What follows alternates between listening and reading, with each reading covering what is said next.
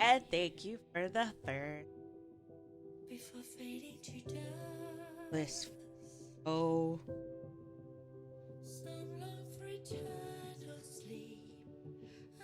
We took so many good pictures. I should have stayed up late last night, just obsessively taking pictures for Lucio.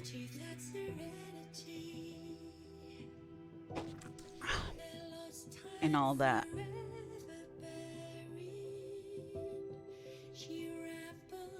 Also, I may have figured out how to stop using the stupid cursor when playing Deepspace.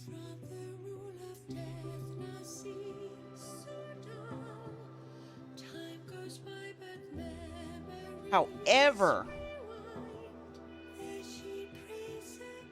that would mean no landscape mode. And landscape mode is pretty baller for when taking pictures.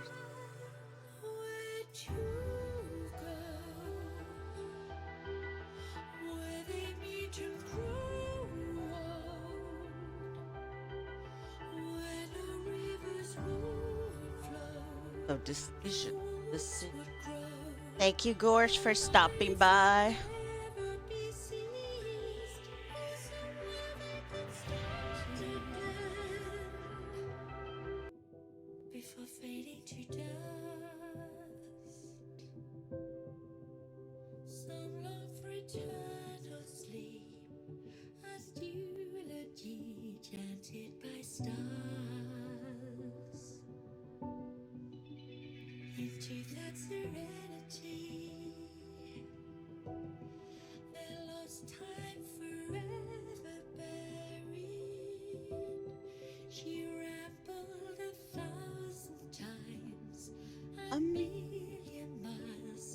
I forgot to turn on the light.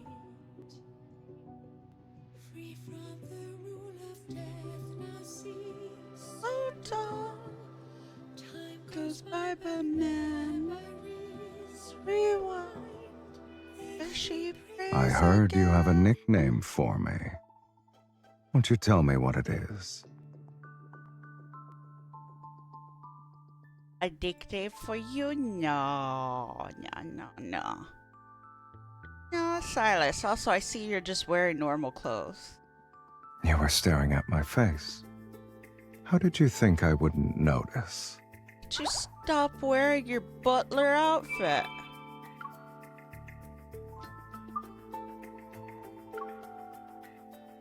This person's friends listed. Let's check something. Special inquiries. We do have everything. Record 3 videos. Does it matter if I don't complete these?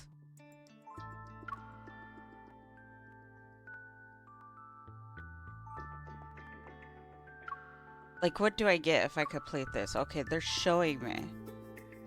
I get money for that one. I got a box for this one. I get another box for this one.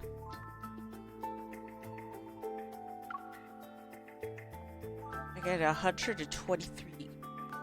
Okay. I guess we're doing recordings. Even though I hate the Clint thing.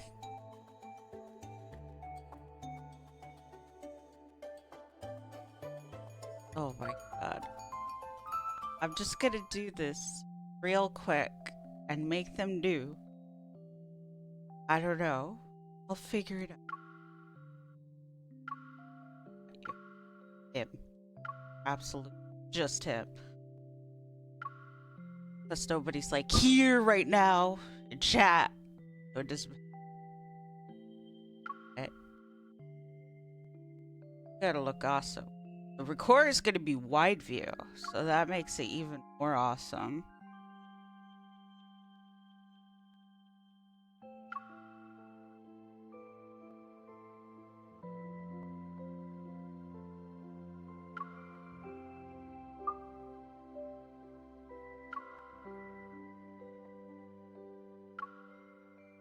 Bam.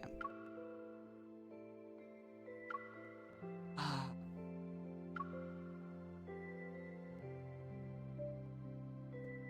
I love that I had it all. Fuck.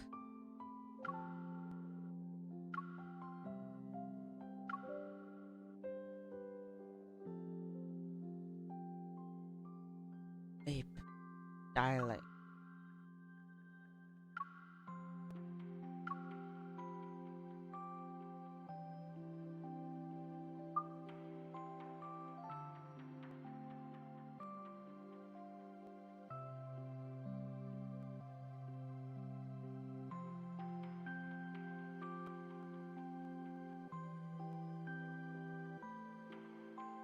Real quick.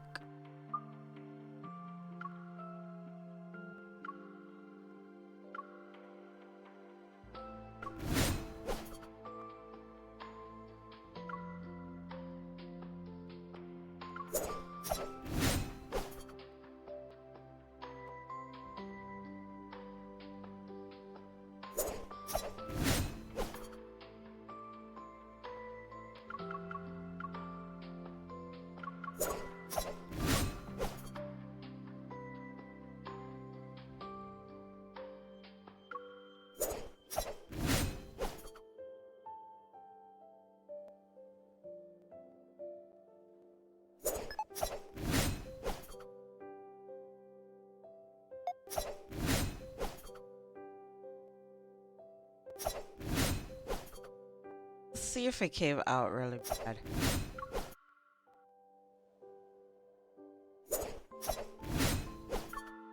Let's see if it comes out as landscape.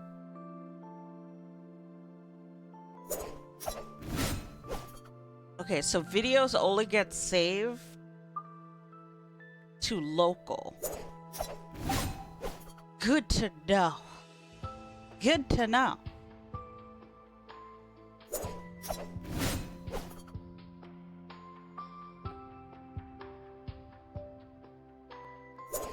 Right, I just need 3 more.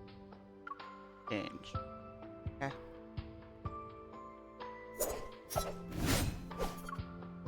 Makes week.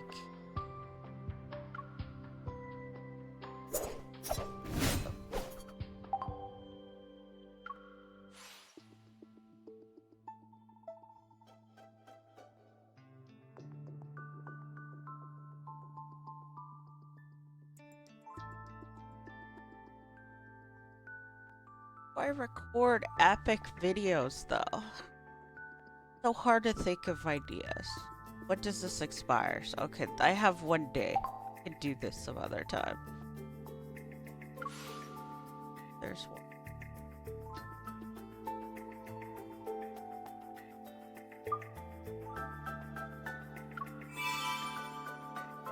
Make sure I get my daily things out of the way.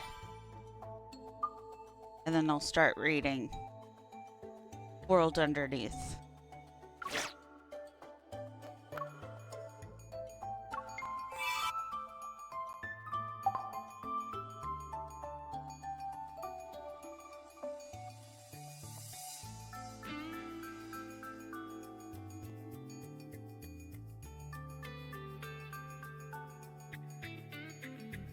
Okay, see.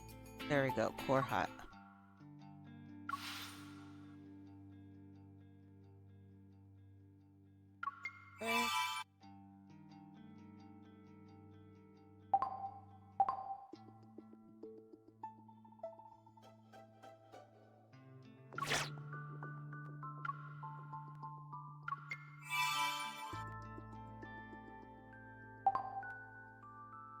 that right now. Buy from the shops.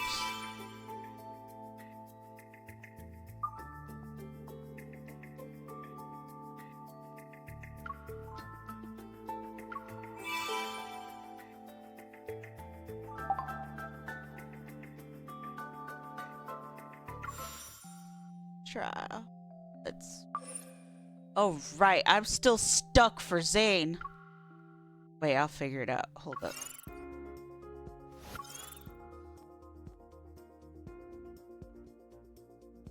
Let's make these 70. Wait, make this 40.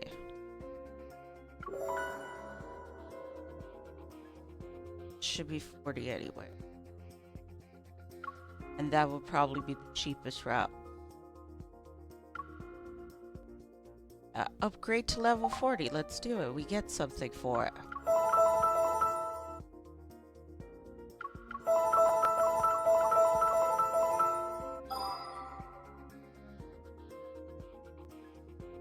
What? I am already out of pink diamonds? Pink things? Wait.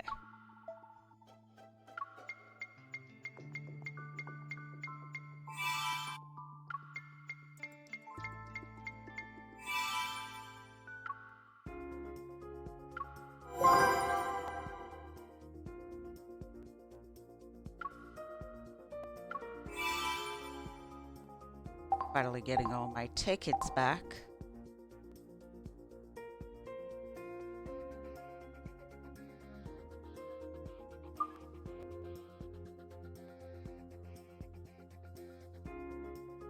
Should cover it.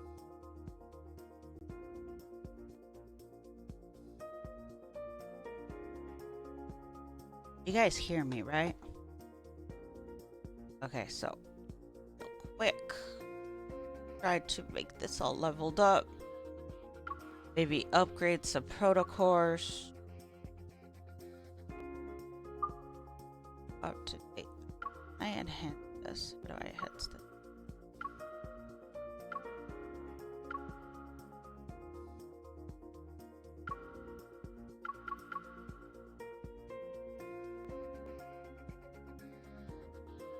Enhance recovery. Never mind.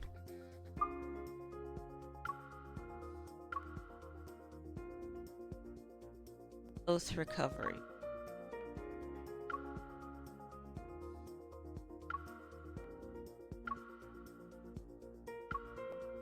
One, two.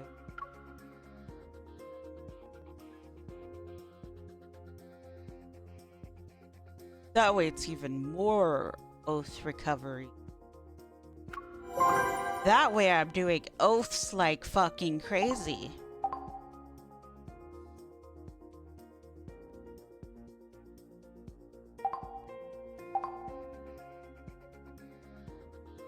Oh yeah, we should also do some myths today. That should be a thing. Let me also double check something.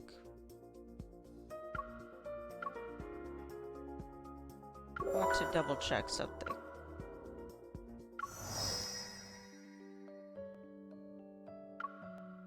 Stars.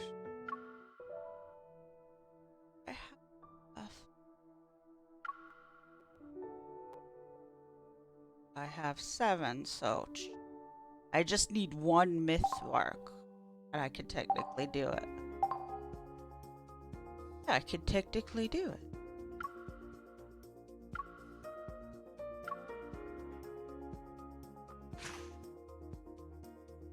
This one's stronger. Okay. So once I have 8 myth marks, I can do the myths. Fuck it.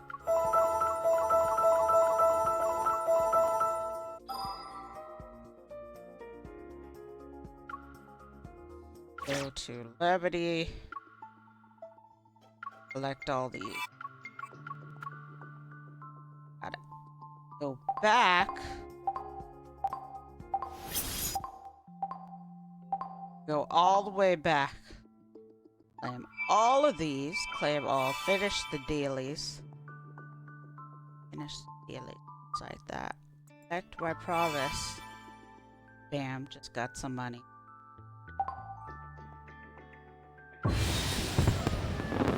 Go here. Okay, there's nobody yet. This ends in one day. I'm sad. I liked making lanterns with the dudes.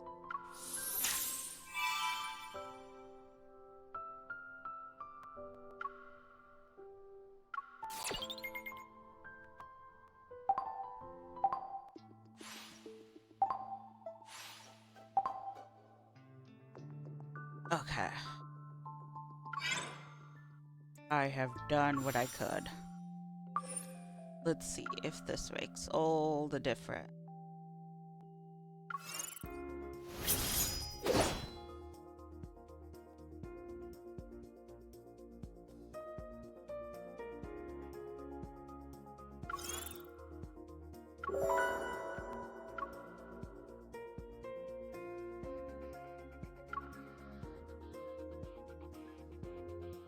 Still need more money.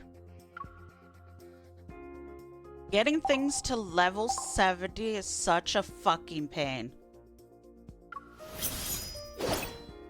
Alright, let's see if we can get my baby boy to the 50 area. I'm gonna get all the dudes to Deepspace Trial 50.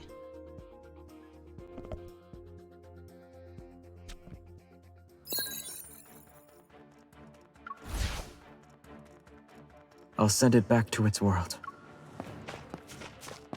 This one might be a handful. It's time. Here we go. My turn. Light, shine down upon me. Here I come. Something's off about that one. It's feisty. I'll show you. Step back. Keep up the momentum. It's time. Here we go. Pay attention to its movements. Get behind me. Be careful not to get... Light, shine down upon me. Here I come. Pay attention to its moves. Comet Trail! I'll use this move then.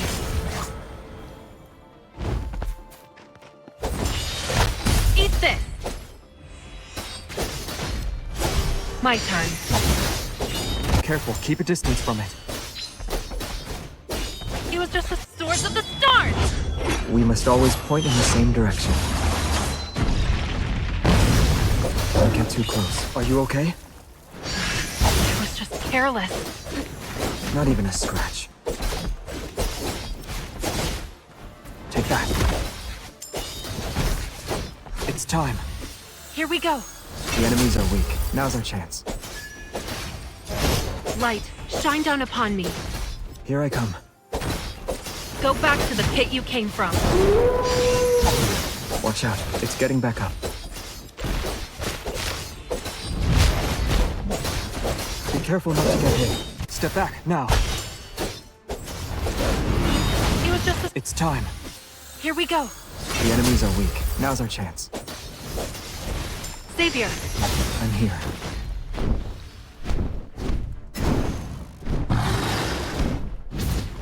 Pay attention to its movements.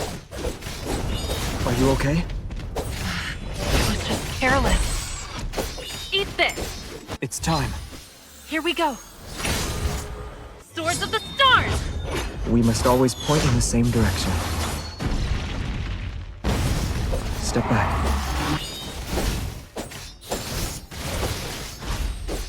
Light, shine down upon me. Here I come. Watch yourself. My turn. Take that. Don't That push was yourself too epic. hard. I can still do this. Eat this. Savior. I'm here. It's time. Here we go. The enemies are weak. Now's our chance. Be careful not to get hit.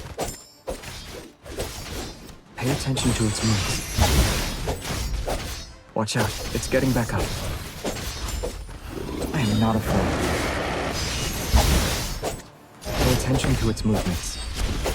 Careful, keep a distance from it. I'm okay. Let's take it down first.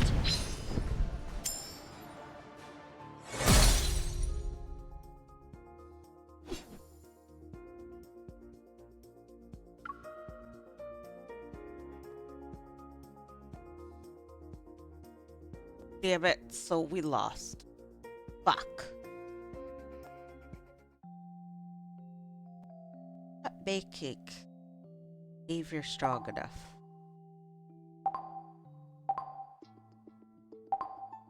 Damn it.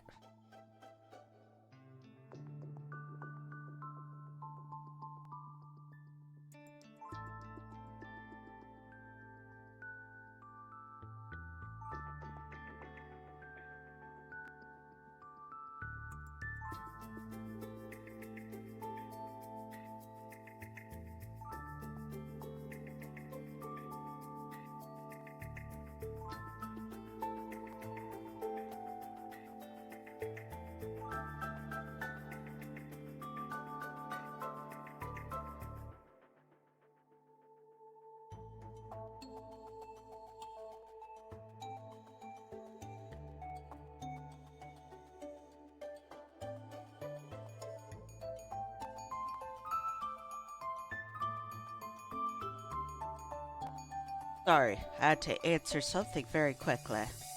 Alright, time to do story underneath.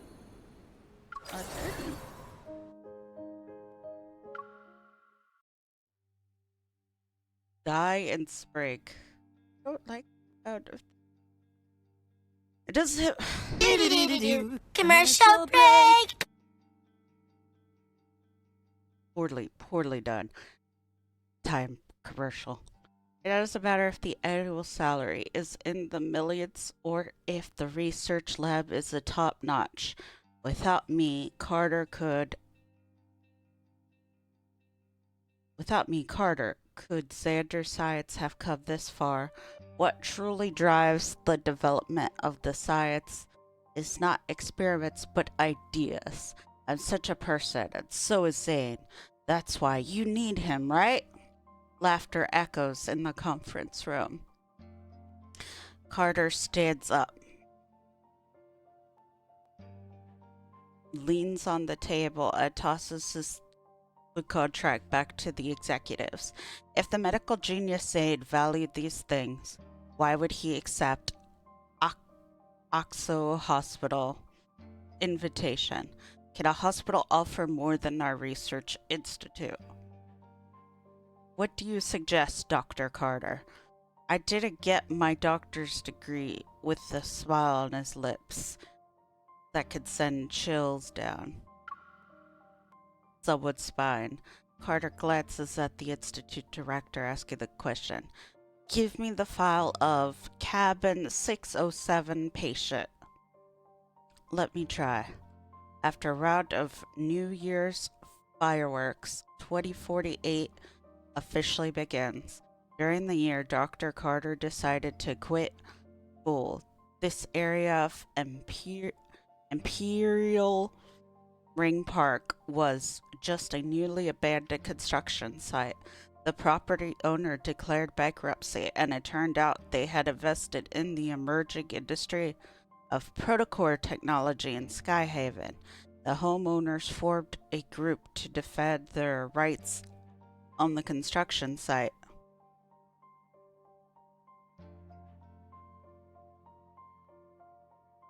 I love your long list of games currently playing of the same one. Oh, thank you, Rice. And thank you for the first time chat. Yeah, I jump between games a lot, but Deepspace has completely stolen my soul, so I've been on that since I've gone back from my hiatus.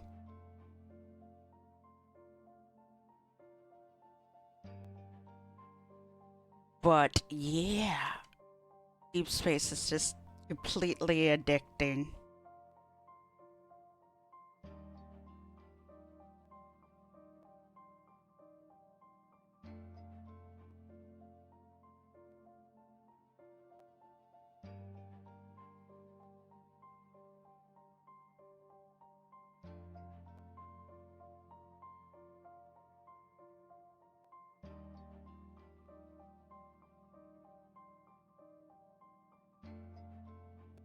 Hmm.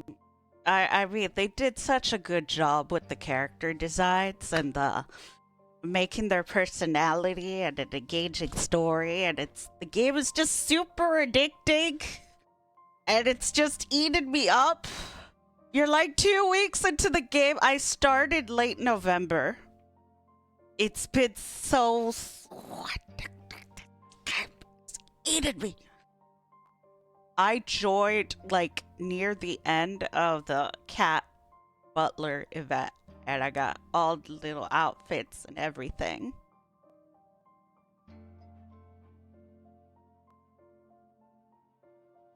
I loved it so much. The cat butler event. I hope they rerun it. I really like the mini game for it.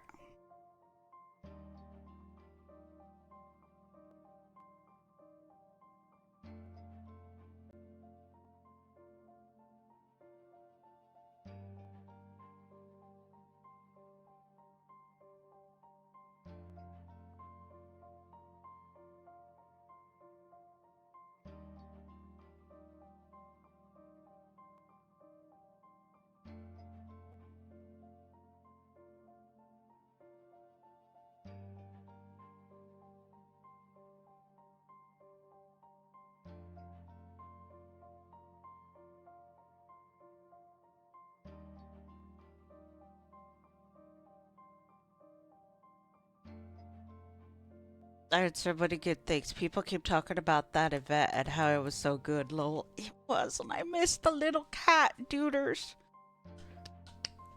That's right, Moon. Yeah, welcome it in. Welcome to the Lance community. And how are you, Moon? How are you doing today? Red! Speaking of which, let's shout out Moon and Red. Is the thing not working? Why is the shoutouts not working?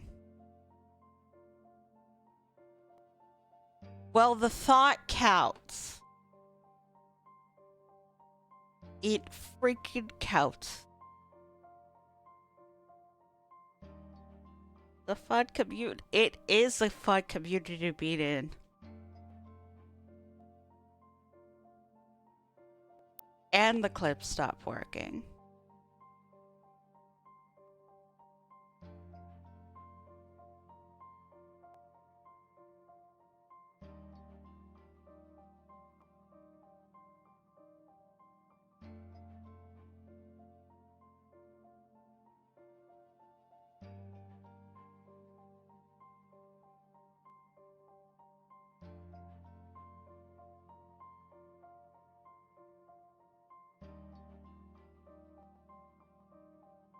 Is the Valentine's banner out? Is it out already? And feel free to ask me any questions, chat. I mean, is the trailer for it out so we can watch the trailer?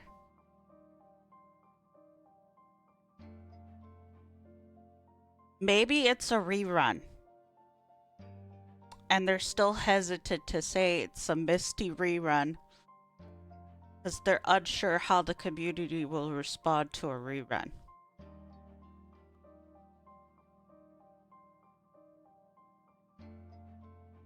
I'm honestly surprised they didn't save Nightly Rendezvous for Valentine's.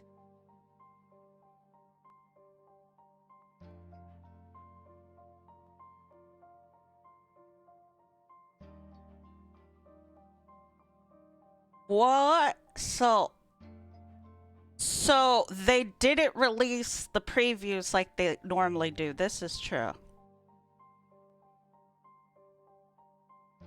I heard gladiators, music wolves. I heard long hair. And I was like, I am down.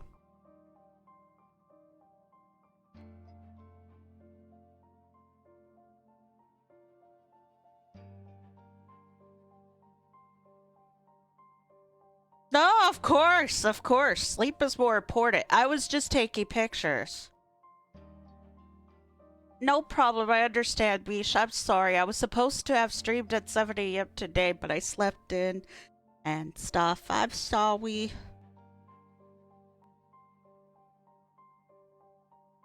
I'll pull it. I mean, I draw it.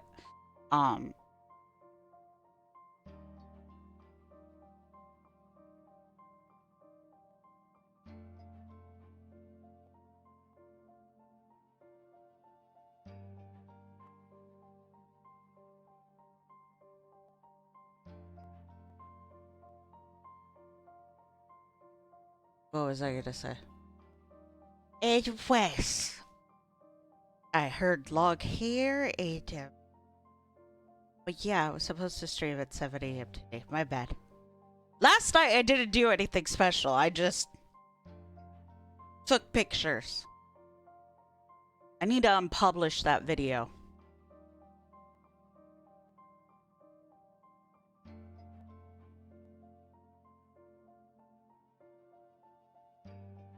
Someone spy, Carter glances, Institute Director, officially be gone. Imperial Protocol, Skyhaven, the homeowners formed a group to defend their rights on the construction site. Carter and Zane happened to pass by and saved an elderly man who had a heart attack. After the ambulance took the man away, they sat down in a restaurant for a late night snack, discussing the trending topic of the time, the ethics of applying protocol technology to revive dead cells. That's whenever I hear dead cells brought back to life, I immediately think Resident Evil. And how bad that always goes. At dawn, the door of the restaurant opened again and Zane headed in the opposite direction in the morning fog, and they never saw each other again. Got something that might interest you. You know what? That was actually perfect timing, Merchant. I mentioned Resident Evil and you pop up to promote my store. Thank you.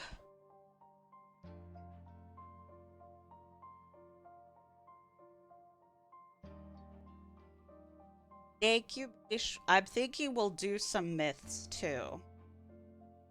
Wanted to unlock them a bit later, but still.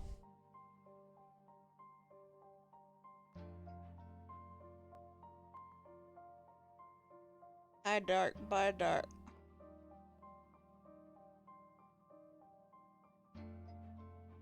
Only 2 seconds to last or last night. I've also heard Wonder and Wonder 2.0. What is Wonder and Wonder 2.0? What is that? I'm still expecting and hoping they do this. I want to have Raphael tied up. I want the banner to be the one where I could get Raphael tied up.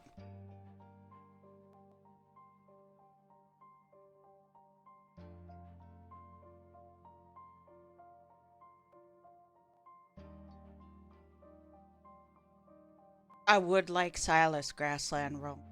So I don't mind it if they do a rerun for Valentine's Day. This is fine. We had Nightly Rendezvous. By all business logic, Nightly Rendezvous should have been the Valentine special. So let's not be greedy and just be happy if they do a rerun.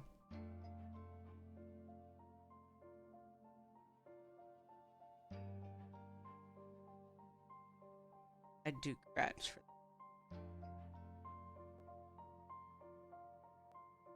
I would like Raphael tied up. That's what I'm saying. I want a rerun of that card because I need Raphael tied up.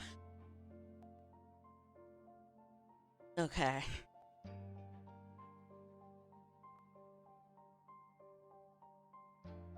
That shit is hot.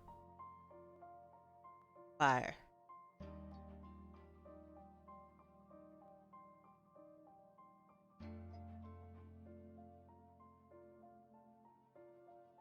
I just watch a lot of YouTube. That's how I know.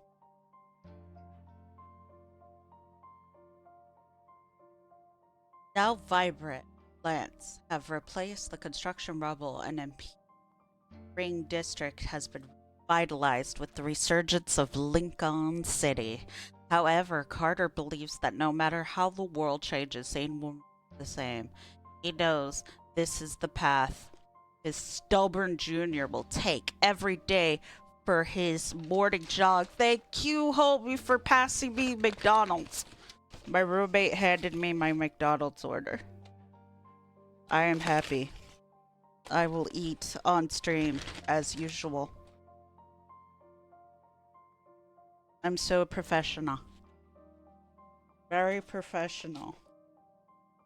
No lack of professionalism. Alright, take care, Mish. Hello, Zagger. How are you? I hate when the fries get soggy.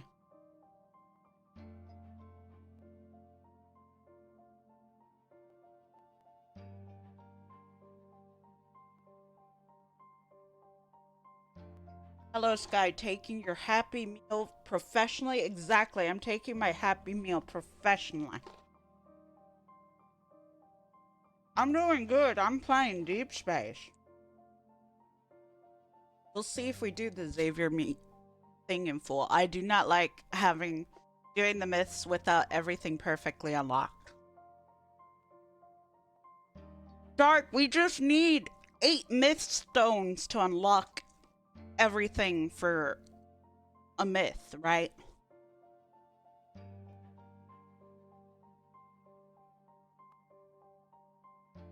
Like, that's how it works, right? And 99 me. I don't know. Bunch of these fries, but how are you, Reloof?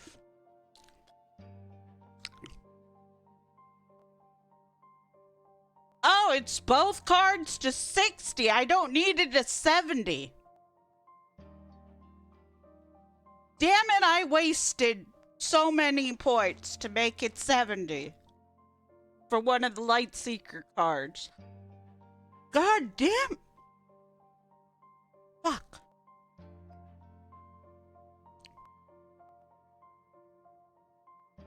All the love to you too, Zagger. And thank you for that insane 20 stream streak. There is a free myth. Somewhat. Like, you have to go. Okay, remember where I left off. I'm gonna show you right now. This can wait. What? Oh, you're here. I was lost in thought thinking about you. Aww. Buttering me up. That's what it is. So you scroll down here. Where is it? And you go here. And there's gonna give you other myth options, but because I already selected, they're not showing me. But you click one of those options. Claim it, and bam.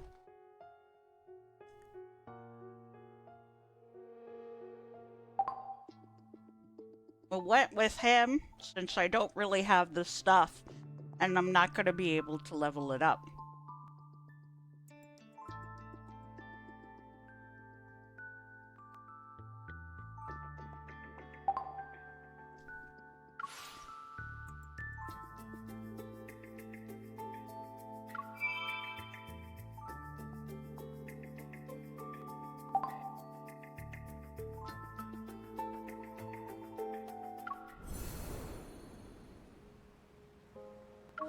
I love how well dressed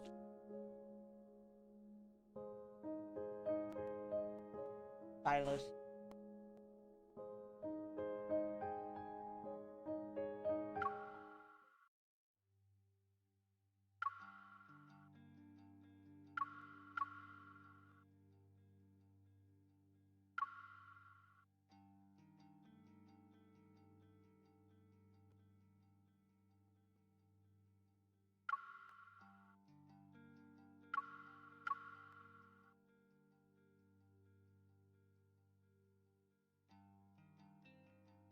Oh, wait, we're not here.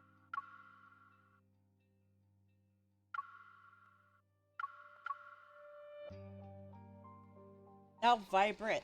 Let's place the rubble and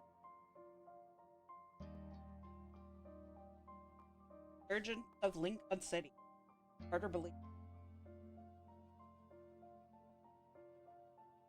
Zane will remain. He knows this is the path. Stubborn every day.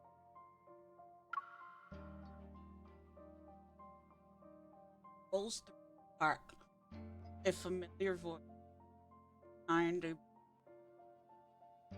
You're a doctor. Dave Pilot. He passed away following finds squatting next to a crying child by a bed. The boy pulled that gray dog not breathe. What the fuck, Deepspace? Why show me a dying dog? Can we not have love and depression for 5 minutes? They're like, oh, it's been a while. You've been too happy.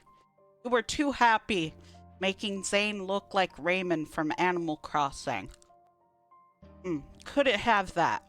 Here's dead dog and crying child. And child refusing to accept death. Forever a classic.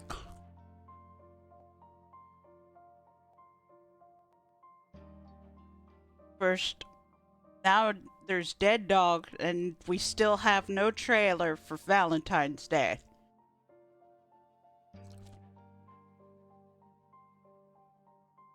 How could they?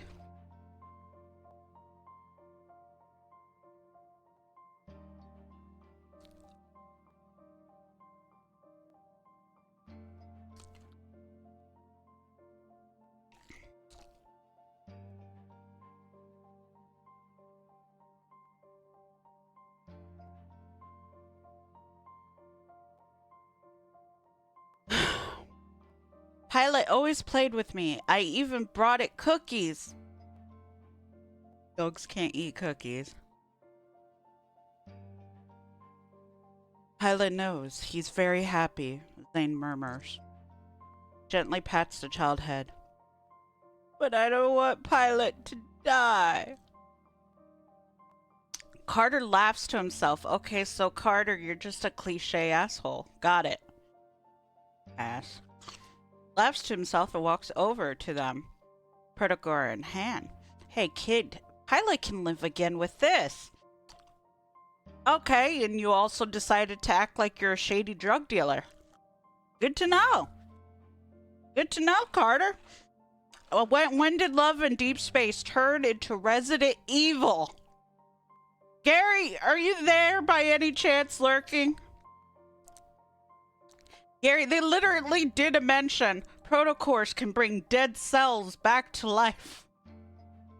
And I'm like, oh no. We're pulled back in. Is Resident Evil all over? Raccoon City! And Leon, help!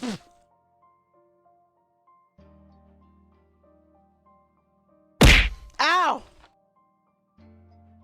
Ay, ay, ay, ay.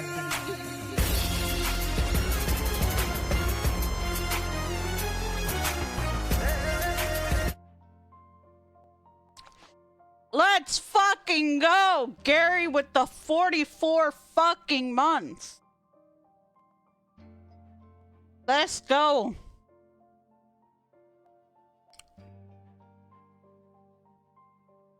Holy shit. Let's go. 44 months. And 40 months in a row. That's crazy. Thank you, Gary, because 3D men don't come cheap.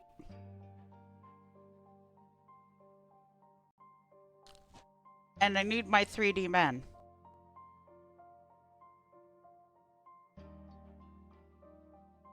But Gary, did you hear about the whole Resident Evil reference I was making?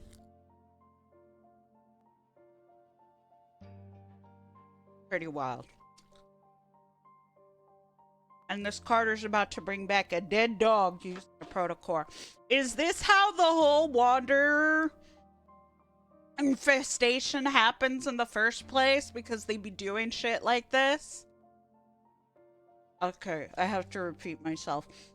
Gary, there was a literal line that went, protocols can bring dead cells back to life. What's the first thing that flashes your fucking mind? And now you said how it also makes me instantly think of Raccoon City, Ashley help, going Leon help, and all those things all over again. When back in the thick of it, in the thick of zombies, they pull us back in. We always end up with zombies every time, wherever we go.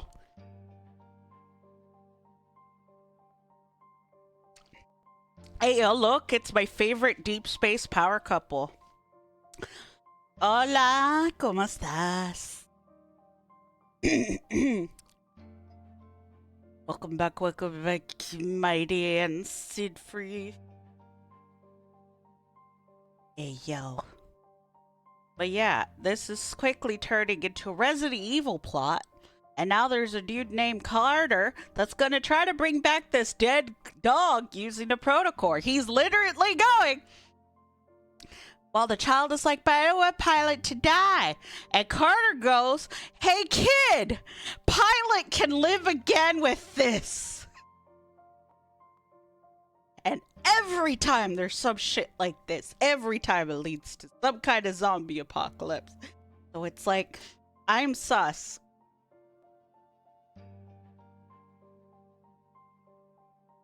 I'm very sus.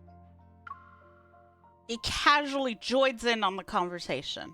Zane looks up, his softened gaze turning cold at the sight of the protocol. Stands up and stares at Carter. Stares at Carter's smiling face. Death is a part of life. We can't change. Zane ain't having it. He ain't having it. He's like, you bitch. You fucking prick. Go for it, Zane. I trust you. I'm biased towards you. If you're giving Carter the death stare, I trust it.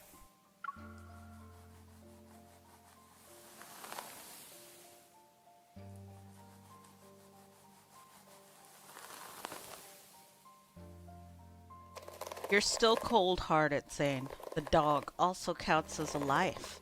And the poor kid is heartbroken. Zane is not being cold-hearted. Fuck you. Fuck you, Carter. Throw hands.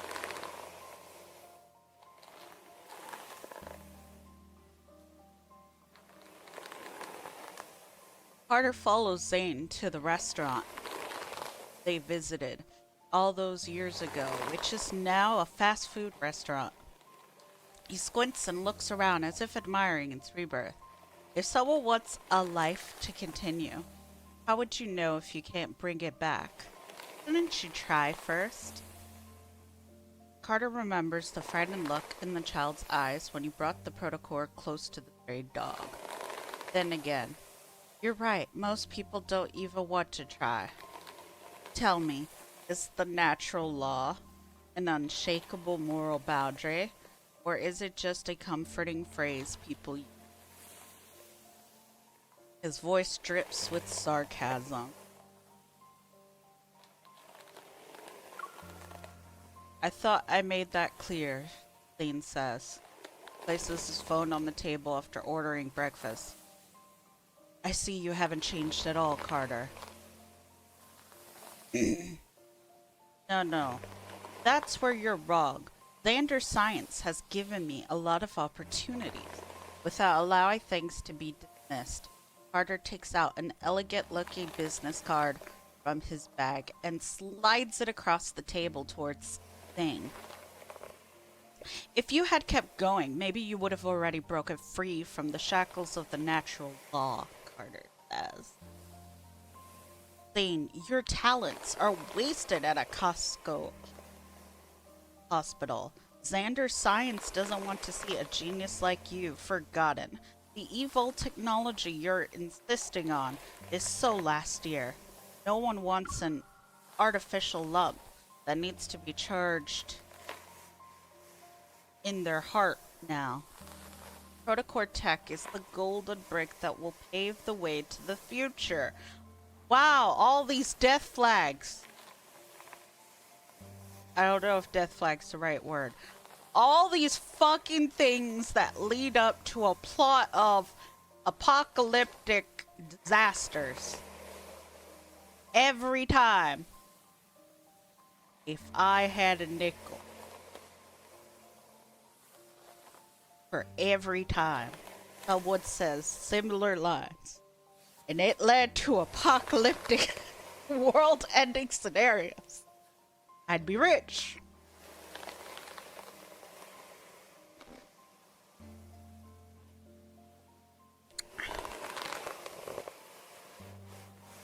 Surgery by the bulk?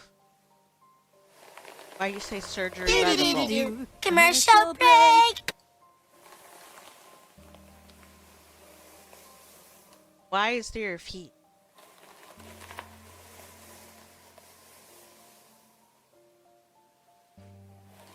Carter's confidence in Xander Science Research Institute's logo and the research he's in charge of will easily catch the eye of top experts worldwide. Costco nodded. Oh my God. Thane doesn't take the card. Instead, he shifts his gaze to the window. Hold on to that brick then. If you drop it, your foot won't be the only thing that's hurting. Carter shrugs. He knows moving this iceberg wouldn't be easy. The business card is an opportunity for Zane to reject him. Brings out his trump card. Take a look at this. It's a case from our project. A very rare condition. Carter sends the meticulous...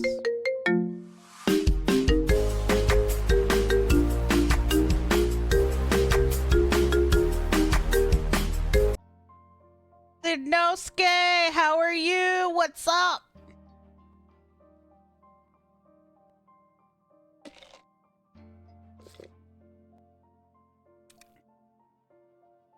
Deepspace just turned into Resident Evil. Basically. Now everything's starting to make sense. I don't care what anyone says. It's turning into fucking Resident Evil at this point. With the Mount Eternal, Dawnbreaker Zane, all these other things. This here right now. Like Resident Evil. 40 game turned into horror. Yeah.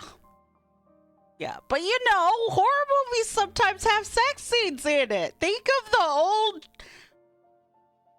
Freddy Krueger and Jason Voorhees movies? Friday the 13th and Nightmare on Elm Street?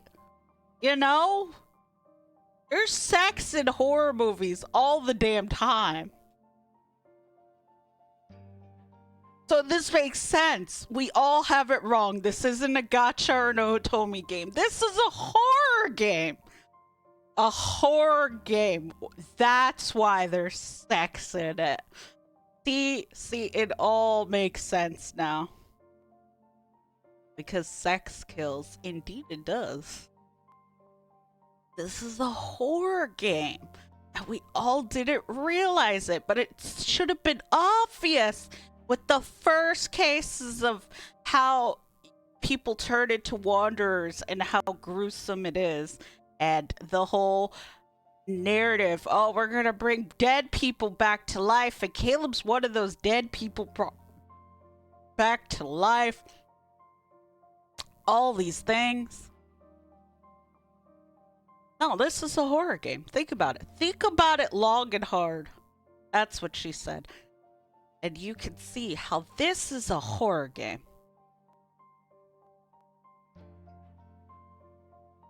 There's lots of reading in it, just like other horror games. Oh my god. There's so much lore. I mean, also the prologue before what Silas was doing before he became leader of the N199 zone, what he did to those overlords back on Philos. I mean, that was horror in itself too. Silas mentally broke them before having monsters eat them alive. Come on. Come on. The horror game.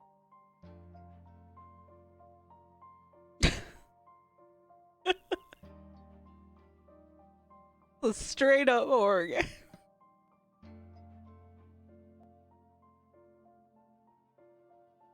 And we all didn't realize it.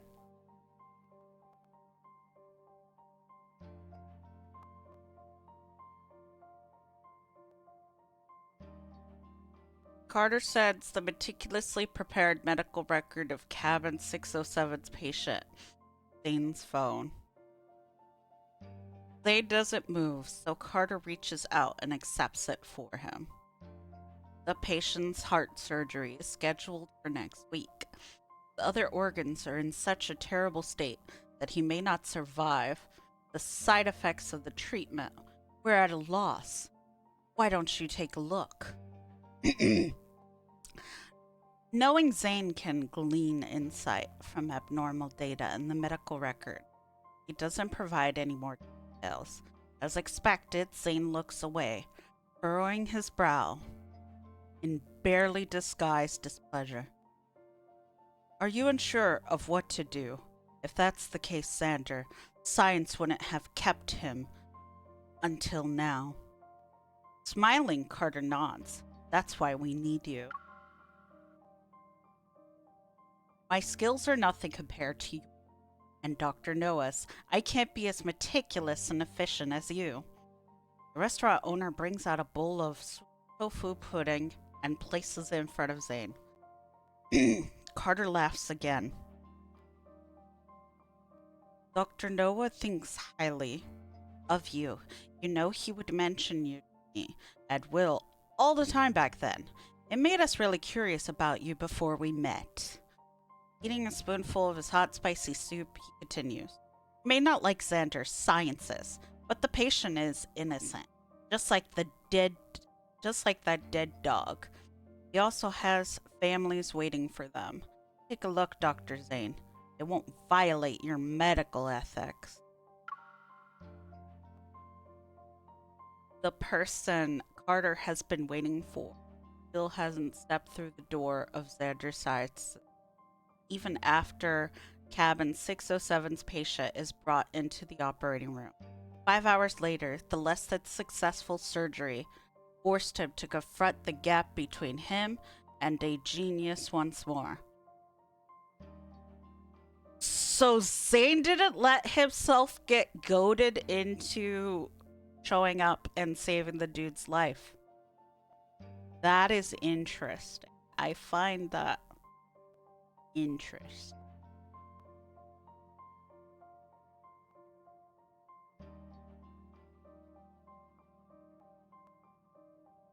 I wonder if... So far it looks like Zane's not showing up. Because he probably shouldn't. It sucks that the patient will die, but he probably shouldn't let himself get goaded into helping. So I don't blame Zane if he doesn't come to save this dude's life. Surgery forced him to confront the gap between him and a genius once more. They worked on the theoretical model of this research back at school. Even outperformed Zane on this front. Yet when it comes to applying it, things never go smoothly. Where does he fall short compared to Zane? He desperately wants to know what Zane discovered and why he stopped reading.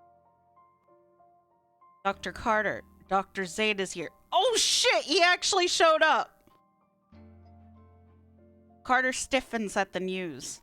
He quickly raises his head, masking his frustration. By the time he swivels around and in his office chair, stands up, his usual confident demeanor back.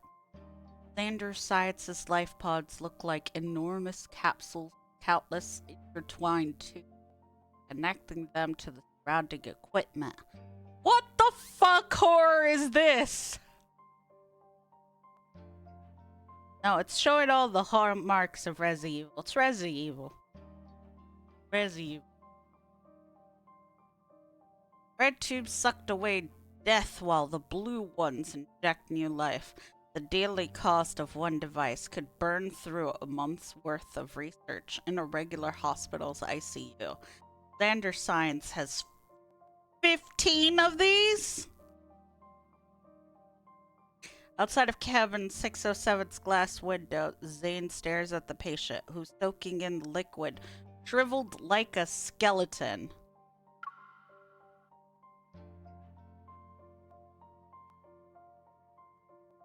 What the hell? What the hell does Zane go through while MC's just running around? Oh my god. It's interesting how this game made sure that the dudes have their own separate shit and lives going on outside of the MC's perception. So I had no idea they'd be going through some shit. Holy fuck. I still don't get it that people call this a Gooner game entirely. Because I'm thinking about it. Hear me out. And what I'm about to say. I think I could count in all one hand how many cards there are. How many legitimate pervy cards are there for Silas? 1. I'm not going to count the audios right now. 1. Silas has 1 kiss card. 1. Xavier has the most sus cards, but it's never Xavier that's being depicted when people criticize. Most of the time. There's Nightly Rendezvous for Xavier. Misty. We're gonna count the cat butler thing because he legitimately makes us touch his pee-pee in that one. So that's 3. Who knew time of the month was a Gooner thing? I know, right? Beats me. So I'm trying to legitimately think, how many are there? There's like 3 cards right now off the top of my head. And I don't even have all the fucking so-called Gooner cards.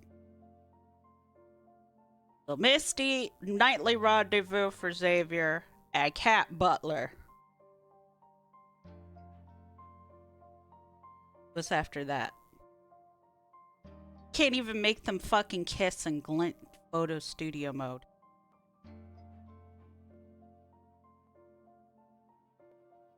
The only time I was happy having appeared was when I got to see it through the game.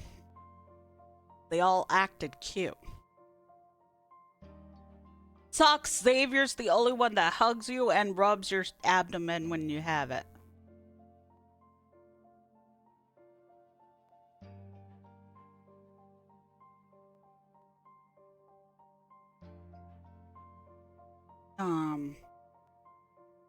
And Raphael, what are his cards? Omnipotent Perception. I don't think Ebb and Flow counts. Nightly Rendezvous. And that's literally it for Raphael. No, wait, and the tie-up. So Raphael has 3 sus cards.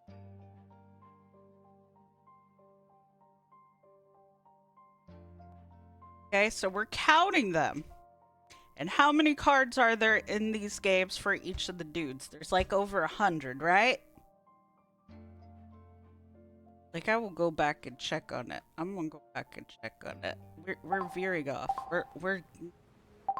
I need to prove my point with visuals. With goddamn visuals. Right? So here are all the cards. Let's go with Raphael's. Which of these are sus?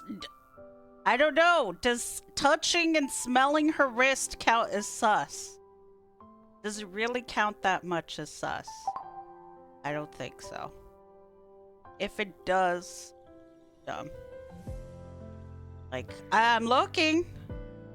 Oh, look. There isn't many. I see all the ones I have. Like, is there like a huge repository for me to see all the cards? The overview. It is not overview. How do I see everything?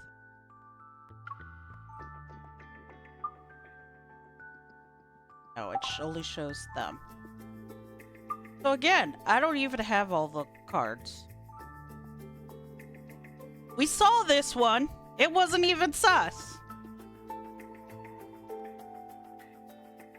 And again, we're not counting the 4 stars.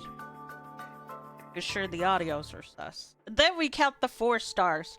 Oh, that brings our number up to 4. 4 legitimate sus cards. 2 of which I do not have for Raphael. Oh, what about Zane? Okay, the shaving thing was caliente. So there was Zane's shaving thing. There's this one. I don't think this counts. This doesn't count. And this doesn't count.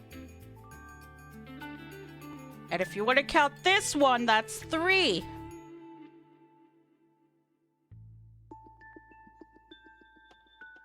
And we're not gonna count kissing or cute, wholesome, basic PG romance shit. So Zane has 3. And if you don't count the audio, that makes it 2.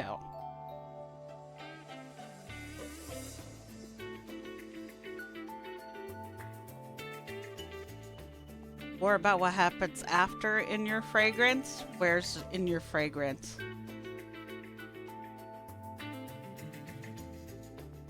Where? Where? Do I have that one? Where is it? Then I need to look at it. I need to check it for science.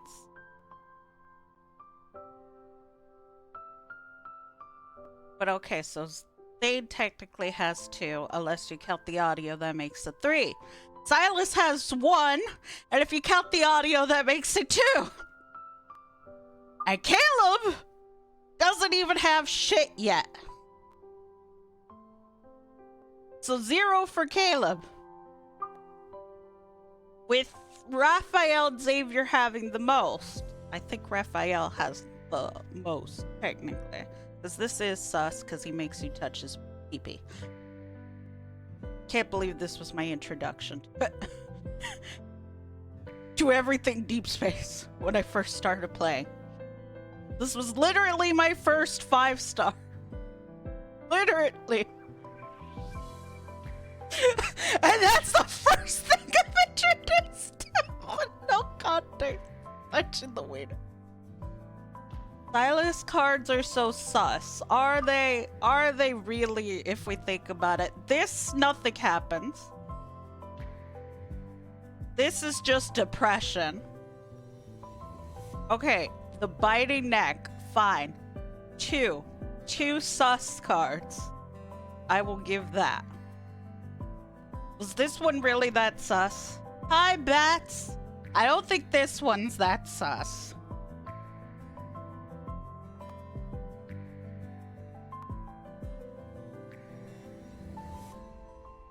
His first solo is actively him tied up. Oh yeah, the tied up one! That's sus. Okay, he has 3. 3. We're gonna count that one. Thank you for correcting me. And with this card added, and this one added. Okay, yes. 6 sus cards. Oh my god. Because there is some shit going on in here.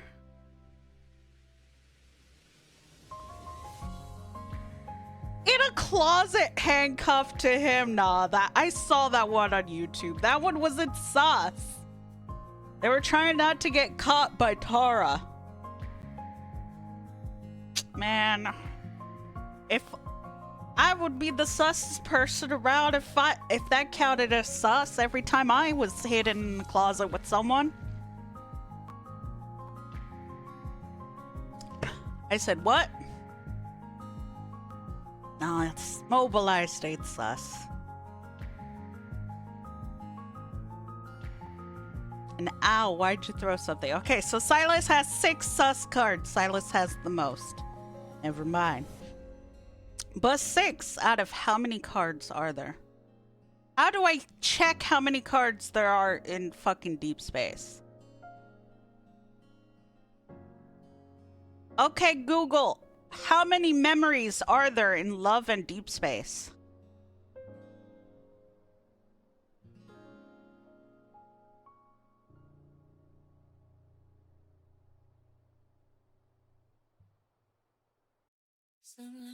Okay. Okay, Google, shut up.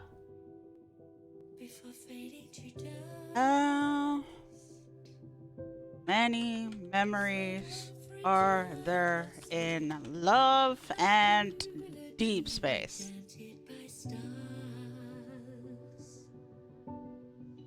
Try to see how many.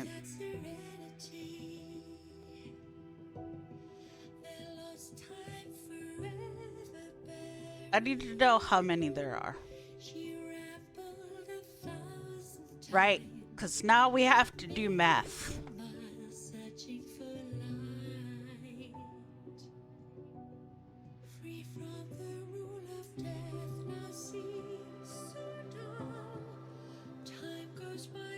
We need to do math. How does nobody have the answer to how many there are? I need to know.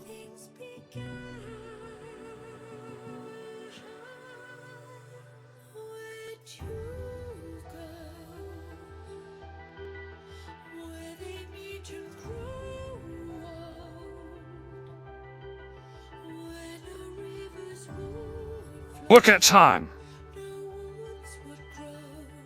Sky, all those guys look like they need a new look. Might I show you my new razor 99.99? It can cut through anything, even their eyebrows. It'll be worth it, trust me.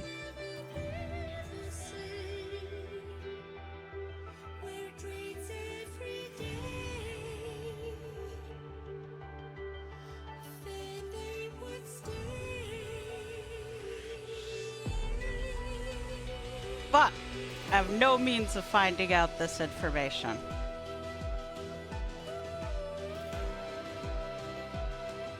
No! No, Saku, no! There's Xavier's workout card? Within each looks, nothing but sus. Okay, so Xavier's is sus. How many did we say Xavier was at? Wait, chat. How many did I say for each person? Would someone keep a count?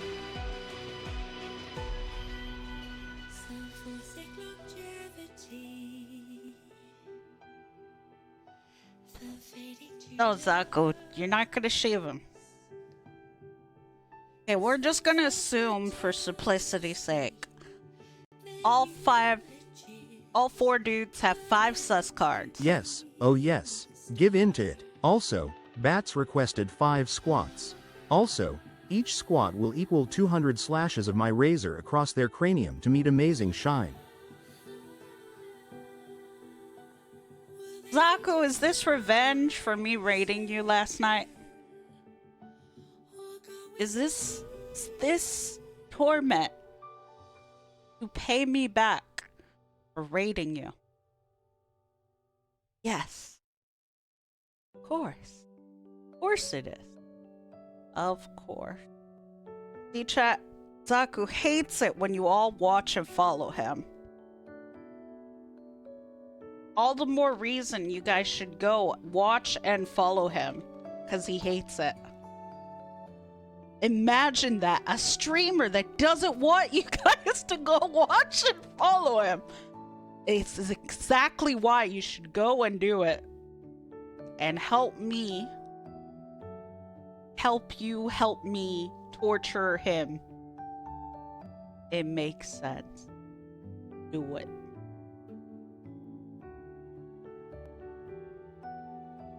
Cause fuck him and me. Bestie.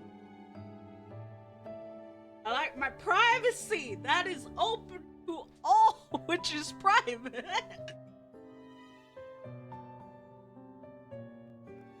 Fun.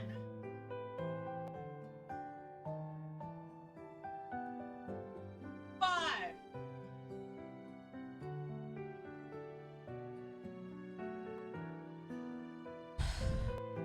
Well said, Zaku. Well said. Alright, so let's say... Gary, are you there? I need to use you as a human calculator. Gary! Gary! Bitch! Yes, please, Gary. So let's just assume there's 500 memories. 500 cards for all 100 cards per love interest, so a total of 500 cards. And let's just assume all the duders, except Caleb, have 5 sus cards. Gary, you need to hide. My sentient razor and shaver have spotted your glorious hair. No, Gary, you don't need to hide. So, what is the percentage of sus cards in the grand total if 4 love interests have 5 cards? And 5 for each boy, except Caleb. Run, Gary.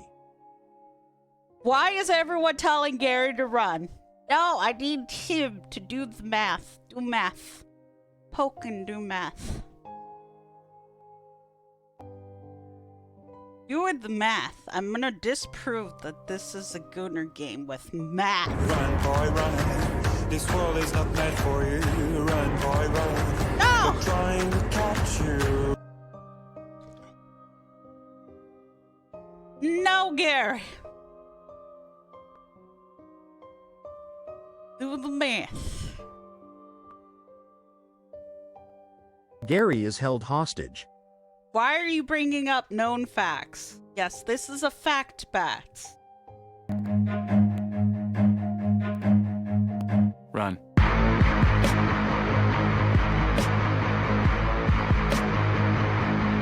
Gary, I will put you back in the basement. You will go straight back into the basement. Now do the fucking math. I need to prove this isn't a Gooner game.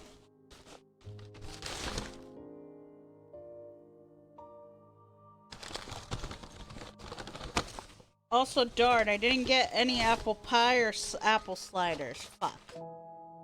Okay, so 500 total. Yes, I let him out to get some exercise. 500 total. 4 love interests. Each love interest with 5 sus cards. Go.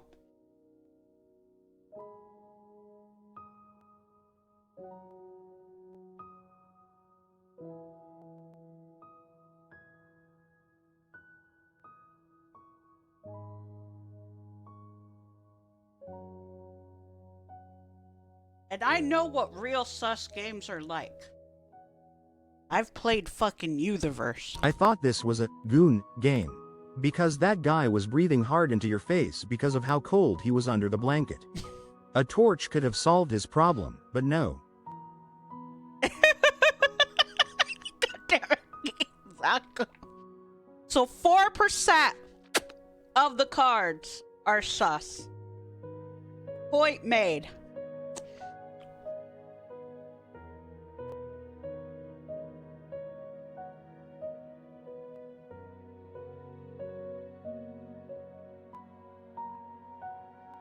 I counted the audios, Dark. I counted the audios.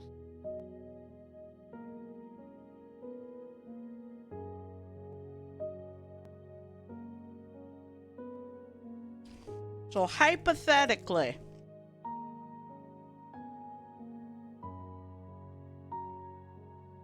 as you can see, wait, are you eating pie? I'm eating a burger. So with that knowledge, 4% is too low to be considered a gooner game.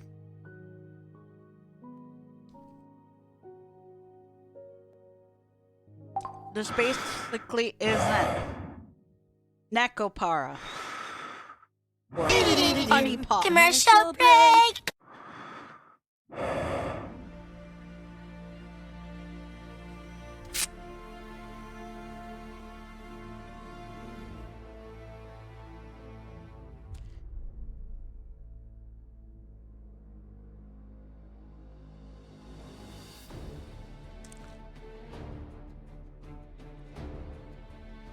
What the hell summary is that? He's breathing heavy into the mic. Give me my razor. Someone needs a quick shave. Ow! No!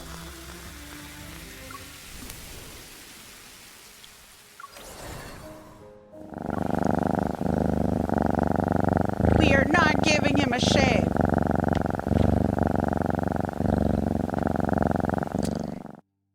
I think I've successfully scientifically proven this is not a gooner game. There isn't enough sus to count.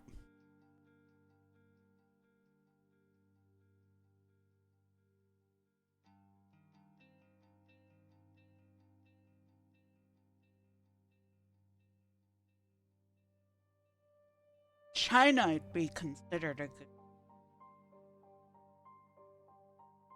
And in India, it would be straight up considered porn.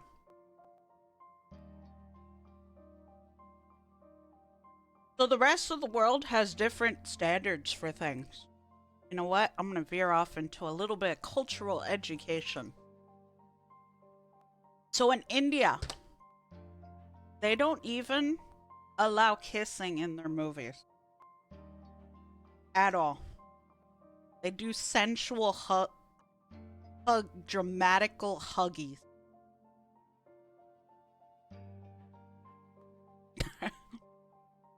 Okay. They do not allow kissing at all in their movies. You cannot be casually kissing people you aren't even married to type shit. Can't kiss in public either. That's scandalous. That's like you showed your wang to everyone.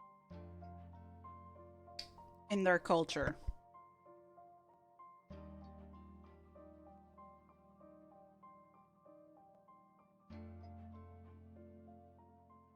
So this game, straight up pornography.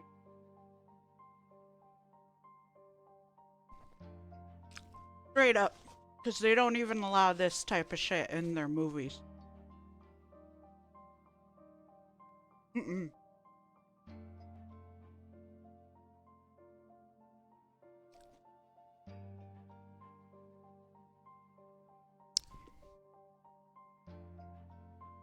Because Hinduism be like that.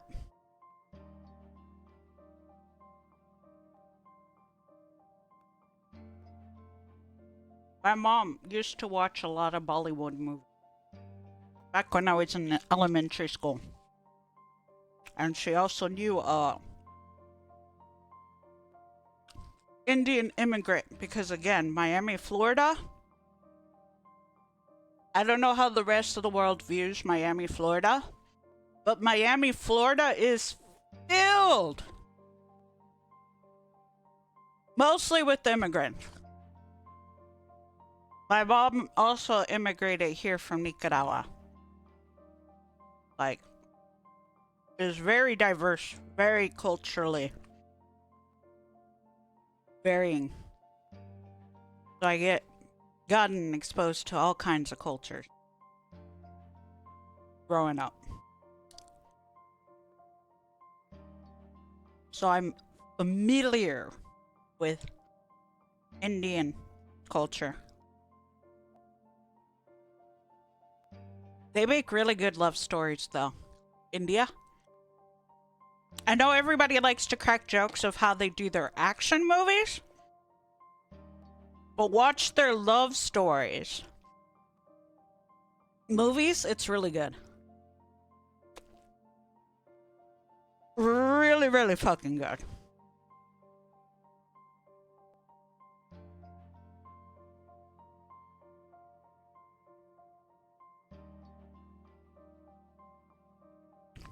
It's ironic that a country that depends a lot on arranged marriages, that does a lot of arranged marriages and focuses on that, makes some of the best fucking love stories and love ideas of love.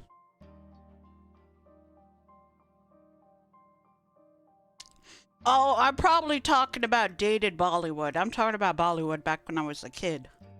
One movie I can straight up recommend is Mohammedan, which was really, really good. Which literally translates to love stories. Was so good. Mohammedan. Watched it so many times. Now that I think about it, having seen love story movies from India, that probably set me up to liking Deepspace too. Kind of shit.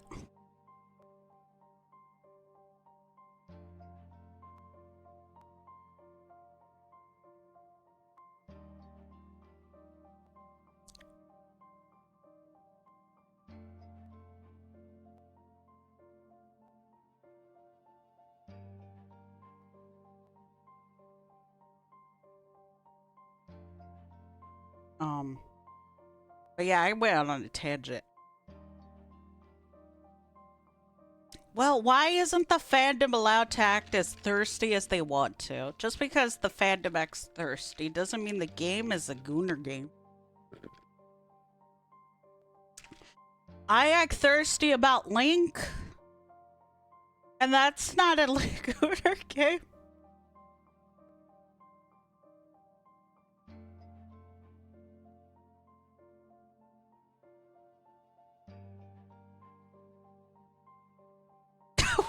What kind of lurk message is that? Gary's taking a break from all his breaks.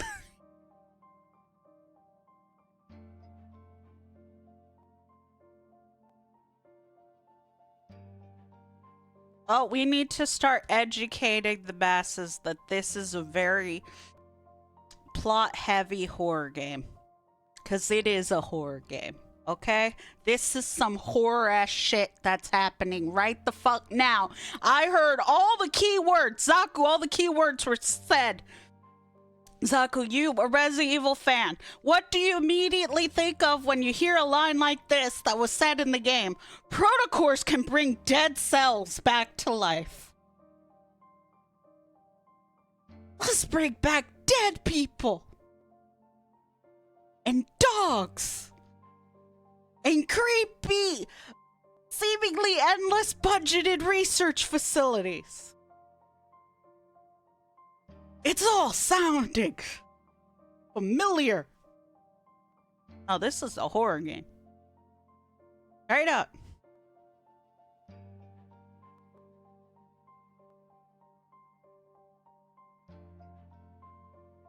They used to say Mass Effect was a smut game.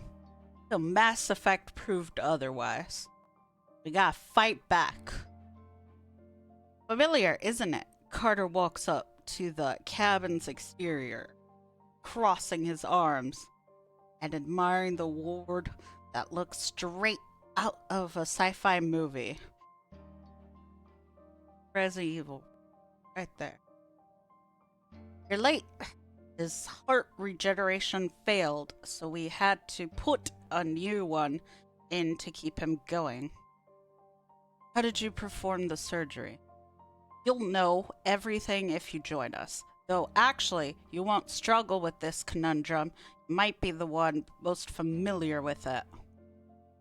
Zane, being here means there's hope. Feeling he has the upper hand, Carter teases him. Remember the project we worked on for several years at school? The same one you stopped? I brought it to Xander's Science. Now it has a name, X-Heart. Zane frowns. Have you conducted animal experiments with it? Of course, we've completed all the standard procedures, otherwise I wouldn't have invited you. When he was admitted, he only had less than 6 months. It's been 2 years now. This is what I offered him, and he's happy to be a pioneer, but I get it. You're the genius here. I only implemented a genius's great ideas. After a moment of silence, Zane speaks again. Have you seen William since then? He died at Mount Eternal. We're closest to him in the team. Carter doesn't understand why Zane has to bring him up. After some thought, he guesses Zane wants to bring attention to his death. Mount Eternal, huh? The view's good, but there was an anomaly with Wanderers a few years ago. Before he can finish, Zane gets up and leaves. Carter quickly follows him. Wait, aren't you here to join us? Zane keeps walking, pulling out his phone. I'm here to warn you. Hiding a Trojan horse in the medical record you set can easily get you arrested. Carter watches as Zane walks further and further away, unmoving as always. His painstaking efforts are apparently worthless in Zane's eyes. In the empty corridor, Carter clenches his fists, unable to hold back his words. Zane, I'm giving you an opportunity. You better consider it. Our job is to save people. If we can control life and death, why shouldn't we? Hi, Coyote. Don't you remember what we thought every time a surgery failed? Give me another chance. I could save him if I had another chance. This is the chance we've always wanted. There is no... Zane replies. Do you remember how happy everyone was when the experiment worked? It was like a message left by God, and now we can finally respond. Zane, do you believe in God? At the end of the corridor, Zane finally stops and looks back at him. His hands in his coat pockets. You're crazy. After leaving cabin 607, Zane walks to the elevator. The sound of rolling wheels comes from an unassuming door next to him. Through the small window, he can see a hallway. A metal cart used for waste disposal passes by. There's a lifeless hand poking out from under the white cloth. Make way. A simple-looking couple blocks the cart. The masked researcher sounds exhausted and tries to push the cart forward. Isn't this what you agreed to when you accepted the institute donation? Once they select him, we have full usage and disposal rights. Gone now, so there's no need to play the part of a dutiful parent. Woman tightly clutches the cart's iron rails. She's almost kneeling. But he's our son. Please let us see him one last time. We promise we won't tell. Just so you know, he came straight from the operating table. He doesn't have a heart anymore. You'll want to see him. Excuse me. Stain says as he opens the door. Could you leave him with me for a moment? The past months, Zane has become well known at Xander Science, so the researcher recognizes him. All Zane wants: a clean room and a set of surgical. Researcher hesitates. It's a favor that can be easily granted. All right, but no more than half an hour. After a while, the young man who had lost his heart finally appears before his parents in a clean, intact state. The father presses his forehead against the wall, his hand tightly clutching his chest as he bites his lips. The mother bends over the bed, her head buried deep in the white. Moments pass, and then Zane hears her muffled stomping. Son, come to say goodbye. In the surveillance room, Carter watches the whole thing through the screen. A smirk plays on his lips as he opens the comms. He is persistent and tried to convince Zane to do this. Zane, do you remember what we discussed before? We talked about it for a long time. In this era of technological advancement, why must we face death? On the screen, Zane slowly turns to the camera. Unfortunately, it's just too far away for Carter to see his expression. My perspective hasn't changed. We face death eventually. My perspective hasn't changed. We will face death eventually. One way or another. Then Zane glances at the couple. Just not like this. A few days later, Zane officially joins Akasso's Cardiac Medical Research Lab as its principal investigator. The night before, Carter sent him a congratulatory message and told him about the death of the patient, Cabin 67. His name was Felix, only 45 years old. He helped a lot of poor students during his lifetime, giving them a comfortable and affluent life. He also allowed them to participate in our great experiment near the end of their lives. What a shame. Despite Xander Science sparing no expense to keep him alive, he still passed away after 2. But don't you think this is just the beginning? Lane doesn't reply. Unsatisfied, Carter sends another picture. God damn it. Zane, just block the dude. Just block the dude on everything. Maybe get a restraining order too. Look, I'm all for advancements in science, but it's clear Zane wants no part. It's a failed attempt at resuscitating a patient in cabin 607. He lies on the floor, outside the life pod, a cluster of black crystals blooming on the left side of her chest. A magnificent dahlia.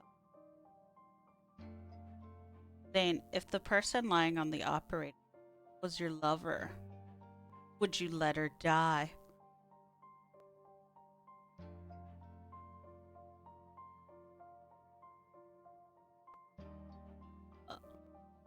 After that message, thought hit Carter. The first drop of rain falling outside the window. He suddenly understands. Why go to such great lengths to persuade Zane? Really needs is not a like-minded colleague, but a pair of hands.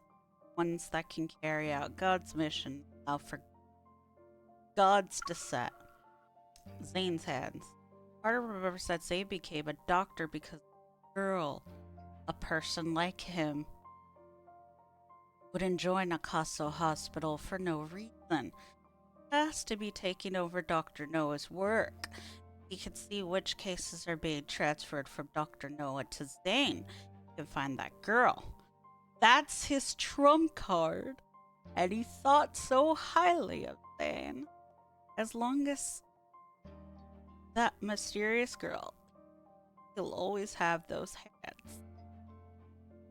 Oh no, what is the prick plan to do?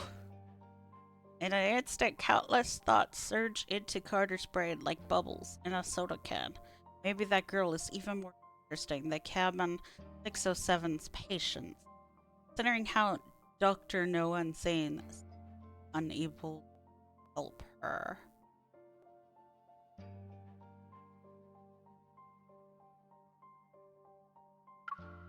Maybe her value to X-Heart would far exceed that of Zane's. Zane, you should know, you're rejecting a path to life's truth. My answer hasn't changed either. I've always believed that death is just a small obstacle. It can be overcome in due time. Happy Carter tosses the boat onto the carpet, spins in place. His horizons have expanded now that he's changed. Pours himself half a glass of red wine. In celebration, it raises it to the highest point of the city lights as it's soaked in heavy rain.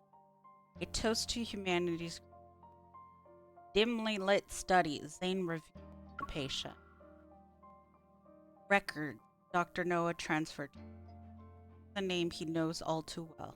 Recalls the conversation he had with Carter back in med school. They sat across from each other at the restaurant. Zane had stared at his senior as he was about to eat. Even if we can avoid death, we still need it, he said. Now Zane rubs his temple, stares at the name for a long time. Then he takes off his glasses, leaning back slowly in his chair. As if time and space intertwined, Carter's indignant voice rings in his ear and questions him once more. Wouldn't you use everything in your power to prevent your loved one from dying? Of course he would, Zane answered the question countless times in his heart. No matter how many years have passed, his answer still hasn't changed. He would do everything he could to prevent her death and save her. But the night is long, the fog is dense. The end of the road is truly what's left. Zane closes his eyes at least. Still has another option, his last one. Before the storm arrives, he only hopes he can walk a little further on his rugged path. He could also hold her hand and resist the avalanche-like onslaught of selfish wishes together.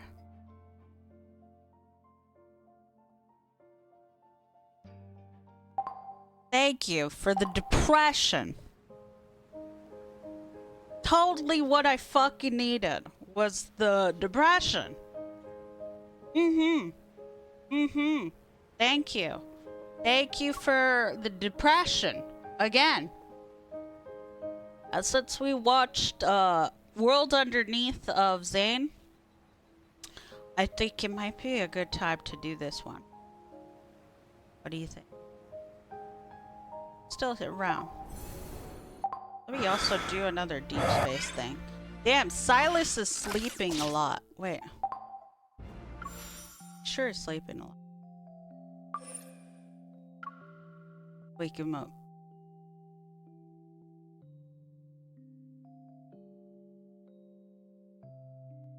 Urgent.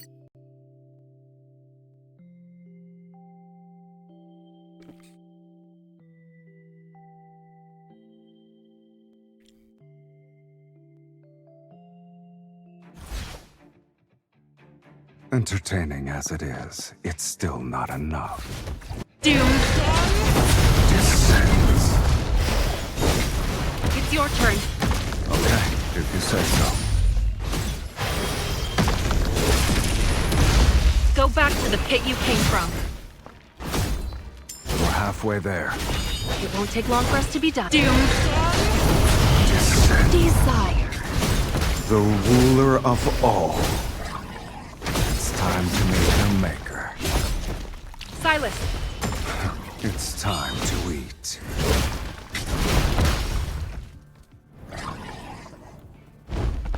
Doomsday? Your time to shine. Guess it's gonna fight dirty. That's exactly how you should use this invincible body. If we're covered, be careful. It's a minor injury. Come here. I'll make one might gaze into the abyss. The abyss.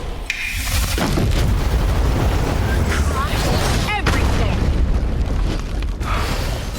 That was quick. I haven't even caught the scent of fear yet.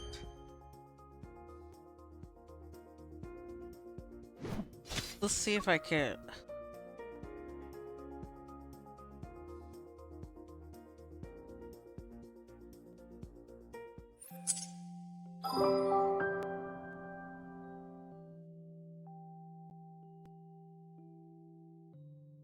Keep bothering me. I'm not used to not doing.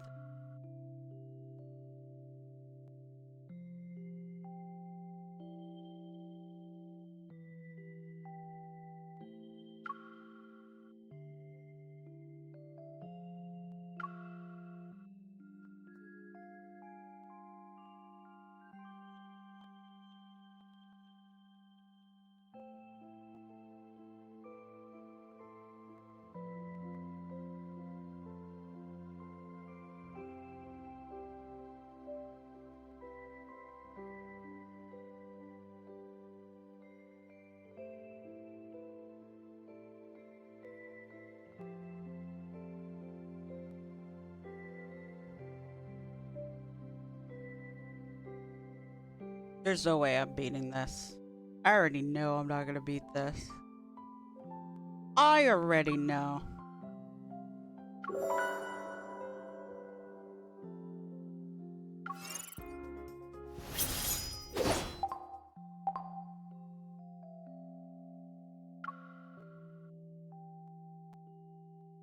How do I change?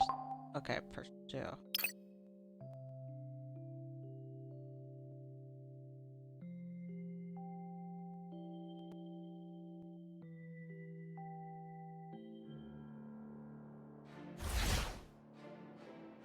Entertaining as it is, it's still not enough. My relentless conqueror's not good. Doom. Your time to shine.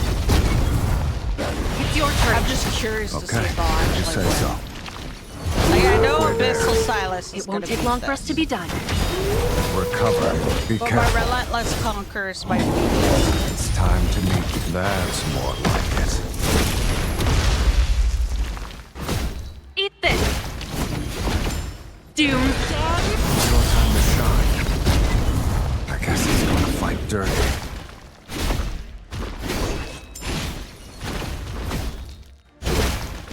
You aren't so We're covered.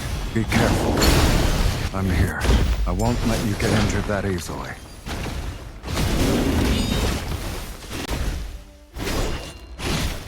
It's your turn. Okay, if you say so.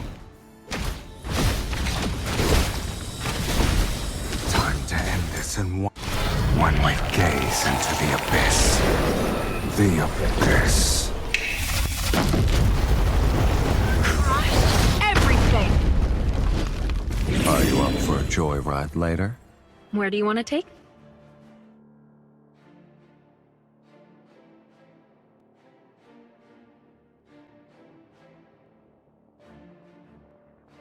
Let's go. I knew it. Abyssal Silas would be This able will to be do it. easy. I'll treat it as a warm-up. Take This this! will be easy. It's not gonna be easy. I There's don't plenty have to you go around. properly leveled, Silas. It's your turn. Also, it looks Okay, comical if you seeing say you so. punch things Let's settle this in one fell swoop. and Don't kick rush his in careless. Take this! It's time to serve the main. It's your time to shine.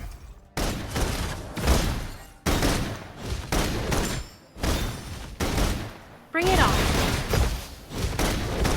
It's recovered already? How tiresome. Let's settle this in one fell swoop. You won't escape. Silas, It can't escape. You're too close. That's my spot. Be careful. Don't let it hit you. Don't be shy when using me. It's time to get rid of... It's time for an energy storm.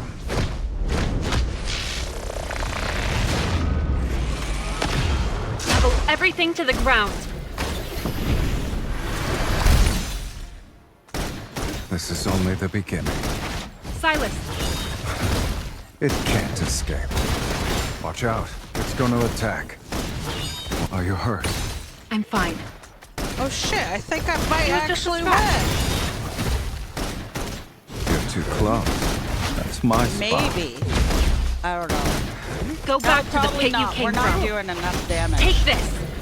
It's time to serve the main. It's your time to shine. Yeah, we're not doing enough damage. This is only the beginning. There's fucking more than win. enough to get our fill. It's your turn. Okay, if you say so. If we're covered, be careful. Stay focused. Yeah, we're not Dodge winning. its attacks. We're not winning. Its attacks are getting stronger. Move. I'm here. I won't let you get injured that easily. I'll show you. Basically, sit free. Pow, pow, pow, pow. Commercial break. It's time to get rid of some nuisances. Like I thought we weren't gonna win.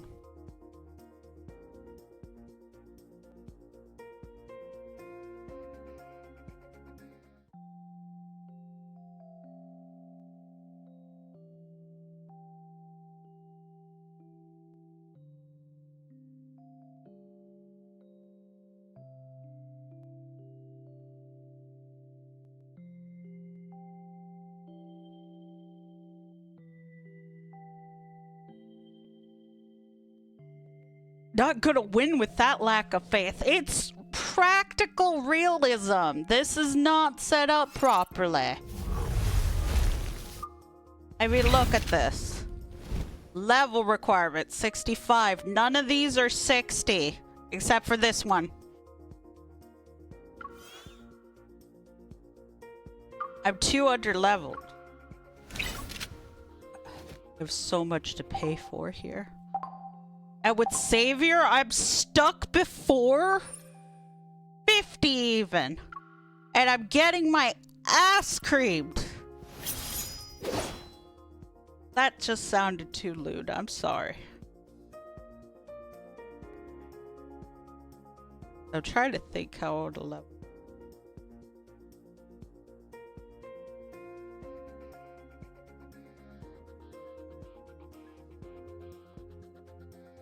$64. You have 270s. Why is that not good enough? Why does everything start struggling at 60? It's like, why?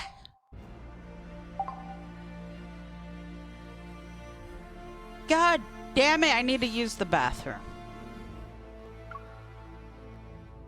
That's what I get for drinking so much soda. You want to see my stat? Want to see the thing? Okay. If I could do a battle, that'd be good. I could go to the restroom while doing a battle. Right. Look, look, look. This is how I did it. What we got going on? Where do I see the... There you go.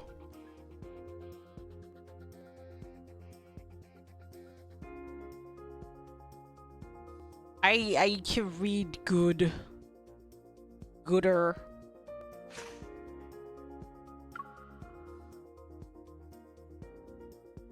I'm gonna nod and smile like I understand. How do I go back out and go to details? Okay. Details. There we go.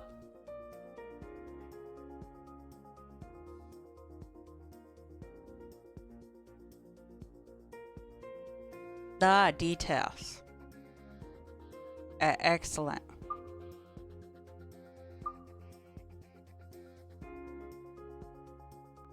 Did I do it bad? I really like oath recovery because I like spamming oaths many times as I possibly can. You need more critical rate and damage boost. Okay. Let me see. Let me check. This one said HP, so I put HP. Critical damage, critical rate. Okay, let's change that. Critical rate.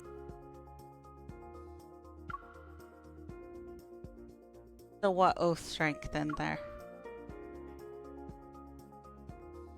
That's a good one. Is there one with oath? There is.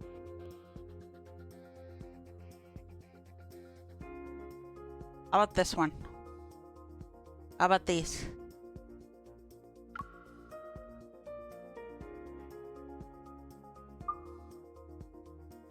So, Lightseeker.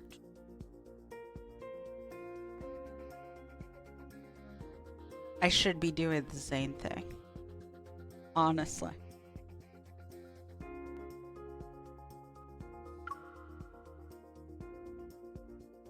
Now I keep that. It still has the critical rate. That's fine.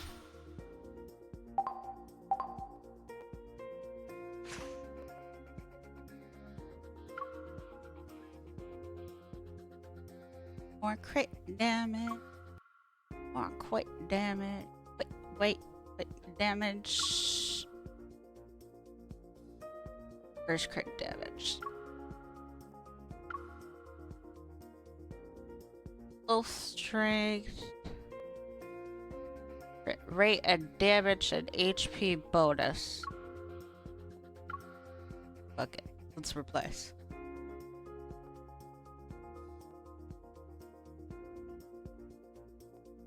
Also, blue cores are not that good. Got it.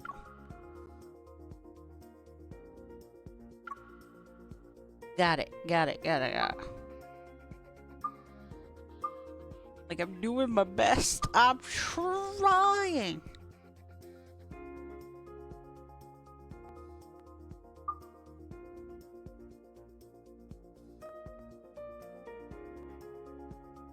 Great damage.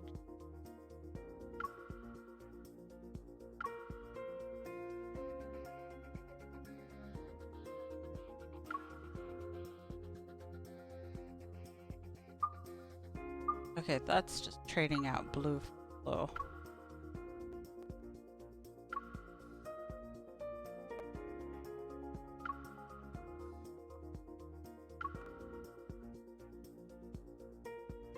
Okay, that one seems good. Just go with that one. There.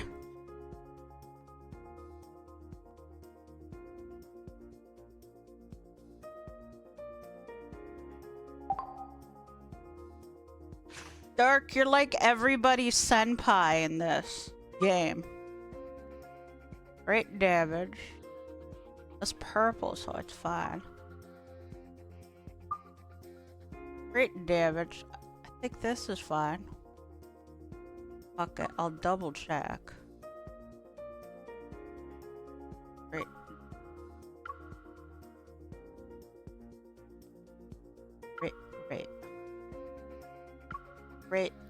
Great.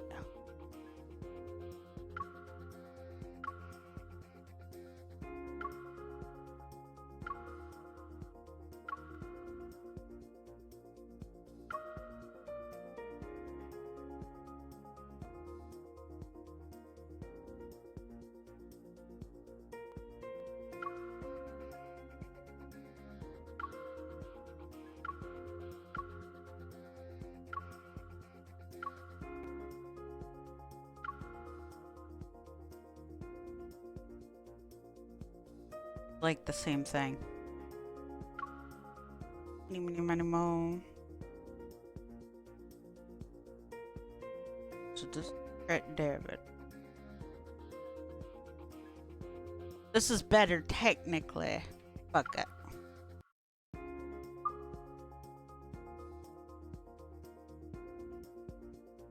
You are helping.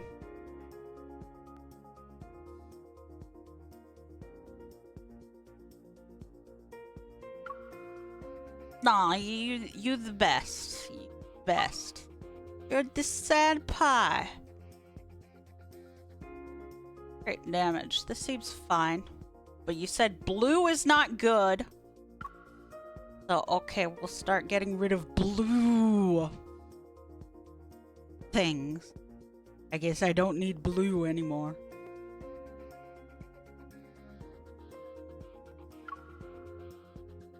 Yeah. Oh, what? Oh, I really like emphasis on oath. Recovery. Don't blame me.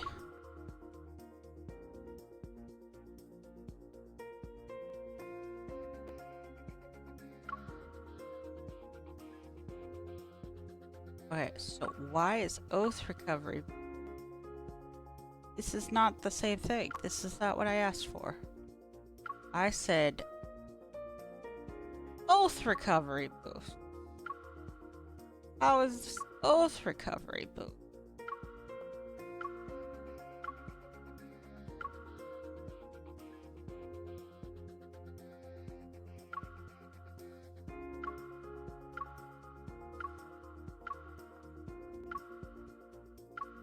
Getting oath strength. Oh, because I have no oath recovery. Okay. That makes sense. In that case, next best thing is oath strength.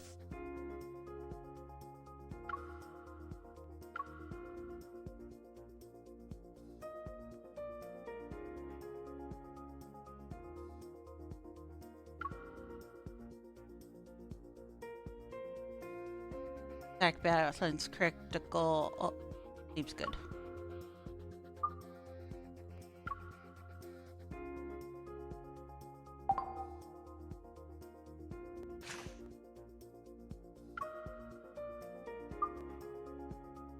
I think that's fine.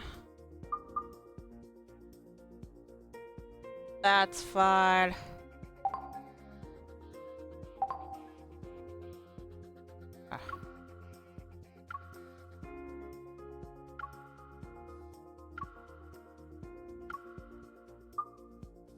Crit rate. Defense bonus. Attack. That's fine.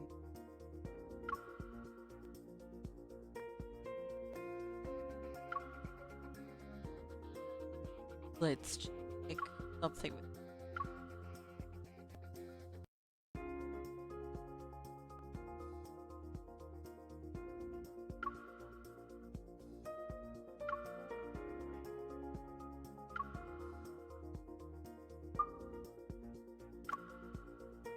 Because the yellows are all good ones, right?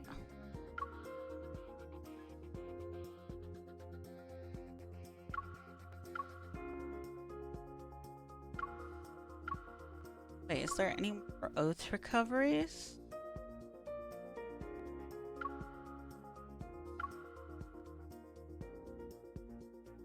There is still oath recoveries. Okay. How about oath strength?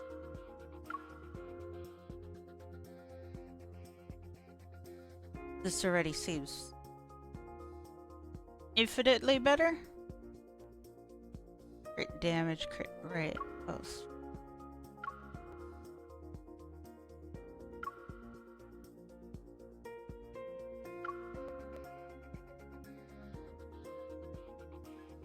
This is better.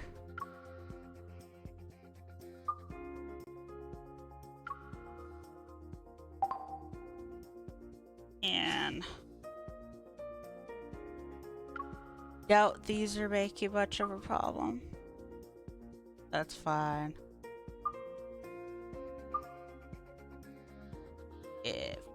That's fine too.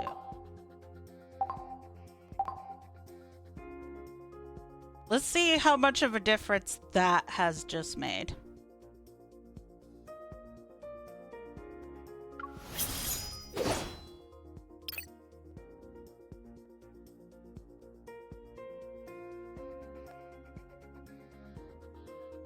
Let's just see how much of a difference that's made by switching up protocols. It's a Lightseeker's duty to kill Wanderers. It's time. Here we go. My turn. Light, shine down upon me. Here I come. Keep up the momentum. Go back to You the... didn't Are you actually okay? check the stats log. It's It just careless. doesn't matter, Dark. I can't read anyways. Comet I Trail. don't know how to read, I'll use this Dark. move then.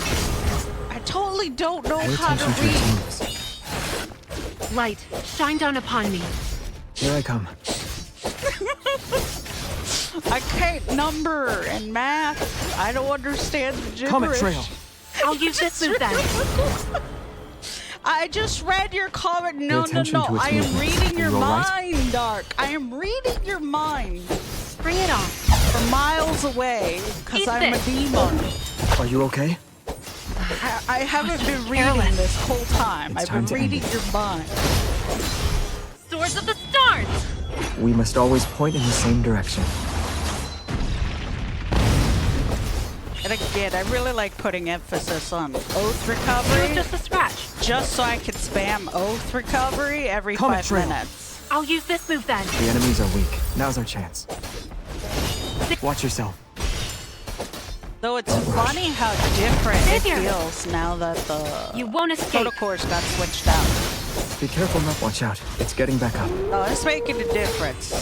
Step back. I was just careless.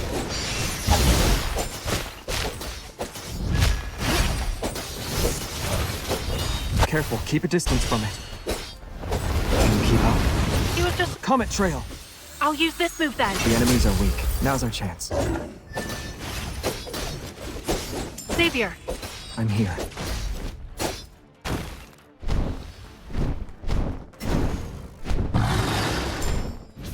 Comet Trail. I'll use this move then. They were Go back making to the pretty pit you tough. came from. Something's off about that Wanderer. It's feisty. Light, shine down upon me. Here I come. Are you okay? I was just careless. I am not afraid. Step back. Step back, now. Comet Trail. I'll use this move then. The enemies are weak. Now's our chance. Savior. I'm here. Bring it on. Watch out. It's getting back up. Step back. It's just Comet Trail. I'll use this move then. Pay attention to its movements. Are you all right?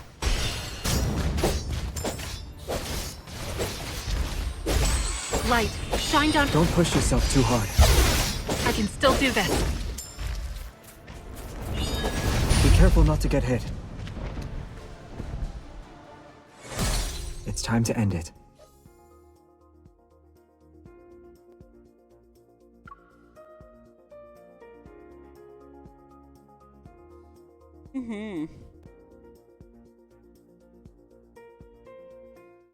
So that did feel like it went better than before. But there we go.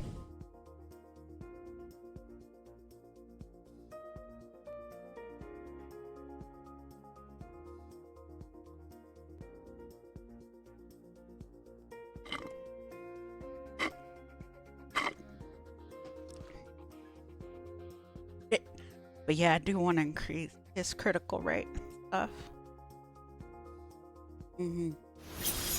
I have an idea of how I want to set this all up.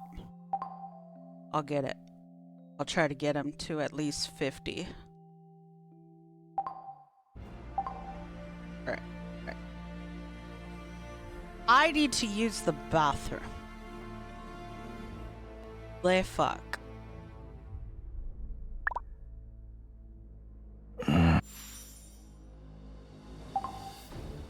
Sorry, I woke you up. How about we watch, I don't know. Do you guys want to watch? Who do you want to watch work out?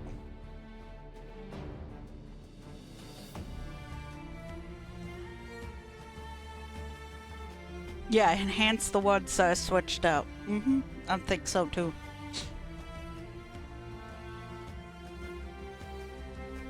Zane, I thought so.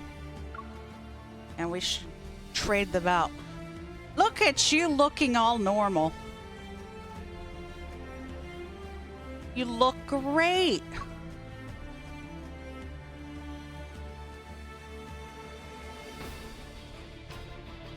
Did I make sure? Okay, I did make sure.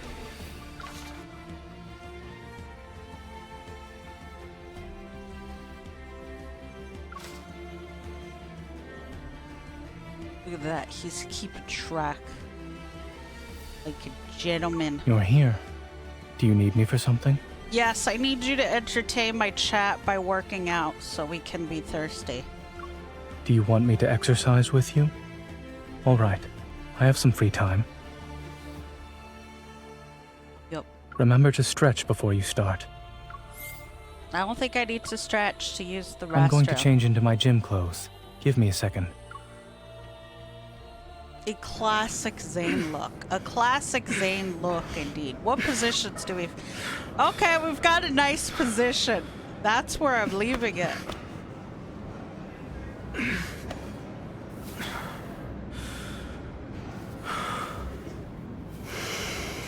Look at time. Fuck you, Gary.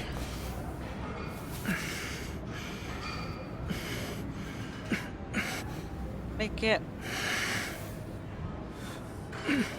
unpin after 5 minutes. Alright, y'all, just enjoy that. Thank you later for it. Okay.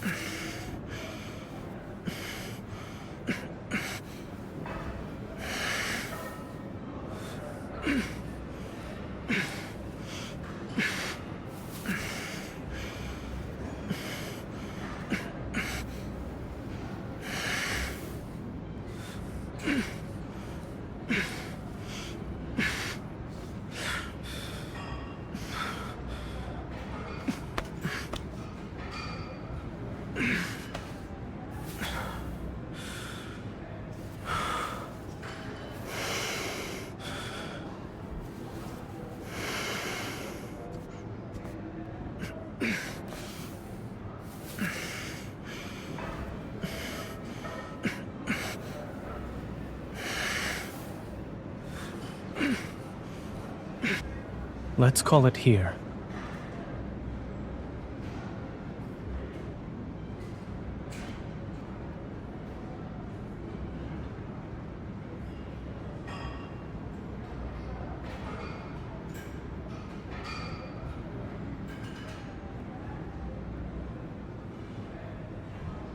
I missed it!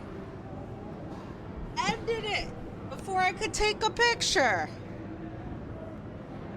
God damn it, Zane. I wanted the crotch shot. Another day. If you're truly resolved, let's do it again tomorrow. Absolutely.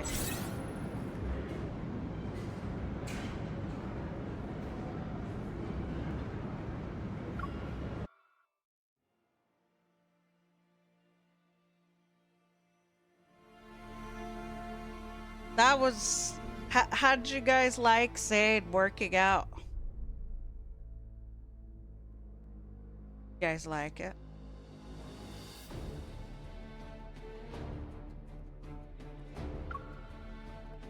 Also, Holding hands. It does help with dopamine production.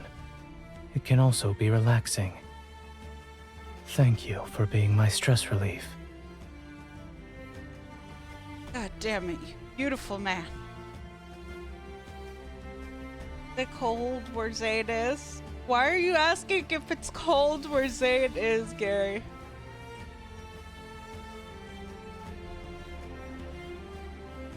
Too used to what, Dark?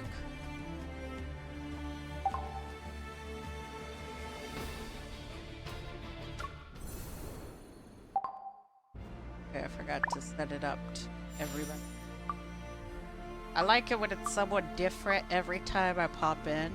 I'm left wondering, who am I gonna see today? Yo, let's do Zane's branch. Have more than enough. It seems perfect to do his branch, considering we just read his world underneath. Also, that hospital looks fucking wild.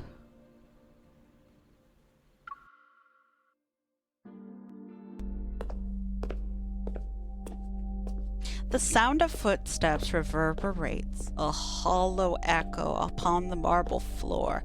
Looking up, Zane once again sees that familiar silhouette of the girl.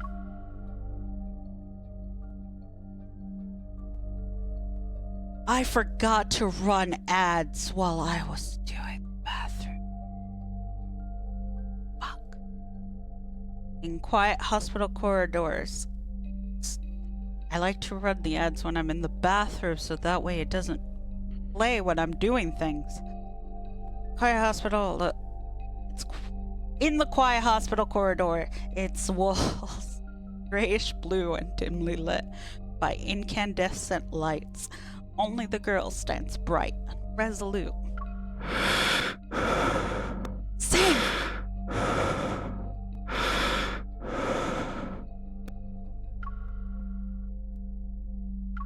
Jesus, Zane, you can't be making noises like that in my ear! Yearning to call out to her, yet incapable of making a sound.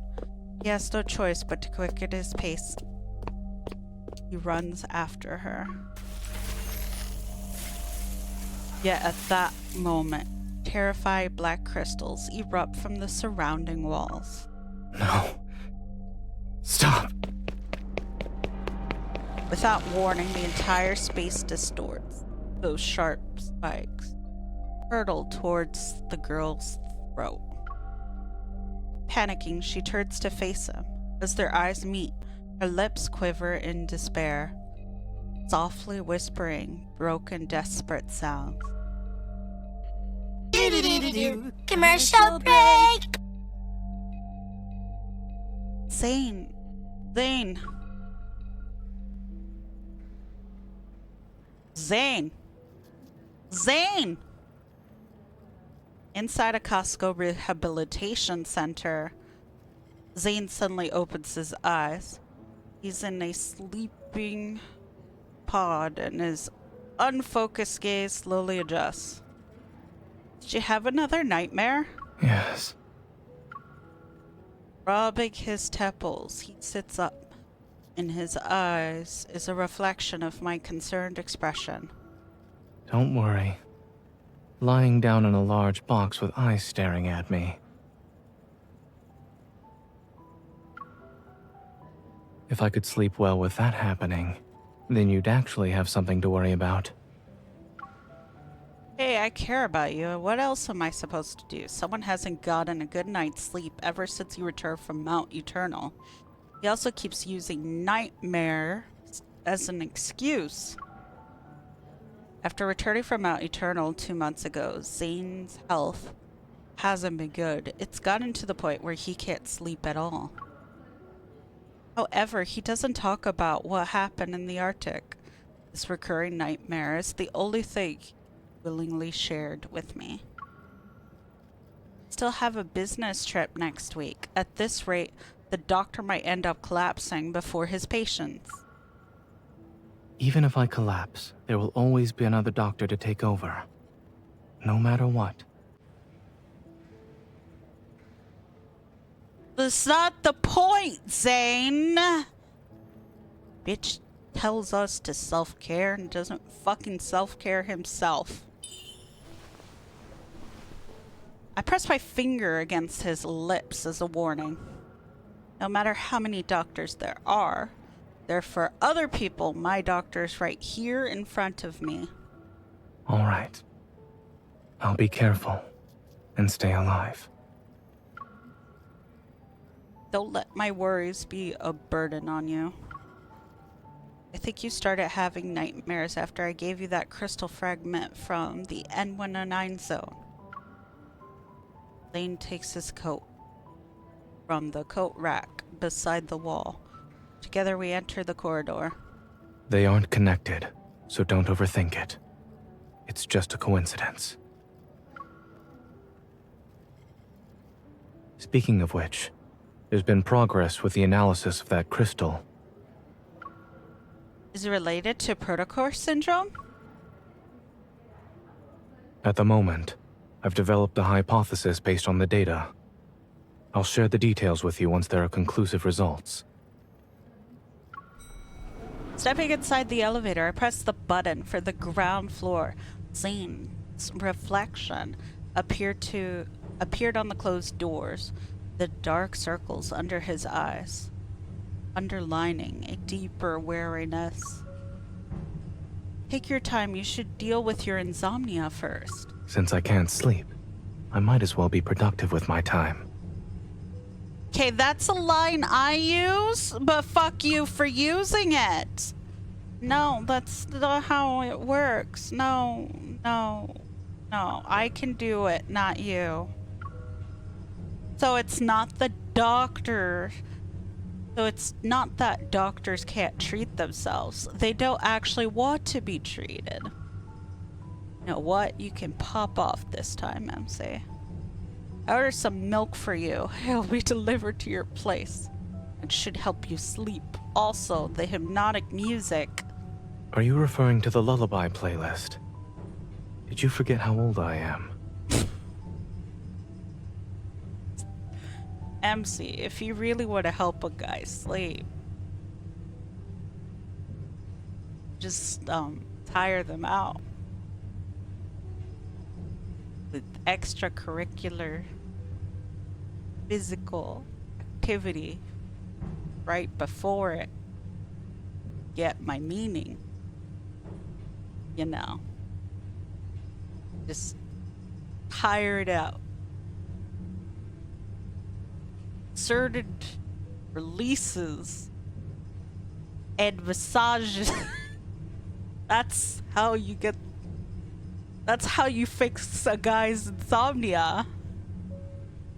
Tell me I'm wrong.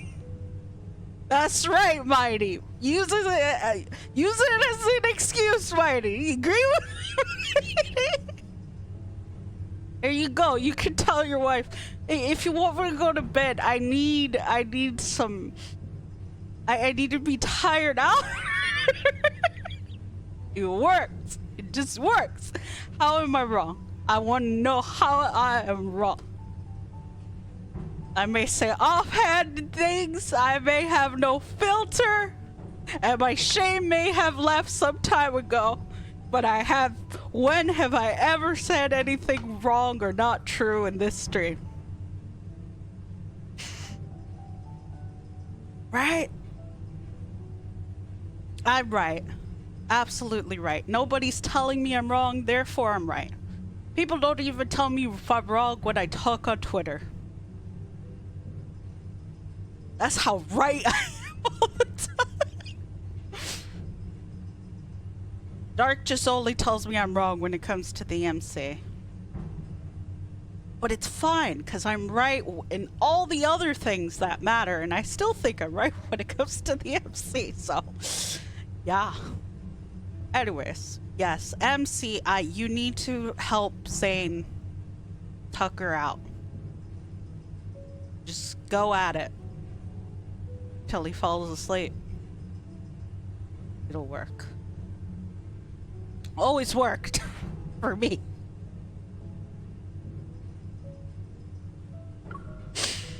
Oh my god. Being a streamer means having no dignity or shame. Apparently. Where'd my dignity and shame go? If my hands hadn't been in water, so help me. Oh, that's why you weren't disagreeing with me, because you couldn't type while I was saying all that.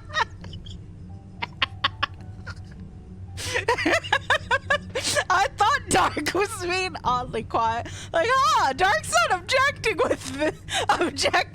to what I'm saying. Therefore, I am most definitely right this time.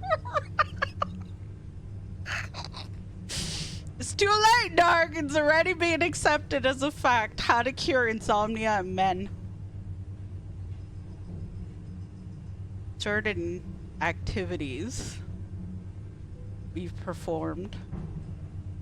God's spoken truth now. I'm just trying to help as a normal hunter. You don't have to listen to me, Dr. Zane.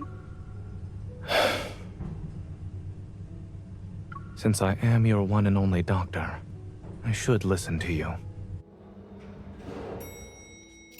I step out of the elevator and my watch begins to ring. Someone's calling me. I gesture to Zane and then move to the side to answer it. Captain Jenna. Hey, are you available right now? We've detected beta protocurve activity in a certain location. After a brief explanation, Captain Jenna quickly ends the call. Why are you frowning? Did something happen? My mission got an update. I need to check in with Captain Jenna, so I might not be able to have dinner with you. Just as I'm about to sprint to the hospital's main entrance, a pair of hands lands on my shoulder. Lands on my shoulder and steers me in a different direction. Don't run just yet. I'll drive you there.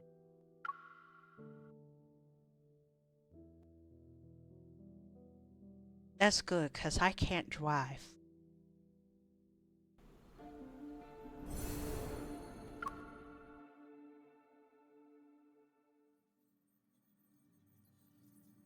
See, Gary, I told you I'm not gonna run out of content for Deepspace anytime soon. Gary thinks I'm gonna run out of content. I'm like, Gary, I'm not gonna run out of content. I still got anecdotes. I still got World Underneath.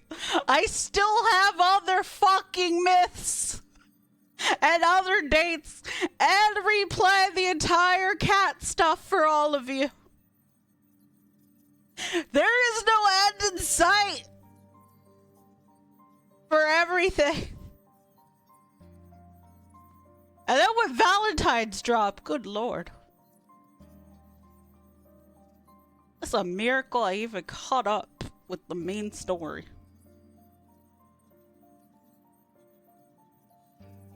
Upon arriving at the association, I find Alpha Team's office engulfed in silence. Only Jenna stands before the control desk. Her gaze is fixed on a few zoomed-in photos that are being projected. Perfect timing. Let's look at these together. She waves her hand and those photos are pushed towards. As I approach to get a closer look, it becomes evident that a distinct figure appears in every picture.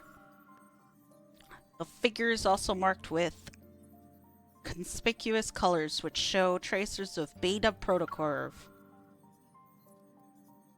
All of them are from the same Wanderer. Yes, including this morning. Andrew has found its traces 5 times. Beta protocurve activity was detected in every instance. That means it's related to Ether Core. It could very well be carrying one, or an Ether Core fragment. I hate the new VA they replaced Jenna with. It doesn't sound right. This is the VA I like for Jenna.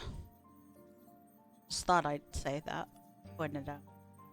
Another screen comes into view showcasing an array of data and information. And positioned at the center is a blurred image of a Wanderer. This Wanderer can move by distorting space, and we haven't captured a complete image of it yet. However, the Intel department made a discovery. In areas where it did appear, many patients with protocore syndrome have fallen into a coma. Some even go into shock. My gaze that falls on the left side of the screen, the text reads, location, Pancia City. I'll be heading to Chansha City next week. Chansha. There are a few patients with a severe case of protocore syndrome, so they require Oxo Hospital's assistance for their treatment. Those patients that Zane mentioned might actually be victims of this Wanderer. Right now, we suspect there's a connection between these 2 incidents. We could start looking into those patients. And it just so happens that Oxo Hospital will send a medical team to Chansha City next week. Captain, I would like to make a request. Let me join the medical team as a hunter escort to investigate the Wanderer. Your request has been approved. Our Chansha branch has also started its own operation. Your mission is to confirm whether or not there are signs of an Ether Core. You can contact us anytime if you need help.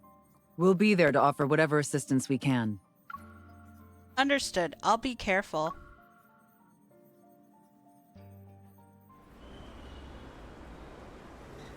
As I leave the association, Zane's figure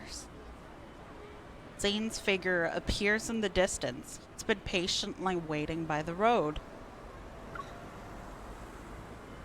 Let me take a picture. I want to see a wide shot of the city.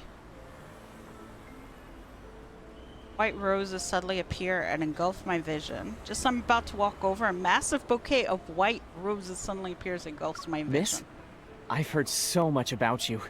It's an honor to finally meet you in person. Hey, is this going to be the 6th love interest?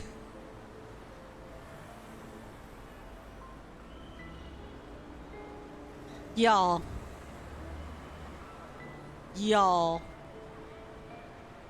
All I know is I can't wait. Zane's reaction to this. He gonna be mad. Aw, too bad it's not Xavier. Oh my god, if Xavier saw this right now. Can you imagine how livid Xavier would be? just picture it. Picture Xavier seeing this instead. Boy would just give this man a beat down. You're lucky as Zane catching you and not Xavier. We all saw how Xavier got over a kid and Charlie the fucking baker. How Xavier gets even about him as Lumiere. I'd have to pray for Xavier's patience. Yes, thank you, Dark. Exactly. We'd have to pray. The dude just pulled up with flowers to give to MC. This dude here is like, do you want to die? You're doing it right outside. I feel like I can feel it spiritually. I just imagine Xavier is staring down from an office window of the Hunter Association's office window with like the biggest death glare ever. Like, I'm gonna wring you inside out. And you are? I'm sorry. I almost forgot that this is our first meeting. But you should have already received my business card a few days ago, along with the flowers.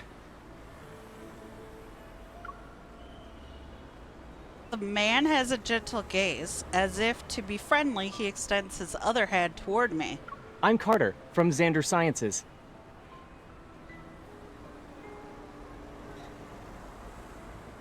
Oh, I'm so glad I read The World Underneath before reading this one! How did I match that up so perfectly?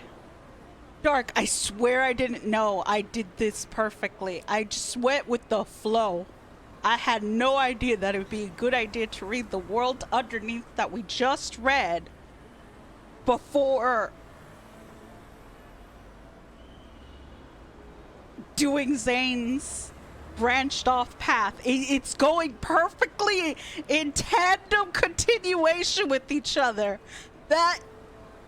No, I need to revel in the moment of the sheer brilliance of that coincidence. I shit you not, I did not do it deliberately. I had no idea what either story contained, and it's cohesively going together. So I'm like, oh, now I know what's happening. As soon as he said Xander Science, I'm like, it's fucking Carter. Now I know what's going on here. Oh shit. Oh shit. Yep, you know what? I stand corrected. Zane is about to go Xavier on your ass, Carter. Because he's gonna know who the fuck you are. He's gonna know what the fuck you're trying to do. Zane is not pendejo. He'll know what the fuck is up. He is gonna... Bro, where is it? Where is it? I have the right line for this. Hold up. Have him say it. If another man touch you, you will find out. I can take a man's life just as easily as I can save one.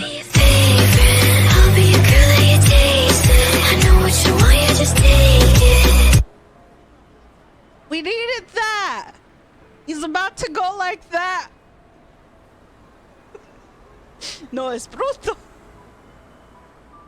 No es bruto. He's gonna lose it. He's gonna lose it on Carter. Bro, you about to learn that Zane can take a life as easily as he can save one. This is a dead man walking. This is what it looks like to be a dead man walking. Estúpido. Zane has much more decorum than that. Okay, cool. He'll silently kill you so fast. It's a quick pen to the throat type thing, and still have time to take you out for coffee or freeze you. You know, he won't be as brutal as Xavier while killing you, but he is gonna kill the fuck out of Carter. We just saw in The World Underneath Carter's intentions and Zane telling him to fuck off with his ideals. You really think... I don't think Zane's gonna put up with Carter's bullshit. I recall seeing a business card that had mysteriously appeared on my desk not too long ago. It was accompanied by attention-grabbing deliveries as well.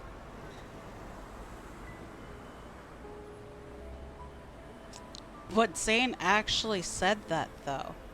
That's an actual memory card where he says, if another man touches you, I can take their life as easily as I can save it.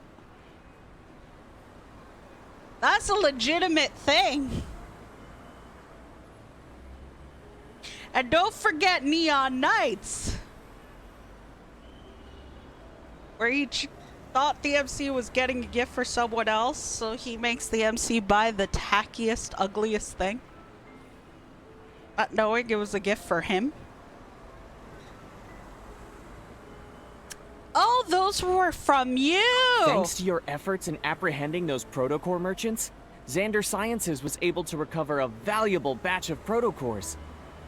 Many patients were saved as a result. Naturally, I wanted to express my gratitude. I wonder if you'll do me the honor of having dinner with me, miss? And then just like that, the image came to me immediately. I just vividly pictured like a light particle sniper shot right to that dude's head. I swear I can feel it. I sense it. I sense Xavier is watching. And he's going to murk this dude. Not if Zaid gets to this dude first. And freezes him. Or stabs him. Quick and easy stabbing.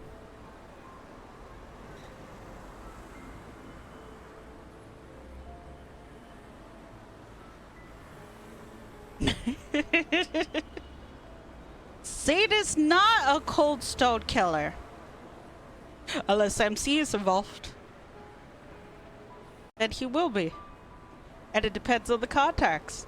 Especially if it's Carter trying to turn her into an experiment.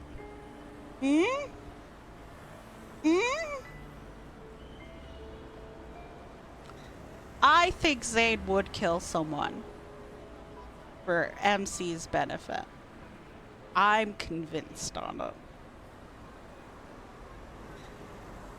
I'll play the clip again where he goes, he will kill a man just as easily. I will. Naturally, I want to express my gratitude. Naturally, I want to express my gratitude. Though he's asking her out. But we at least all agree that if Xavier heard that line right now, this dude would have died. In the blink of an eye. It would just be a flash of light and a gory puddle of blood on the floor. And Xavier goes, I don't know what happened. He was there 1 minute and then he's dead. I didn't cut him to a gazillion pieces in the blink of a flashbang light. I did. It's crazy. It happens all the time.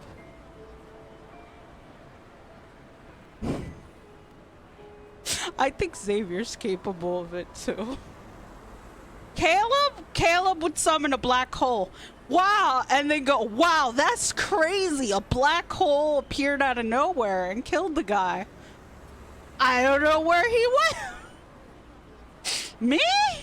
You the black hole? No. Nah, baby, nah. It wasn't me. Let's go get some apples. Raphael. No. What Raphael will do is asesino. When Carter goes home to get ready for the date, Raphael's already there waiting in a chair, turns on the light, and it chucks the blade right at the dude's throat. Killing him.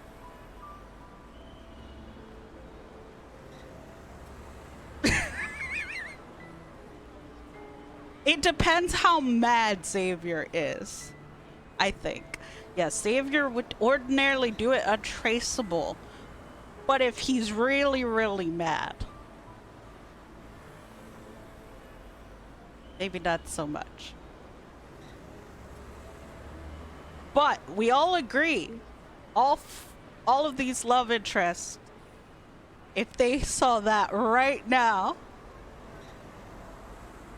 what this man is saying, I'm sorry, I'm having fun, fantasize. All the dudes, how they would react if they heard and saw this right now. Right now. They will kill him. They will kill him is guaranteed. The only thing we can discuss, chat, is the logistics. Silas wouldn't feel the need. Why Silas wouldn't feel the need? Baby. Okay. Dark just has to... I think... it depends. If Silas knows Carter has the intention to turn Carter... If Silas knows that Carter has the intention to turn MC into a lab rat, yes. Any hostile life towards her, yes. If he thinks it's just some idiot trying to ask her out for whatever reason, then no.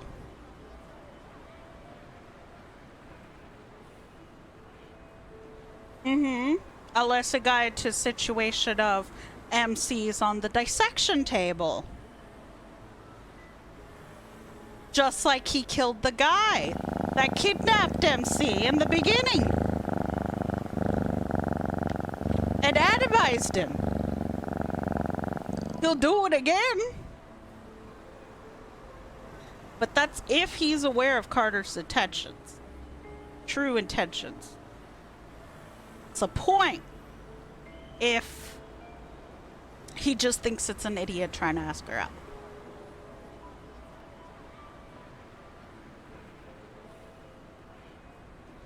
Right, and I've said if this guy puts MC on an operating table,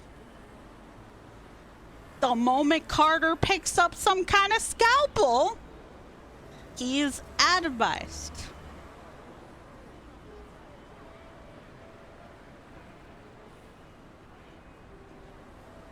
He might have just done it because of the kidnapping. That's what I'm saying. So when Carter tries to pull out that chloroform or kidnap MC, the slightest sign that Carter is not just some idiot who's tried to get with MC, the moment Silas sees that Carter is a mad, evil scientist with malicious intentions that can harm MC, he's gonna rip that man a new one.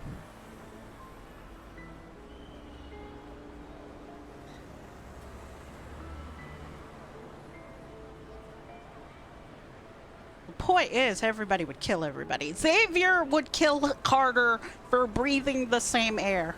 Carter already did too much by bringing flowers. This is how I see it. The point is, dudes will go ballistic. All the other dudes will do it out of jealousy. Silas will commit the murdering if... The reason I also says Zane will be aggressive to Carter is because Carter is not being a genuine fan. Zane already knows about Carter's true intentions, as we read, and underneath, he's gonna be suspicious about this. He's gonna put two and two together what Carter wants MC for. Which is gonna make Zay want to kill him, because it's clear he either wants MC as blackmail leverage hostage, or he knows about MC's ether core and wants that. Either way, Carter's presenting himself as a life-threatening threat to MC, which is going to invoke hostility from Zane. Xavier's gonna kill this man the moment he brought flowers.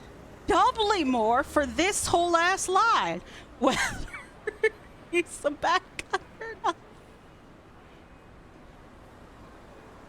Raphael's gonna hate this dude. I feel like Raphael's just gonna know the truth.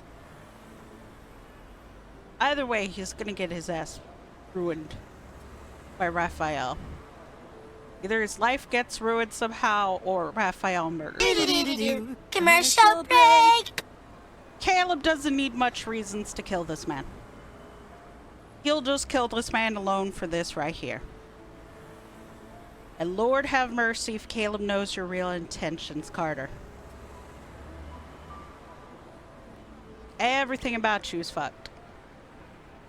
You are a dead man walking. You walk a precarious road of little do you know, people are ready to rip you a new one.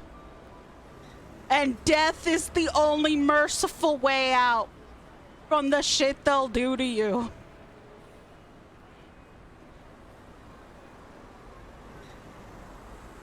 You're lucky if they decide to not make it slow and painful. She already has plans for tonight.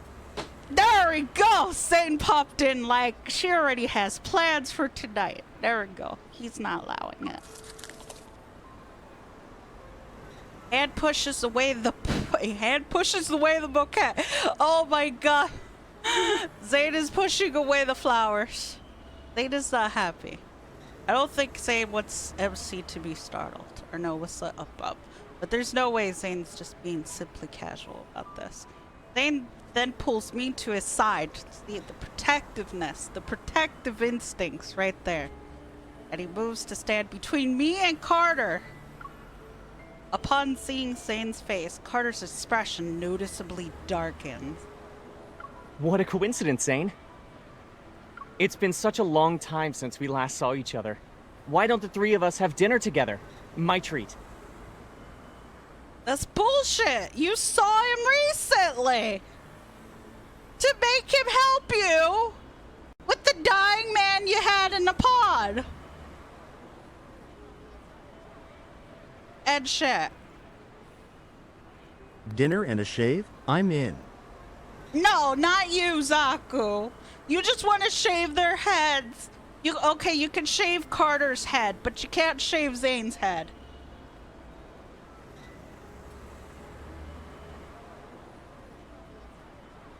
But underneath perfectly goes in tandem with this. It goes perfectly in tandem with this because at the ending part of underneath, that's what Carter gets the idea. Oh, let me hit up MC. No, they're all getting a good shave. Let me hit up MC. That is my leverage to make Zane's hands work for me. Says it at the end. Like, I'll look at it in its final part again. Or I could show you. This is all within the same cohesive thing. Like, I'm positive. Trillion% positive. Zaku, you just want to shave all their heads because you're still sour about me raiding you last night. And I'll do it again. I'll do it again. Every chance I get to raid you, Zaku, I will do it. 'Cause fuck you. Why am I this way? See, this is the treatment you get once you hit the 20-year mark of friendship with me. I start talking shit. Wolf cut. Ah! Yay, more hair. You can't disable raids, Zaku. And if there is a way to disable raids, chat, don't let Zaku know. Don't let him.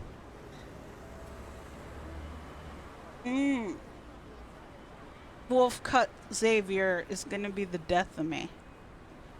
I will fuck Xavier for 3 days straight. The moment he has a wolf cut.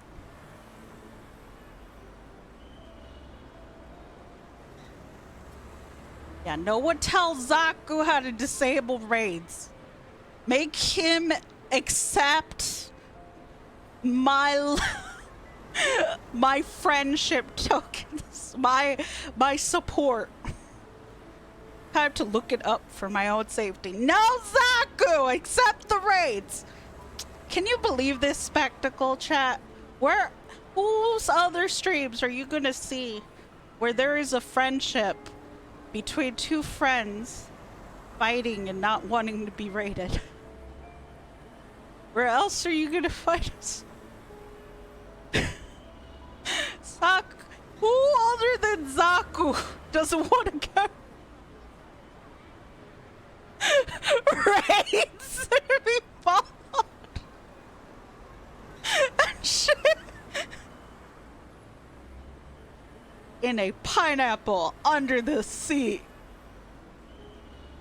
Like, I found this fool on MySpace.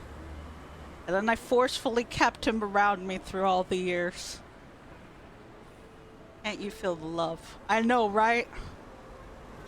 This love of role players cringe. I used to be a big part of the MySpace roleplay community.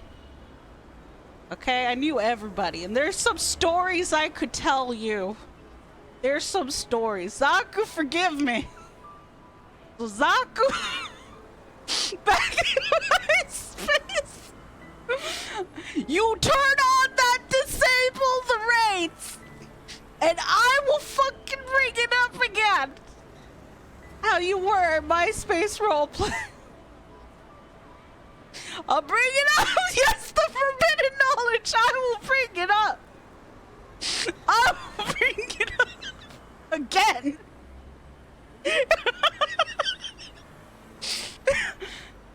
Let's just say Zaku could pass. As an Atomi game himself back in the day. And I just laughed at all of that as I got to witness it in a front row seat. Oh my god. MySpace days. My god, the lore and life I've lived. I just VTubed my OC from MySpace days, by the way. So does Zaku. Zaku has been the name Zaku for 20 years. Sky, you're stepping over my land. I feel as though your attempt to start a war. Giving out the forbidden knowledge acknowledges this. I will send a fleet of ducks to quack quack at your house. I will have Raphael send a choir of seagulls to your house and drive you insane, Zaku. Don't you dare turn on the not accepting raids. Don't you dare. I must be able to raid you. You turn it on. I will give the forbidden knowledge. Free lunch. You can't eat seagulls, Zaku. I will also steal your pie. And then I'll make a Steve bot and doom the world. You want that? You want that? Go to war, Zaku. Go to war. I fight you. I threw hands. Back in MySpace days, I would fight people. Dare leave my pie alone. It's war, Zaku. I will steal the pie. Can absolute... No, you cannot, Dark! What are you teaching people? What? Well, yeah. Zaku. Good old time. Ah, MySpace days. The best of times. I will scorch your seagulls and feed them to Dark. They're ready to join the cause. For free cooked bird. What? You two are allying with each other? Just a bird. Why not? It's not just a bird. Eat long-legged chicken. Wait a sec. Have you seen them? Seen what? Oh god. And we've totally disrupted the tension between Carter and Zane. As long as it's not a vulture, it's fine. How'd I get in this? Exactly. What the... Zaku, don't tempt me. I'll throw out the forbidden knowledge. It's nothing bad or like super private. Just Zaku cringes at his teenage self. That's all. Cause we I I met Zaku when I was 16. I will put you in a game, then feed you to either a zombie or a dino, or monster, or Steve. Not the Steve! Joke's on you, I like dinosaurs. And as for monsters, I'll just fuck it. Wait, what? Should have said that. And as for zombies, you know damn well I'm capable of taking out a zombie. I know how to kill a man with my thumb. Not Steve! Yes, Steve! You've the worst of them all. I'll send the vacuum-selling Michael Jackson back at you, Zaku. Not zombies that have their fingers removed and replaced with razors. Okay, that's actually terrifying. Why would you do that, Zaku? That is evil.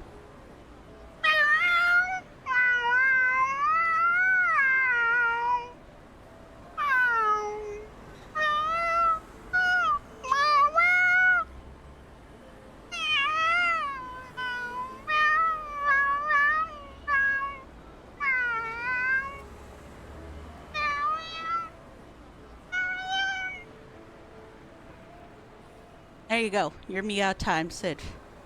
Sid free. And don't worry, everybody. Zaku's just clinically insane. It's fine. So, Zaku, you're not blocking raids, right? This is the will of the zombie. Or the barber god. Or Sally. Do you agree, Zaku? Do I have your word you're not blocking the raids? I'm holding the forbidden knowledge against you. I will do what I must. Oh, you're gonna still do it. Fine. Last chance. I'm gonna do it. I'm gonna say the forbidden knowledge. I'm gonna do it. Take it back right now. Don't stop me from giving you the support and love, Zaku! How dare! What kind of streamer doesn't want to get raided? You foolish boy. That's why I like raiding you, because you don't want it. And it makes me want to do it more. It's like the most unappreciative thing. Then it turned into a regular day. That is the day. This day? What the fuck are you saying, Zaku? Chat, we're gathered here today to mark the first of the days of the many days that could have been a glorious day. But then it turned into a regular day. That is the day this day has become. That doesn't make any sense. To me, at least. Okay, so back in the day, it is the day, says Zaku. Back in the day, in the beginning, I met Zaku on MySpace, and over time, I will find you. And over time, once upon a time. In the beginning. I will shave your head. There were chicks. It was a role players community.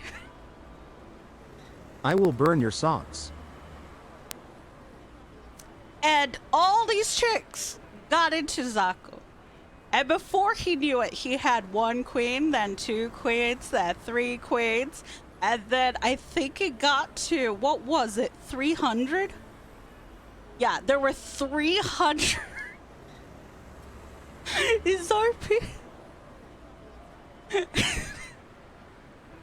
300 female role players joined us there.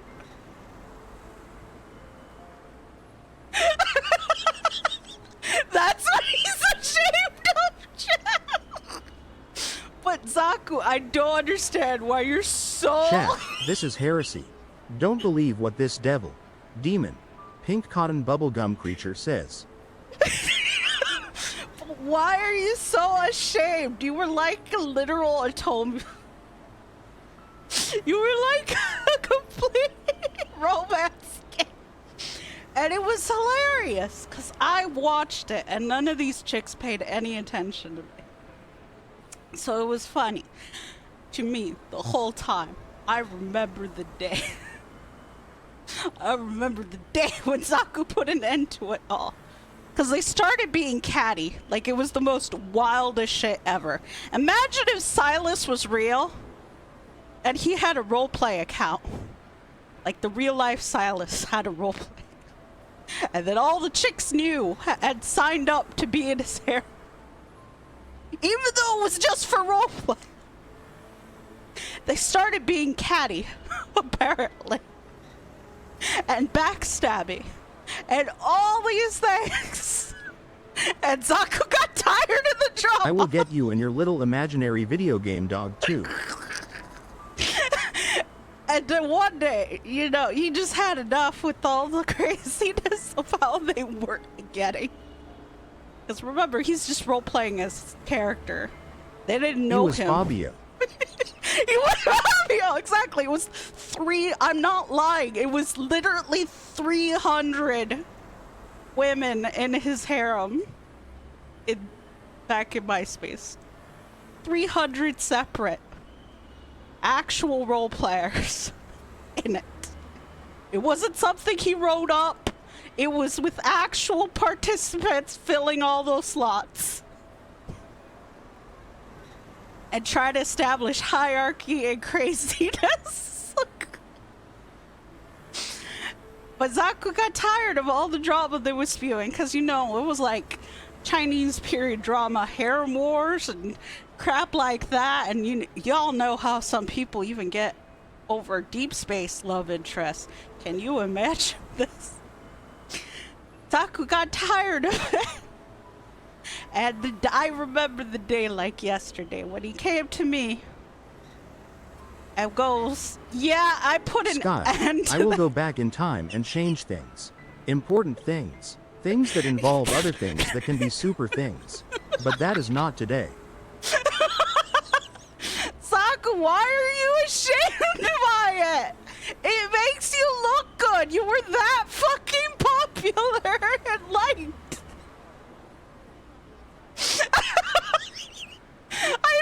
I never wondered why he hates it so much. Why he's ashamed of it. It means you have Riz, Saku. It means you have Riz. You have Riz. My brother. It means you have Riz, which proves even more to the dudes who are like, oh no, it makes women, Atomi Games makes women have unrealistic standards.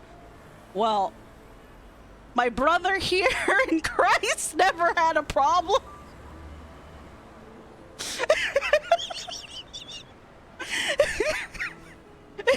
That part of me is dead. I have been reborn. I am Zaku, the dude that has no idea what he's doing anymore. That is true. So he lived being an actual, as if he were an actual love interest from an Atomi game. He got to live that life. He lived that kind of popularity. How many people can say they had that? But anyways, Zaku is a respectful, good dude. Oh my god. He's respectful and treats women with decency. And doesn't objectify them. Or act creepy. And he had a harem. Wow. Crazy coincidence. Points are being made here. Shocking. I know. Crazy how that's all it takes. Damn, imagine. I know, right? Damn, imagine. Holy fuck. I object to your objectifying your objecting of objection. Where am I?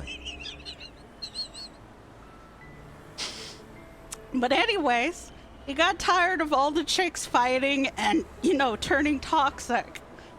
So he comes to me and he goes, yeah, I put an end to it and I slaughtered them all in the roleplay.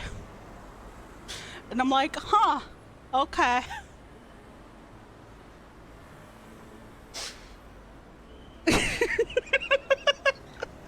I'm like, cool. Look, it was the only way. You had to put them all down. They turned rabid. It was the only way. It's fine. It's roleplay. Interest you. Ah! Why you throw things at me, Zaku? Why you silence the truth from me? Oh! Zaku is the greatest story. I still remember it all like it was yesterday.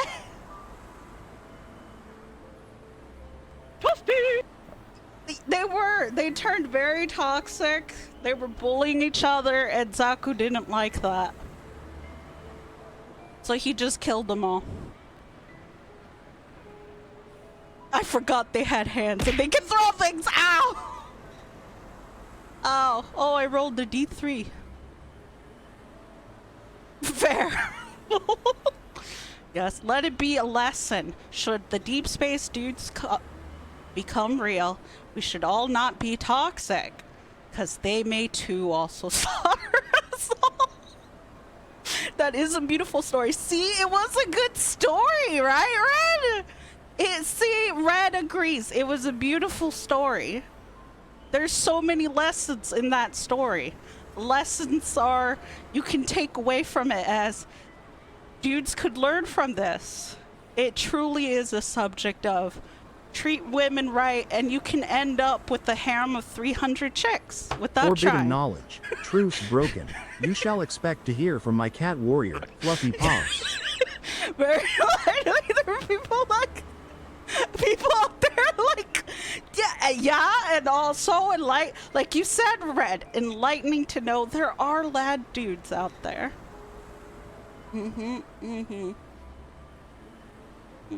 Bro, I had to. It fits the lesson. It fits the point of the plot. Especially with this case of Otome games make unrealistic standards. It was wonderful. And Zaku has Fabio great hair. He did have long hair once. I'm sorry if that was too much forbidden knowledge, but Zaku actually did have long hair. Back in the day. It was glorious. And I've been privileged that I know what he actually looks like and stuff. You know, friend, 20 years. Longest lasting, goodest dudes. So much fun roleplay. Kicked his butt. At least I haven't said all the forbidden knowledges. It was long before summer, but it's too much to take care of. Yeah, too much to take care of to have long, glorious hair. So Zaku got rid of it. I mean, he had the wolf cut before. I've seen it. Ooh, ancient history. MySpace. Greatest times. Because, see, back in my day, we didn't have bots you could roleplay with. You had to roleplay with actual people and deal with the cringe of actual people.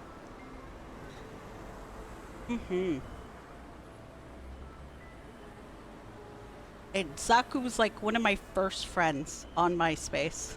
Sky, this is Fluffy Paws. I've come to discuss a war between you and that pie-throwing maniac. Expect to feel his wrath in like the next 80 years. He doesn't know when he'll throw something at you again.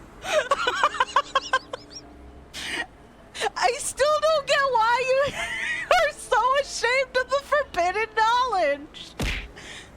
Zaku, that only makes you look even better that you were ashamed that you ever had a harem. Respects women so much, he's ashamed of having a harem at all. Had a harem at all.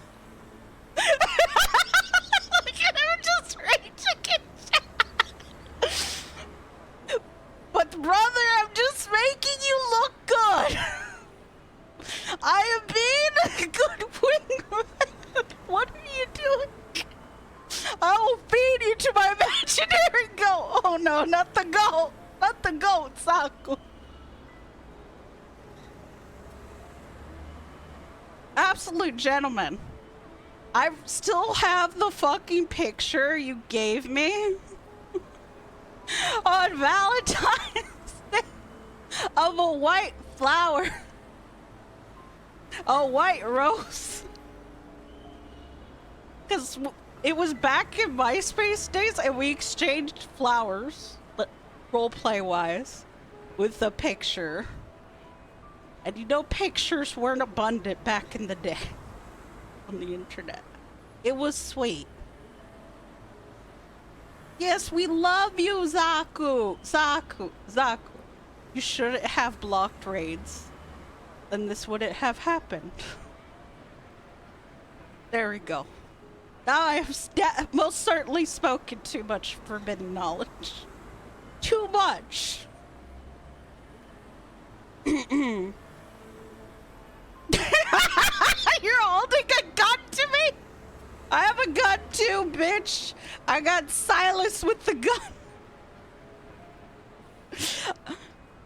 It makes no sense, because I would always challenge Zaku's to spars. I would fight him all the time in my space.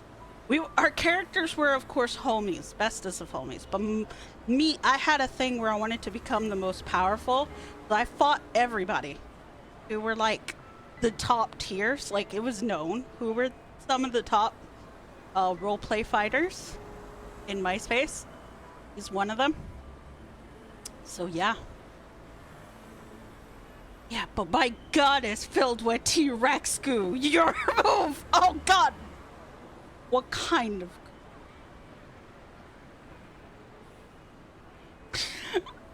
At least I didn't bench. At least I avoid who were in said harem, Zaku. At least I'd have avoided that. For my own privacy. Wait. Nothing.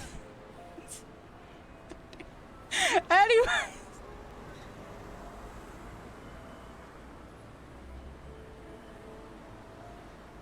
Anyway.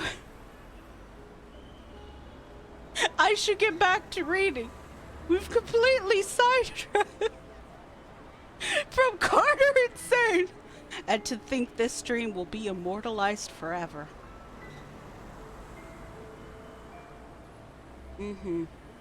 A forever immortalized stream.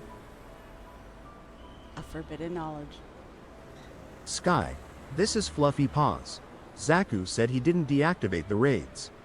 So you struck first. Remember this. Oh shit! I thought he did! Oh no! Zaku, I'm sorry!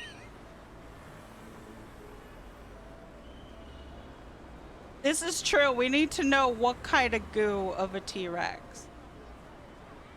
We need that explanation. Zaku, would giving you a gift sub make up for this debacle?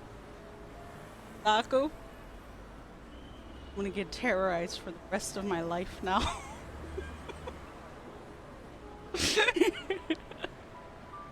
I'm gonna have things chucked at me randomly. Zaku's gonna steal all my pies. Gonna continue burning down little girls' houses. And he's gonna shave all the Deepspace boys bald. I think he would have done that anyways, but now it's definitely happening. It's a rare type of goo. I bought it from a wise man. Oh god.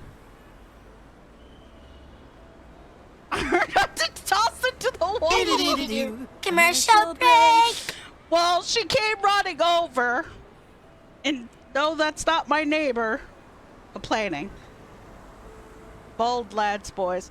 Yeah, Zaku's punishing me for telling forbidden knowledge.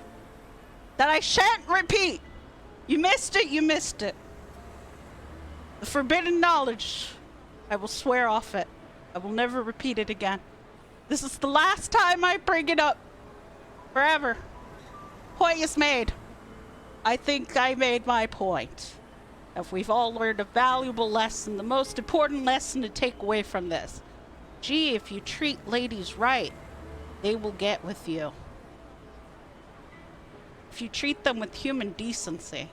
Crazy. I know. Unimaginable. Unheard of. My God, don't be creepy and give them human decency and they'll get with you. Absolutely insane. Fluffy paws here. Zaku would never share any forbidden knowledge about Sky. Because he's dumb and forgot most of it. I think he's stuck in a blender. I'm gonna hit the switch and make a Z smoothie. Thank you, Fluffy Paws. Good to know. Hey, how could you forget most of it? Suck. How good you! I've forgotten it too. I don't remember my forbidden knowledge. I've forgotten most. But I will never forget Zaku. And that day. And that history. Ah, MySpace. Good times. Good times.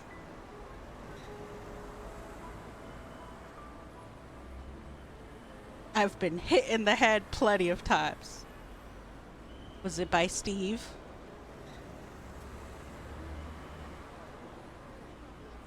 Literally, I think the only dudes that know me the only peeps that know me longer, that know Zaku longer than I, is Steve, Chris,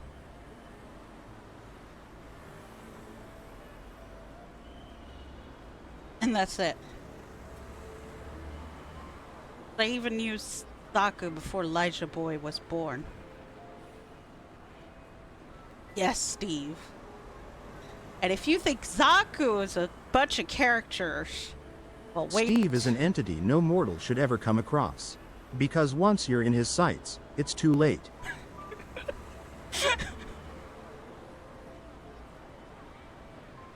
Zaku's friends are just as crazy as him.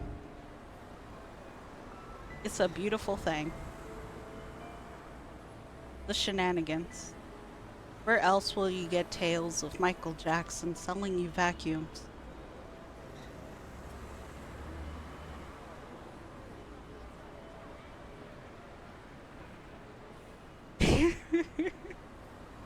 Anyways, I'm sorry to keep you waiting, Zane. And Carter. Just imagining MC, Carter, and Zane I'm were tame hearing compared the to them. stories. I was the wild one, but I ate a steak and grew up. It was good. Delicious. Play the game. Of course you'd rather I play the game than talk about forbidden knowledge. Of our MySpace cringe days.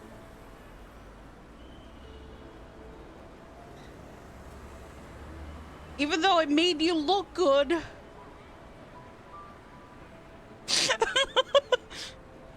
No, don't shave the lads' heads. It's been such a long time since we last saw each other. Why don't the three of us have dinner together? My treat. My gaze quickly shifts from Carter's smile to Zane's indifferent eyes. I sort of understand what's going on. I'm sorry, Mr. Carter, the association strictly prohibits hunters from accepting dinner invitations for work purposes. Let's go. God damn, he was like, let's go. Just as I'm about to turn around, the bouquet blocks my path again. Miss, I understand there are rules about not having dinner, but the flowers didn't do anything wrong, right? Before I have the opportunity to decline, Zane swiftly takes the white roses. He glances at them with a blank expression. He gives the roses back to Carter. They're much appreciated. Unfortunately, there's no room for them in my car. Miss Hunter? Oh my god, that was so intense. Oof. What a cold... I feel hot and cold at the same time. I don't think I've ever felt that way. in recent. Wear a jacket.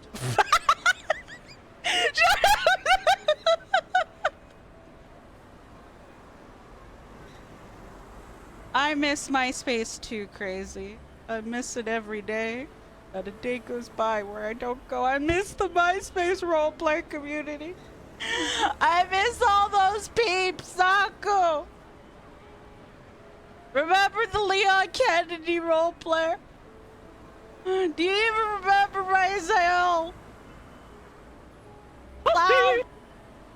Several roleplayers? That group? I also really miss Jake. Guy who would roleplay as my twin. The older twin. They don't miss me. I remember a tree. I remember an apple. I miss them. I don't know what happened to them. I think Keaton's like one of the few that's still around. Yeah, Necrothic's not a part of MySpace. I just keep doing myself into thinking that.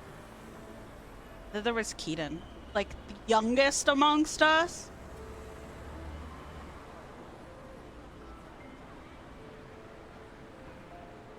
And he was, I remember when he was innocent lad.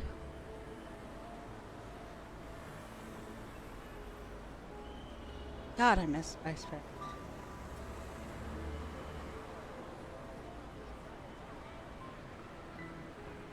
I remember literally, where I've blocked most of it. Why did you block most of it away? I loved those days. I think we also met a Sora back then, who also disappeared.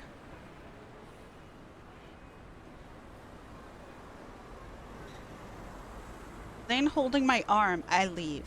Carter persistently follows us. Okay, dude, you're now being creepy, Carter, for not taking no. A lot of them disappeared. That's true. Yeah, we've somehow managed to stay in touch. Wait, what? What do you mean you ate them, Zaku? Actually, I'm here to give you a reminder. The outside world isn't as safe as Lincoln. Be careful when you're traveling.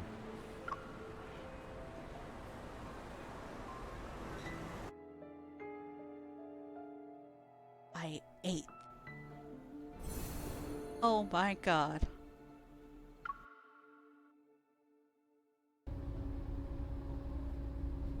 Seatbelt. Yes, I mean, sir. I wasn't about to say something else. Didn't hear shit, chat. Dane turns the steering wheel as the car joins the stream of flowing traffic. Damn, that guy needs a tic-tac. So close. Hey! No, Jane has minty fresh breath that smells like winter. That guy seems to know you pretty well. Are you acquainted with him? And Xander Sciences?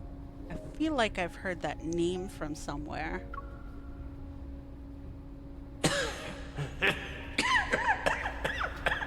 Thank you for the flashback. I actually needed it. Your colleague praised you, saying there are things only the two of you can do.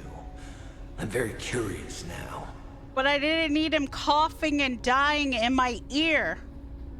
Xander Sciences will provide you with the best staff, the best lab, and even the best treatment.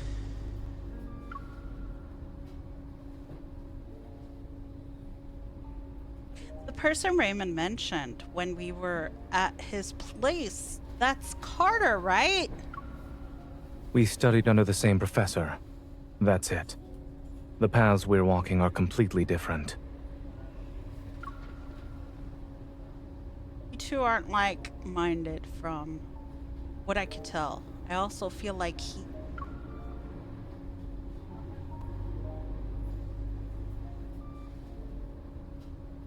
Dark, should I... What's something people haven't picked? A bit suspicious or a bit crazy? Which one has the better interesting dialogue? Belt, stairwell, gas pedal. Now we know parts. I'll leave you to play your game. I will think of a way to get back at you, probably after my chili dog dinner. Good day, madam. Good day. Okay, stop.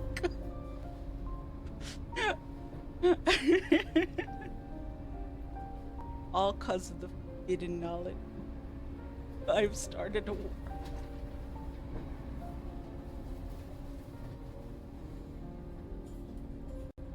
A bit crazy.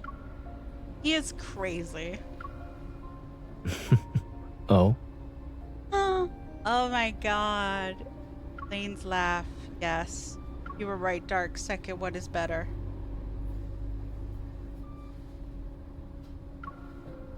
That was beautiful. What's so funny? You know, he always attaches a card to the bouquets he sends. Keeps asking me to his patient. Thinks some people want to steal a patient from a doctor. Needs more help than I do.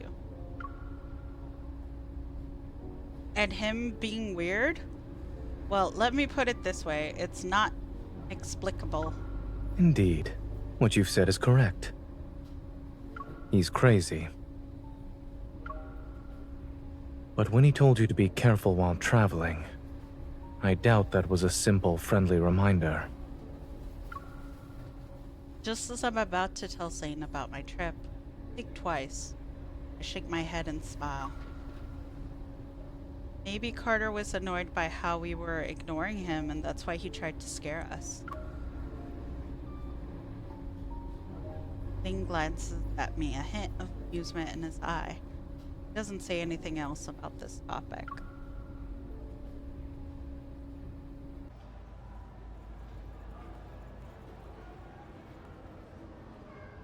In the bustling airport lounge, Grayson is stunned.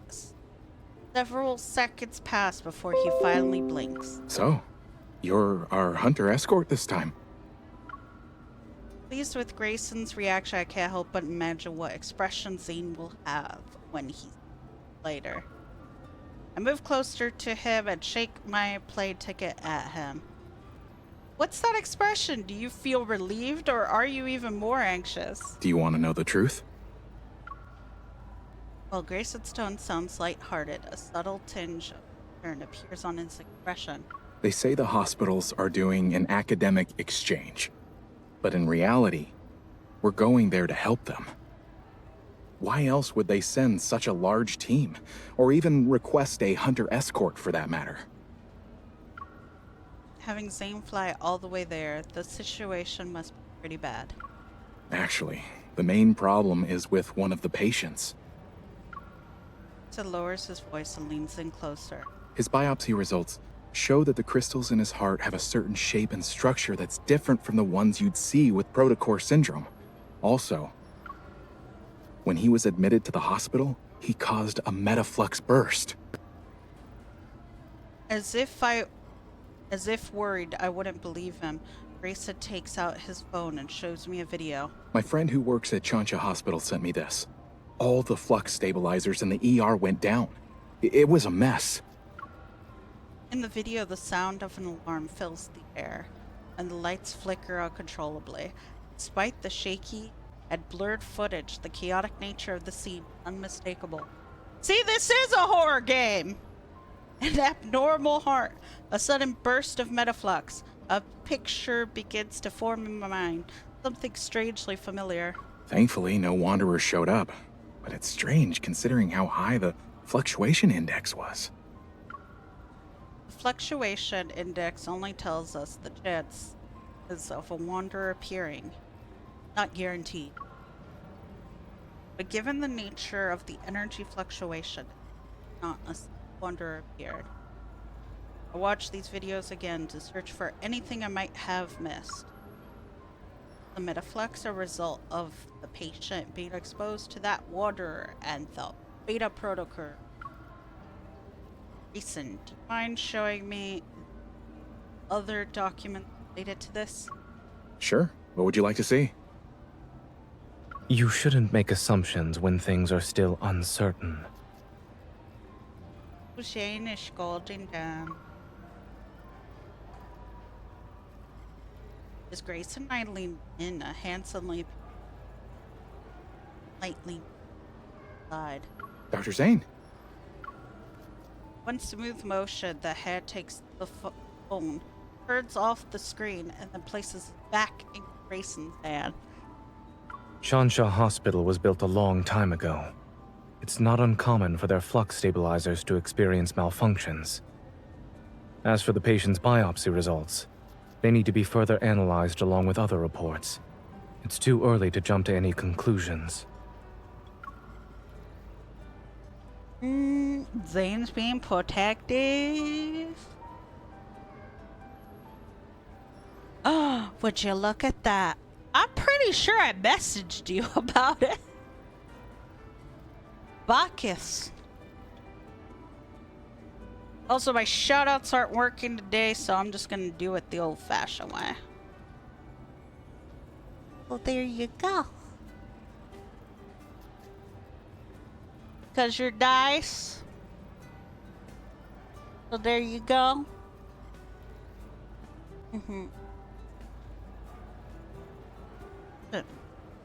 So there you go, Fundo. Enjoy the horror game. I'm proving this game is a horror game. Okay? You'll see. You'll see, chat. I lock eyes with Zane. He stands before me with one hand resting on the handle of his suitcase. Good morning, Dr. Zane. I hold up a paper bag. Do you want black tea cake or an egg sandwich? You can only choose one. I'll have the cake. Did you arrive at the airport early to buy breakfast? When did I ever say that? I retrieve my suitcase from behind a chair and I proudly present my ID as a hunter escort to Zane. Surprise! Contrary to my expectations, I see no traces of astonishment in Zane's expression. Instead, he calmly hands me a hot latte. The man doesn't get surprised. Have you ever thought about who approved and signed your escort application and ID request? Oh! It was him, wasn't it? She thought she was slick. No. That's what I'm saying, chat. Zane's on top of everything. That's why he's also on top of what Carter's up to. And was so hostile to Carter. Have you ever thought about that?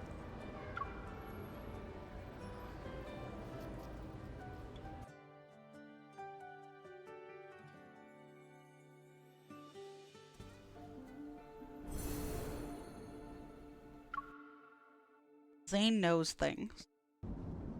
Lots of things. He's a doctor, crazy.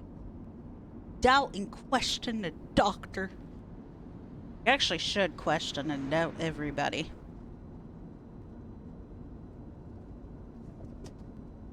But that's not the point. Don't need life advice right now. What we need is Zane's vitamin D. But how are you doing, Zaf? Flight takes several hours. Eventually, the plane lands at Chancia Hospital. Why you do this to me, Bats? You only made me work out at the most inconvenient fucking time.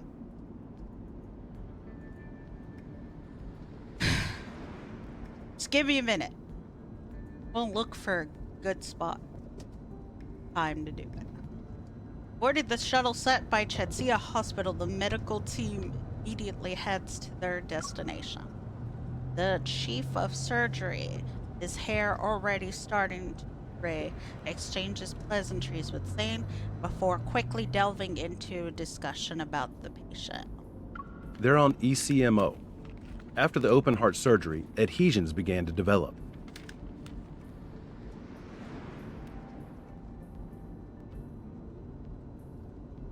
What's that mean? What's that word mean, Siegfried?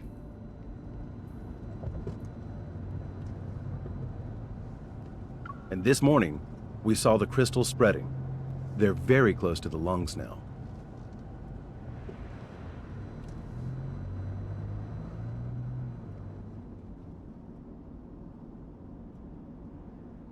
Then we'll have to perform surgery as soon as possible.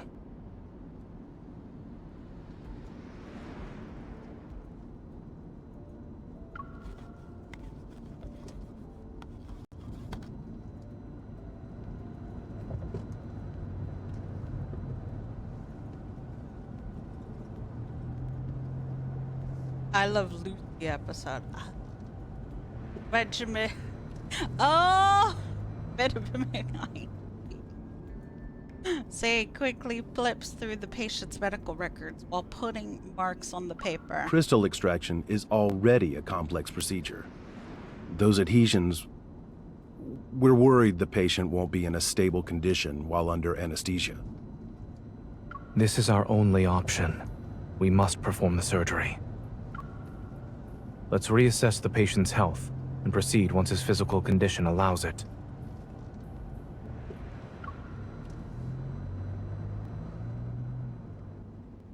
A few hours later, the surgical lights are turned on in the operating room. The rhythmic sound of medical equipment reverberate, led by Zane.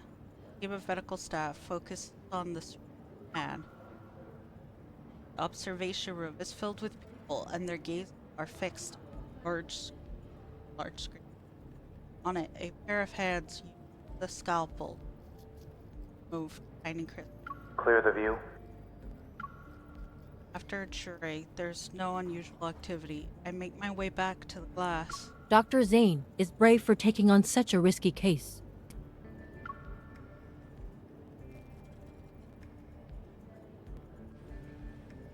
Captain Willow.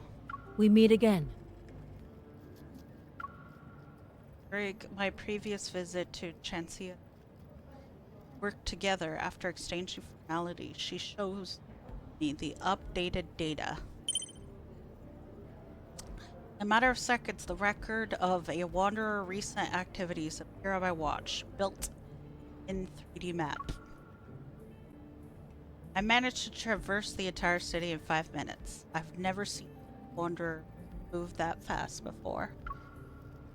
Captain Jenna said there's no clear image of the wanderer yet. Have any new leads? We did some comparisons.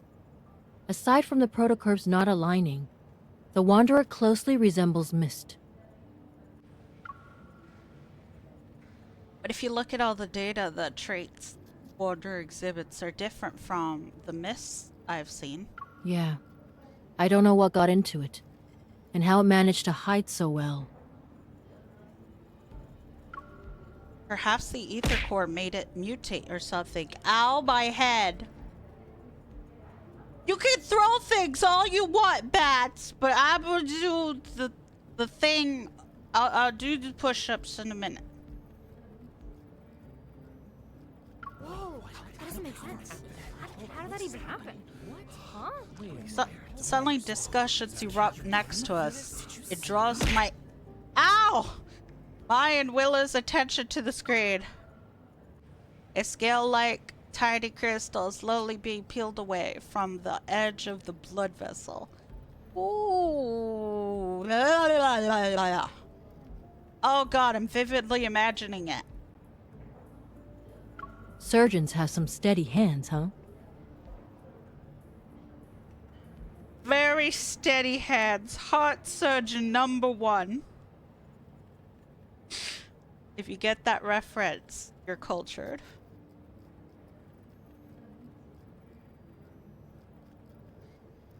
Holy.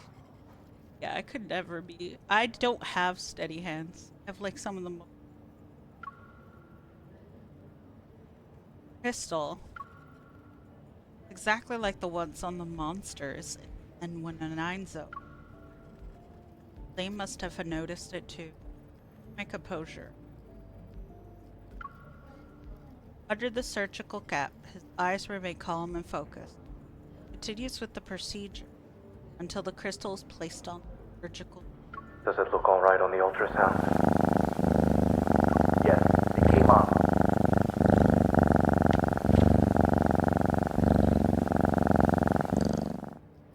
Go for the head, Pat. Any bleeding? No. Let's wrap it up. Applause erupts throughout the observation room, and relief washes over me. However, I feel a strange, unusual tremor in my chest. Something is rapidly expanding. Metaflux. The alarm from the flux stabilizers resound throughout the entire operating room. Captain Willow and I exchange a look and immediately get to work. She starts evacuating the spectators while I run to the intercom. Zane, a wanderer is about to appear. You need to move. Zane can protect himself. Why do we keep treating Zane like he's helpless? Dr. Zane, the patient's blood pressure is dropping. Oh, Zane's not moving for nothing now. Zane doesn't like letting his patients die under any circumstance. Increase the adrenaline to 0.1 micrograms. The alarm becomes louder. I immediately pull out my gun and aim at the area where the energy fluctuation has peaked. The faint energy fluctuation dissipates, yet the tremors I feel in my chest show no sign of subsiding. Zane, you need to leave or else it'll be too late. You've seen this man fight! You take him on Deepspace trials with you! And shit. You took him to go find Tobias! Why are we acting like this man can't fuck shit up? The patient's vitals are unstable. Moving them isn't feasible right now. Patient's vitals are unstable. Moving them isn't right now. Agreed. Through the glass, Zane looks up at me, his gaze as calm as ever. Can you suppress the accumulating metaflux with your evil? I meet Zane's gaze that carries a subtle attempt to comfort me. Ow.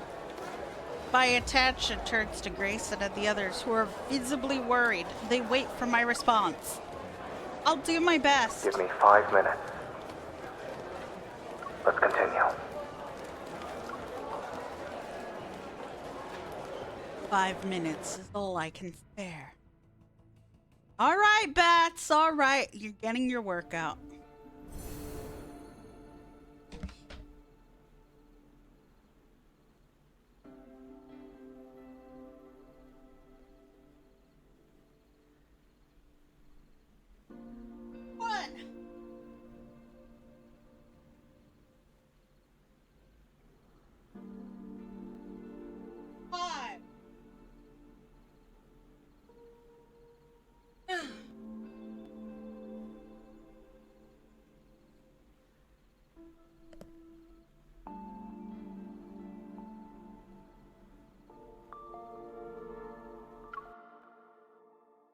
I need to speed through this before the phone dies, because I want this all in one video. Using my evil and flux stabilizers, I successfully buy the necessary time for Zane to finish suturing.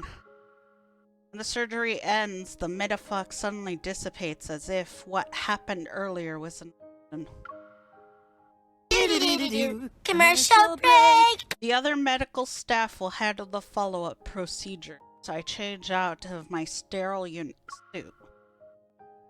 Just as I'm catching my breath, Zane pulls me into the lounge where no one's around. Give me your left hand. I'll do a quick evil examination.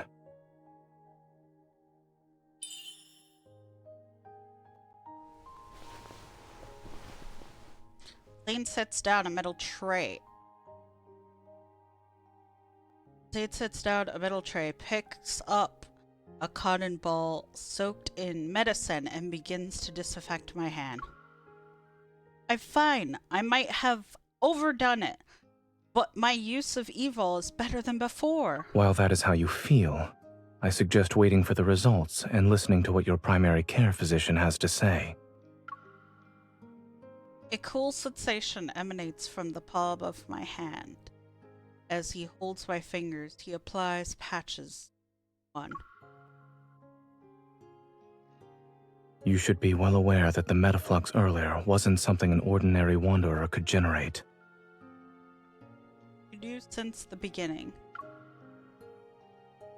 Don't tell me you actually believed I thought you were a hunter escort whose sole purpose is to protect us. Oh, he caught you there. Of course, you and Dr. Noah have known about the existence of ether cores for a while now. Straightening my posture, I start thinking. You noticed it during surgery, right? That crystal was very similar to the sample I gave you. I'm almost 100% sure the wanderer that attacked this patient is related to the... Possible the ether core made those monsters in the N19 zone transform into their current state. Not necessarily. Examination machine beeps. Zane observes the fluctuating numbers displayed on the screen. Continues. The ether core shouldn't be what's causing the mutations. Your heart's integration with one is a perfect example. Given the extent of the mutation you've described, I'm more inclined to believe that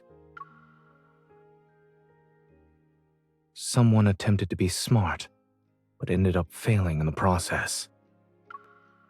Are you saying someone is responsible for the appearance of the monsters and the patient's conditions? You don't say! I'm merely speculating. Don't forget, in this world, many forces covet the ether core. You haven't met all of them yet. You're right. All is well. Have a good lurk, bats! Machine beeps, which indicates the end of the examination. Zane carefully removes the patches from my hand and puts them away. The quiet room, the second hand of the wall clock moves quietly, plucking the faint light enveloping us. I can't help but yawn. I told you I was fine. If I have to say there's a problem, then I'm feeling a little tired now. Watching a surgery must have been boring. Not at all. It's actually my first time seeing corpse surgery. Looked cool. Taking a paper bag from the table, he settles on one side of the couch, grabs a sandwich and pulls it apart with his clean hands. The hospital cafeteria is closed. We'll have to make do with what's available to us. While the chaos has subsided, the persistent scent of disinfectant lingers in my nostril. While my body is tired, my mind is still excited. I decided to direct my excess energy to the surgeon himself. Were you listening to me before? Someone said he'll learn to accept compliments from...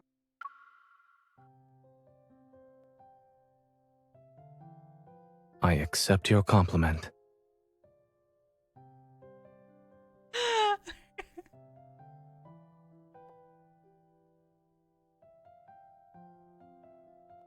Sandwich bread is already flat. Bunker looks appetizing. With the finesse of a chef, Satan lifts the bread and bacon. He then proceeds to discard the wilted lettuce, leaving only the ham slices, red cabbage, shredded pork that have withstood the test of time. They will be very memorable. Not only did I see you perform surgery for the first time, I also had the privilege of observing a sandwich under. I've just removed the parts that experienced excessive nutrient loss and would have impacted digestion.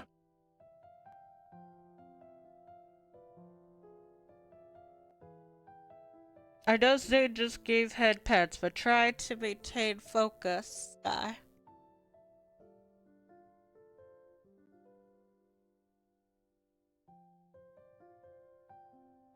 Is nutrition one of the things you... Is there anything Dr. Zane can't map? I have to admit that when it comes to accepting compliments, I'm not very good in front of you.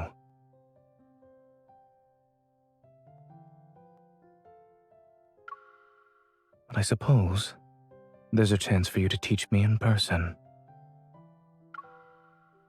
Looking at me with a meaningful expression, places the surgery affected sandwich in my hand. Then pulled.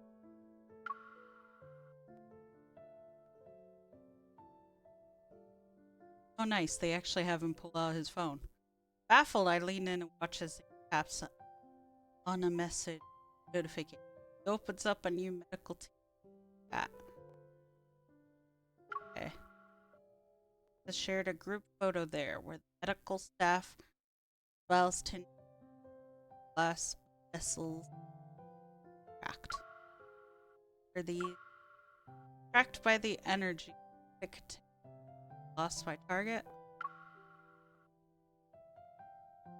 You overdid it, yes. But the medical staff said you're the most surprising hunter they've ever seen. They don't need to go that far. Embarrassed, I sheepishly laugh. I quickly shift my attention to where Zay his phone abruptly starts.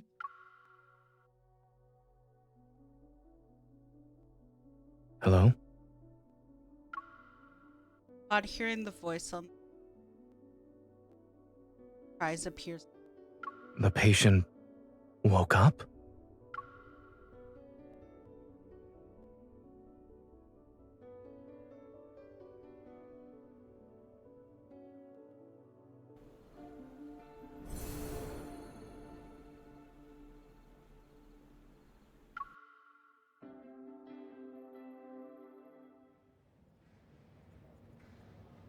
When Zane, Grayson, and I arrive at the entrance to the ICU, a nurse approaches.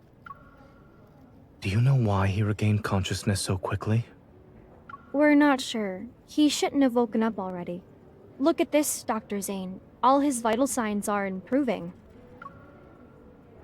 Zane and Grayson change into sterile suit. Enter the... I wait outside. Can you hear me? Do you remember where we are? Look at my finger. I really wasn't expecting him to save the patient when they were at death's door. Look, it's the dead man walking. Mr. Carter. Hello. We meet again, miss. With the sudden appearance of Carter, I cautiously step to the side. However, he meets me with a smile. He raises both of his hands. Don't get the wrong idea. I wasn't following you. This patient happens to be an important client of Xander Sciences. After hearing about the incident, I decided to pay him a visit. You weren't there when he was in critical condition. I don't think he's that important to you. What do you mean?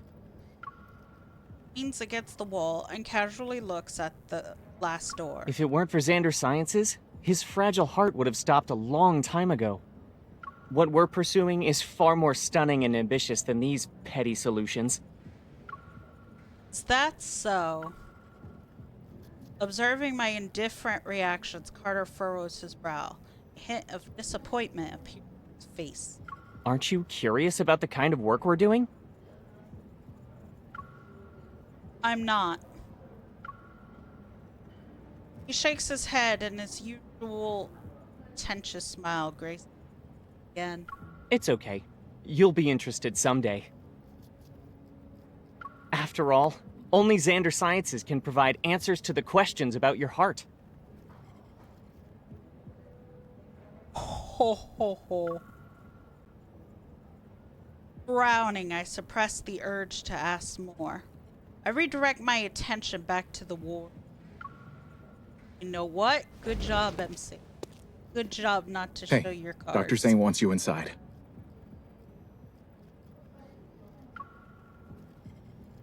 Grayson Hurley walks out and hands me a sterile suit.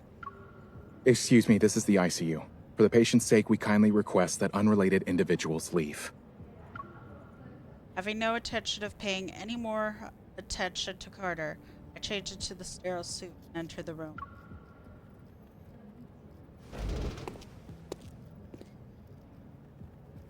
The man lying down on the bed has his eyes half open. His voice is yet infused with excitement. I'm back. I'm back. All his vital signs appear to be normal. However, under normal circumstances, a person wouldn't recover this quickly. Zane talks, corrects him. More anomalies may occur. Stay on your toes. Acknowledging him to the bed, introduce myself, and state the purpose of my visit. I then proceed to ask questions. Davis, you said you're back. Where were you? Where were you? It trapped me. I couldn't get out. It was like a nightmare. I couldn't wake up. I turn on my watch and pull up a picture of Mist. Say it, do you mean this? Yes. It was that thing. It was inside of me. But it wasn't. Suddenly the vital signs monitor start to beat loudly. The man on the bed begins convulsing as if something started choking him. Metaflux, Zane! I quickly pull out my gun and slam— How are you gonna shoot Mist, you stupid bitch? My gun and senses are more intense fluctuations and surge and engulfs the entire room instantly. Grayson, transfer the patient to another room and prepare for resuscitation. Unexpectedly, a rift appears and reveals the shadowy figure of a wanderer. Moving myself to the front of the bed, I point my gun at the wanderer. However, it disappears in the blink of an eye. A second later, it materializes like a phantom in another location. Hey, behind you. Evading its slash, I aim my gun at the center of the fluctuation. However, a tremor overwhelms my chest. I barely feel any pain. Only a dense white fog surges before me and obscure my vision. The ward dissipates, as if my surroundings are transforming into another realm. The last thing I see is Zane rushing towards me. This doesn't sound good, I know, right, Yuka? I told y'all, this is a horror game. A horror game. Zane, watch out! Horror game. Horror.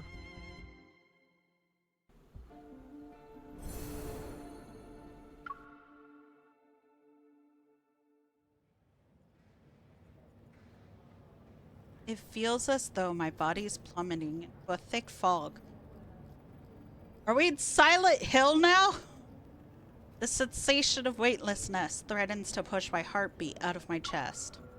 Amidst the chaos, I muster all my strength to find something, anything to hold on to. And after what feels like forever, my feet touch solid ground. My surroundings become clear. Bathed in dim feeble light, a long corridor appears before me and remains hidden in the mist. Where's Pyramid Head? I know, right?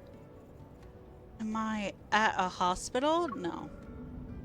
I feel a faint tremor in my chest, a familiar energy surges with the mist. It drags me somewhere. This fluctuation is from an ether core, probably in the Wanderer's protofield. As I stand in the empty space, the sound of approaching footsteps reaches my ears. Turn around, I notice a dark figure. Zane? An onslaught of sharp ice crystals materialize around me. They're ready to pierce my heart.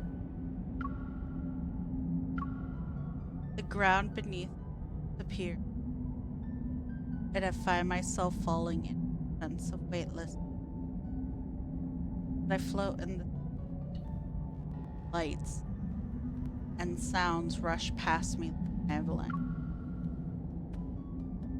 Within the boundless darkness, as if a pair of hands gently lifting tired. Struggle to open my eyes after feeling my steady heartbeat for several seconds on the bed. You're awake. Dark, what is happening?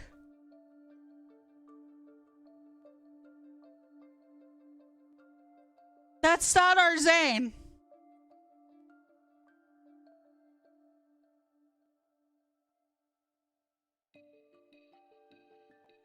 What is happening? Good thing we've read Dawnbreaker before this. Oh my god, Parallel Zane. Gary, look! It's a Parallel Zane! It's fine. How is it fine? Dawnbreaker never gets to have happy moments. What do you mean it's fine? I know it's gonna lead to depression. It's Dawnbreaker Zane. Nothing is ever fine with Dawnbreaker Zane. Okay, you're right. I tend to overreact, or I keep reading, and things change. Maybe you're right. Maybe you're right. Maybe you're right. By the floor to ceiling window stands a figure wearing black clothing. He turns around. Behind him are dilapidated buildings, and the sun sets tender light. Zane! The figure takes another step, his appearance nearly overlapping with the dark figure I'm back. How are you feeling? After hesitating for a moment, I reach out and touch his.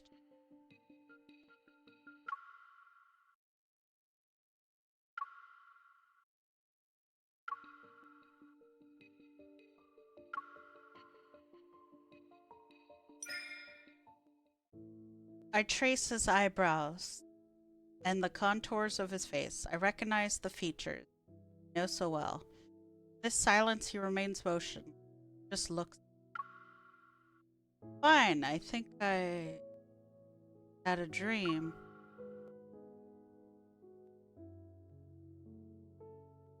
Perhaps it's the influence of the protofield that caused me to have those strange illusions in my head to clear my thoughts. Shift my focus to the room.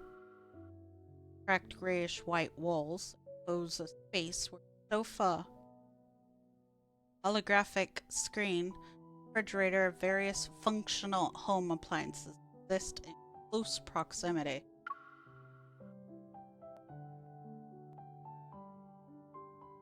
Why does my bike do that sometimes?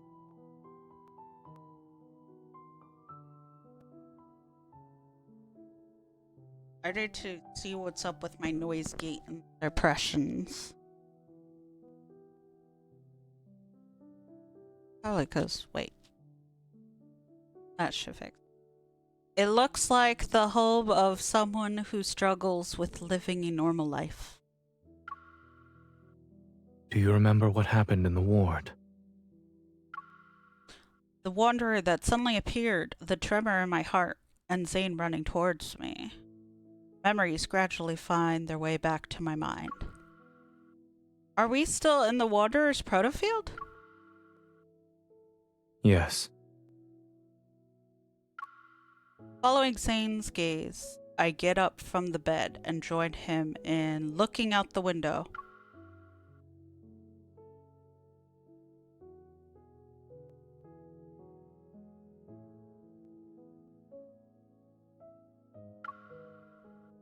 Picture. Thank you for letting me know, Dark. As the final remnants of twilight vanishes, the city stands before us. Under a light blue sky, its desolation is evident. This place is a rusted skeleton of its former self.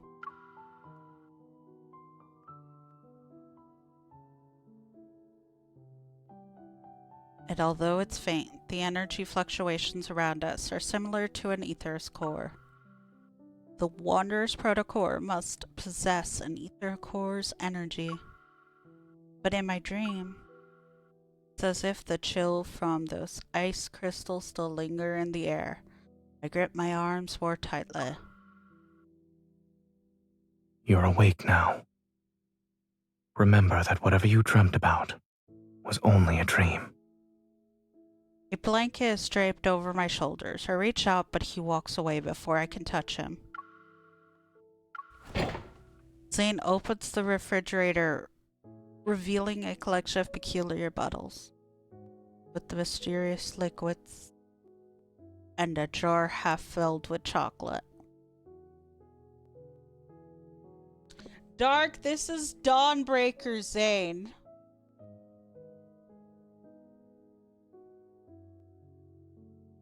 Really is a different Zane.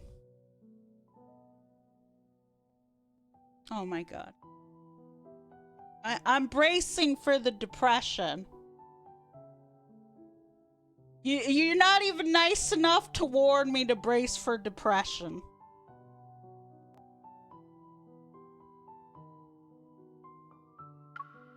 After opening the jar, he offers a few pieces to me. Their packaging unexpectedly fancy. I'm not hungry.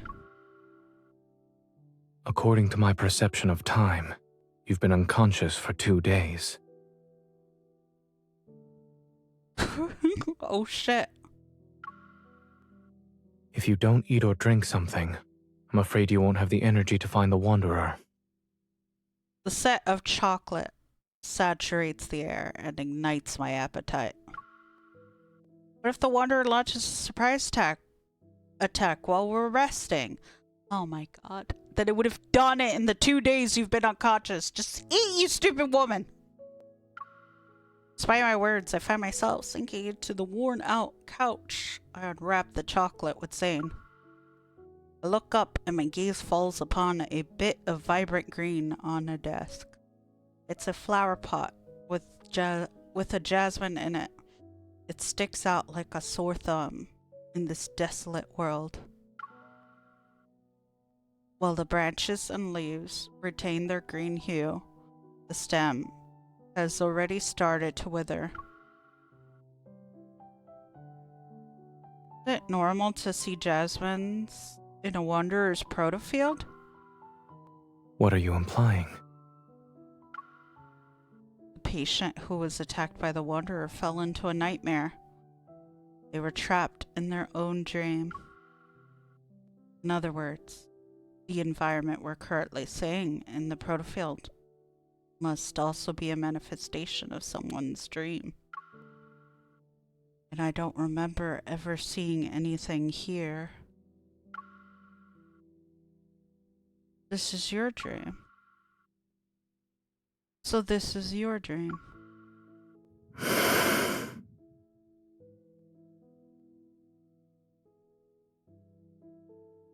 Are there any comments you'd like to make about it? Even in a world as broken as this, chocolate still exists. I expected nothing less from you. Shouldn't you be saying something like, "Thank goodness it's Zane's dream. We can still eat chocolate." Oh, so it's not Dawnbreaker Zane. It's Dr. Zane dreaming about Dawnbreaker Zane. Okay, we have a chance. Thank goodness. Okay, if I talk too low, the microphone stops speaking. Pick me up. Good to know. Zane, who's wearing nothing but black clothes, appears somewhat strange. Maybe this is how he sees himself in his dream. I have dreamt of this place. However, the jasmine hasn't wilted yet, and the world itself isn't in such a dilapidated state. Is this the nightmare you've been having then? Zane is quiet for a while before responding in a soft voice. Yes. Don't be scared. Dreams are the opposite of reality. I offer the unwrapped chocolate to his lips. Try it. Who knows? Maybe the chocolate in your nightmare doesn't even taste like chocolate. Lowers his head and eats chocolate. It's carrot flavored.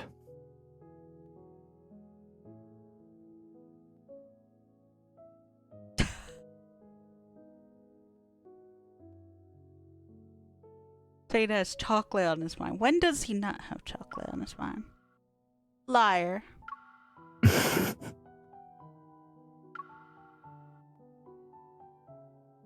But I actually like. Don't judge me, chat. He looks out the window again, where the silhouette of a bird flies across the darkening sky. Since dreams are the opposite of reality, perhaps I'm not a doctor in this one.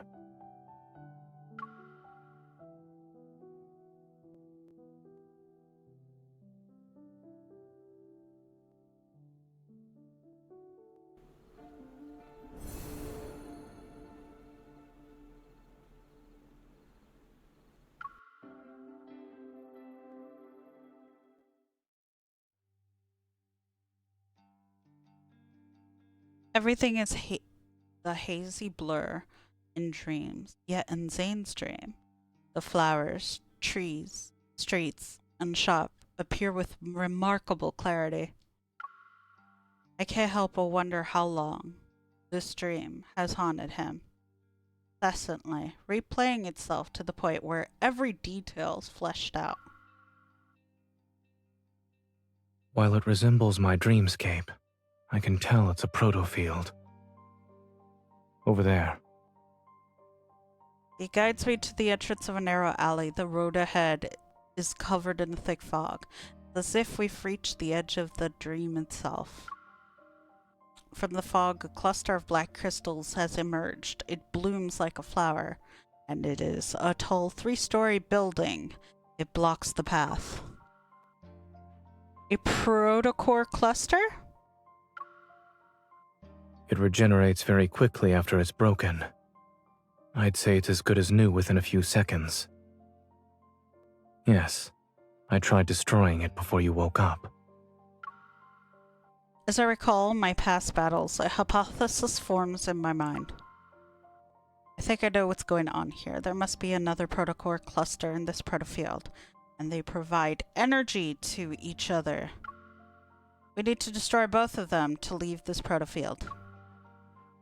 Eating sweets certainly makes one smarter. Thank you for the compliment. I gestured toward him. Though I'm only slightly smarter than you. Chuckling, Zane pulls down my hand. Since this is your dream, do you think you know where the other protocore cluster is? When you're in a protofield, using evol in a scientific matter is more effective than dreaming. The protofield is practically drenched in erratic energy fluctuations. Yet amidst the entanglement of protocurves, I detect one that stands out. Open my eyes and point in a direction. From what I've sensed, the second protocore cluster should be on the other side of the protofield. Similar energy fluctuations appear from another direction. I look at Zane. Which one would you like to pick?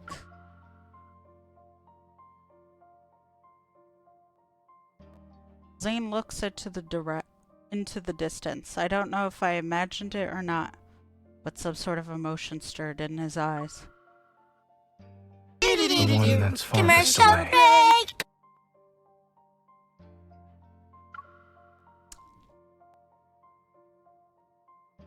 The far end of the city, cloaked in black mist, resembling the gasping maw of a beast hidden in the shadows. Nope, I want that one. I understand this is your dream, so you know where the dangers are. But are you going to face them alone again? This is my dream. I can get to my destination faster than you. But your dream isn't exactly being nice to you right now. Maybe the more you try to use it, the more it'll use you instead. Let me go instead. You. Don't push yourself when you're in trouble. I got your back. That's a tip from your hunter escort. Smiling, I take a step and pat his back. Without waiting for Zane to respond, I wave and start walking. Don't push yourself. That's a tip from your primary care physician. Behind me, I hear a soft sigh, followed by Zane's words that are tinged with worry. Pretty rare catch a glimpse of him standing in the shadows. He's far away now, but I can't clearly see his expression. I press my lips to a thin line and nod. Regardless of whether it's him or me, we know we'll always support each other.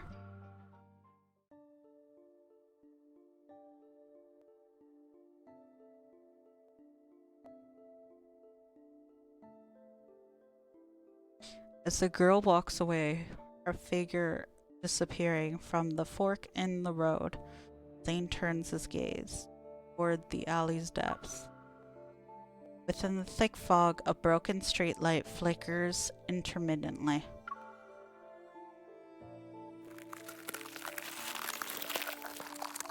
He raises his hand. Parts of the mist detach themselves from the air, spiraling and condensing. The coalesces into icicles above his palm.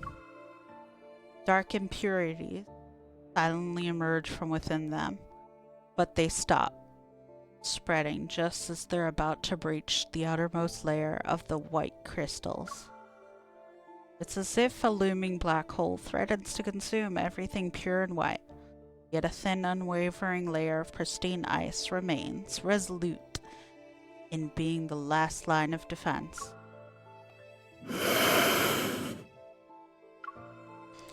Shadows stretch, and in the boundless fog ahead, the protocore cluster awaits his arrival like a slumbering wanderer.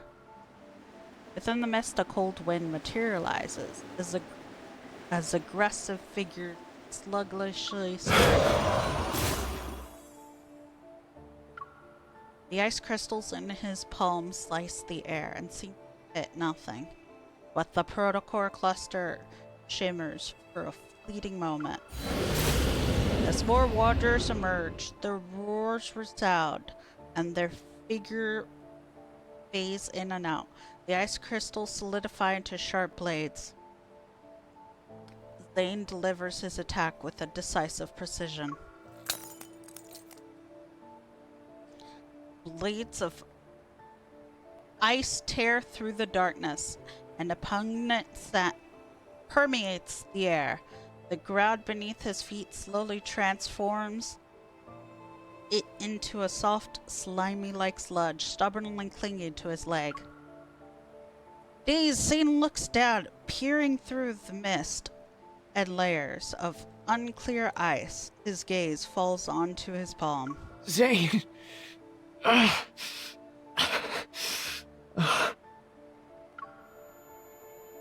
bloody hue taints his hand, and an eerie shadow is cast over his senses. He momentarily is transported back to the bone-chilling nightmare. Zane is shocked. He looks up and knows who's standing before him. The tension is palpable, gripping him. William? It's too late. Please.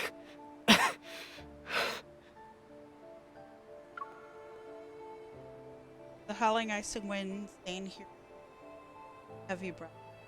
Once again, he's returned to the endless snow-covered expanse of bloody tears stream down from William's eye socket. Then an array of faces emerge from the cluster projection. Aren't you going to celebrate my birthday with me? Why did you kill me? Aren't you a doctor? You should have saved me! Why didn't you save me and my child? Zane, please. Kill me. He's suffocating. He's trapped. His head is spinning. Zane notices his fingers are trembling uncontrollably. He staggers back only to trip over something again. It's just an illusion. It's not real. It's not. Oh, our poor baby Zane! More and more hands stretch out towards him. They're frozen. The space around him shatters and distorts into mirror. Reflect his bloodshot eyes. They reflect his hands are clenched so tightly that veins bulge.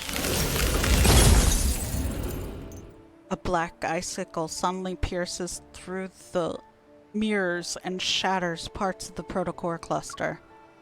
The protocore cluster doesn't regenerate. It resembles a cliff, teetering on the edge, ready to collapse in on itself. She made it. As the mirror shards dissolve into black mist, a cold light intensifies and casts an ethereal glow. Determined, Zane thrusts the ice blade toward the human figure. Zane!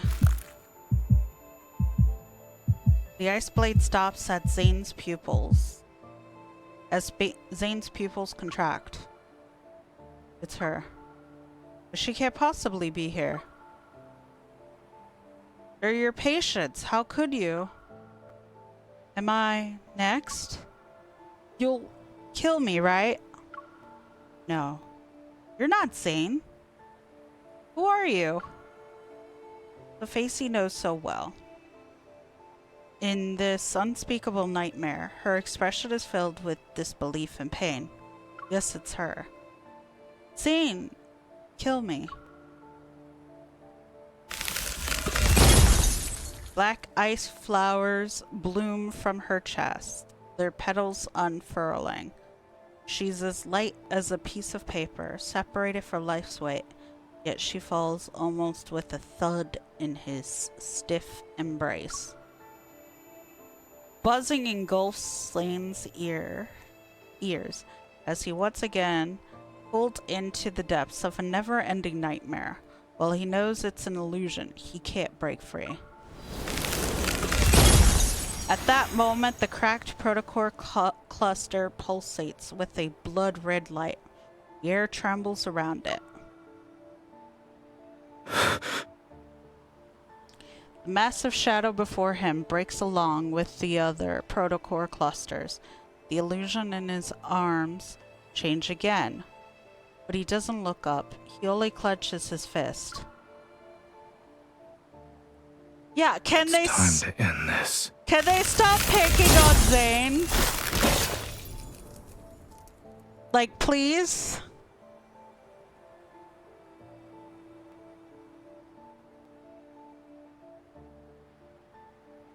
A cold gleam flickers and pure black ice crystals surge beneath him. They freeze every figure and lurks with the shadows.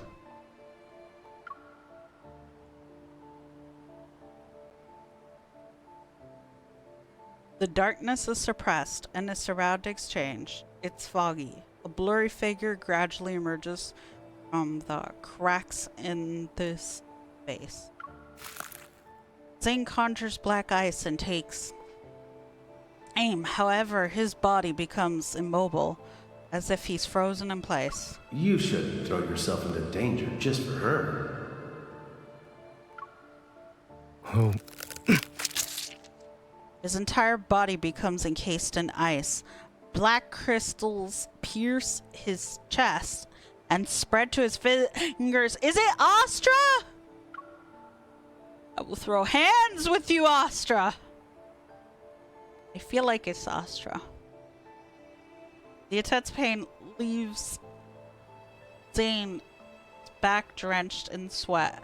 He's unable to control his body as he collapses. His heart races in fear as he hears that cold voice. Seek your destiny. Only then can you be redeemed. Who is that talking to him?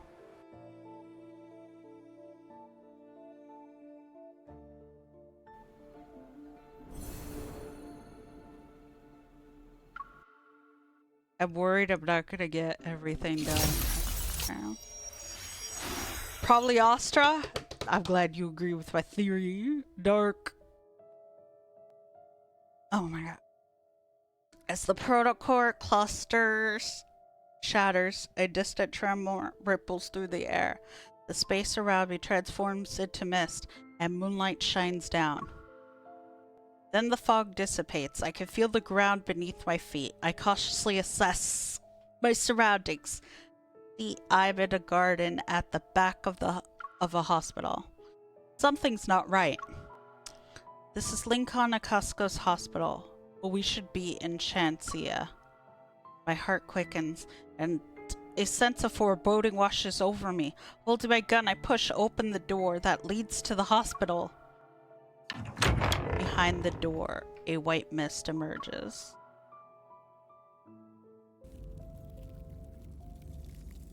When it cleared, I noticed I was back at Zane's place. By the couch. Someone was laying on the floor with their back to me. Zane! Be careful. We haven't escaped this dream. There are 2 layers, and the Wanderer is still here.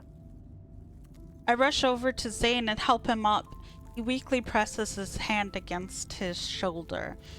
His expression low shows how much pain he's in. Yikes! Zane clenches his left hand and moves away from my hand. The ice. It's dangerous. Don't touch.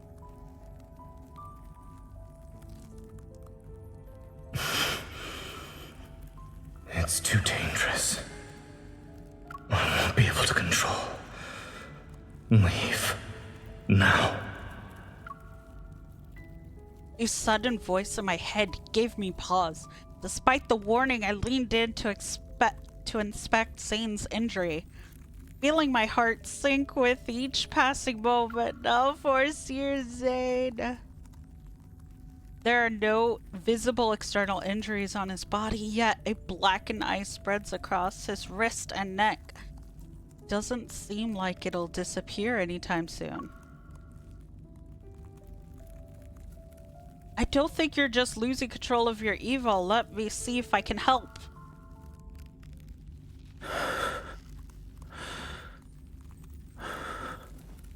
Don't worry. I'm fine. It was just...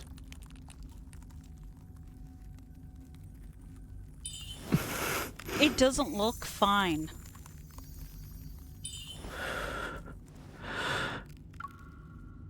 It starts to melt since my method's working. Just sit tight for a while. Don't waste your time on me. We can still go after. Stop being stubborn. Focus on taking care of yourself. First.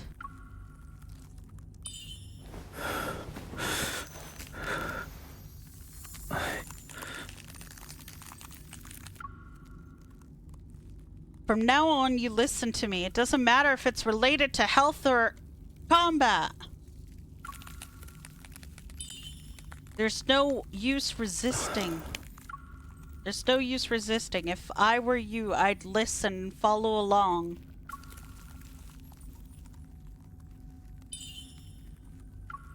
I'll help you suppress your evil first. Tell me the area I should resonate with so you recover faster. My left shoulder. A little lower.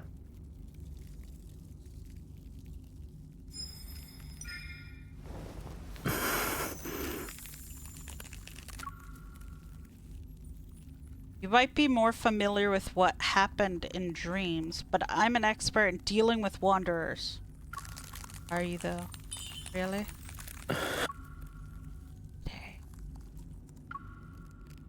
If you rush in head first, again, I won't save you. Fuck you mean you won't save him, bitch? You better save him.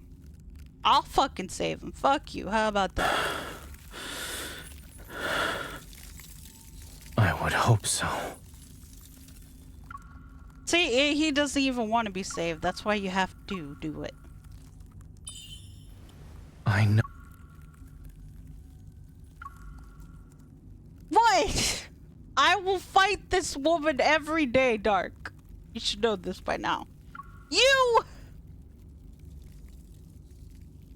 Know how this nightmare ends. Wanderers aren't the only threat here. When push comes to shove, leaving me behind might be for the best.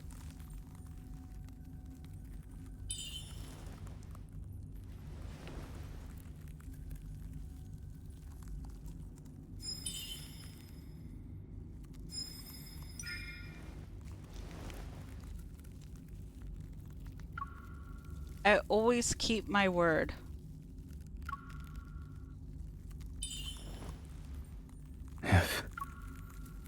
What else do you need me to do aside from leaving you here?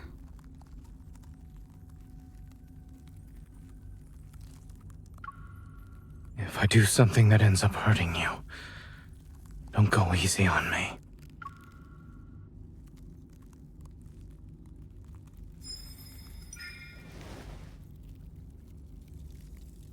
Okay, this is a better picture.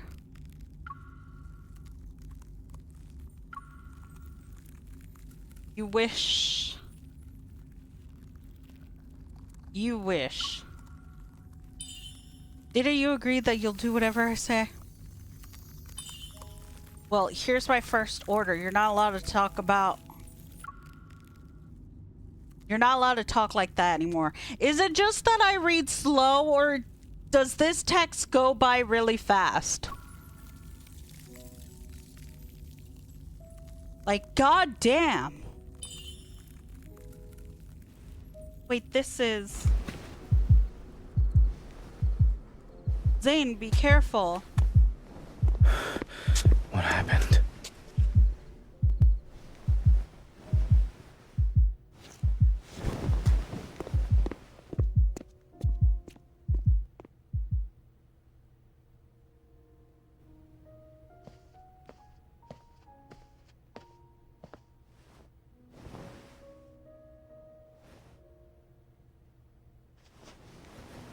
Letting you step into this nightmare, perhaps, was another mistake.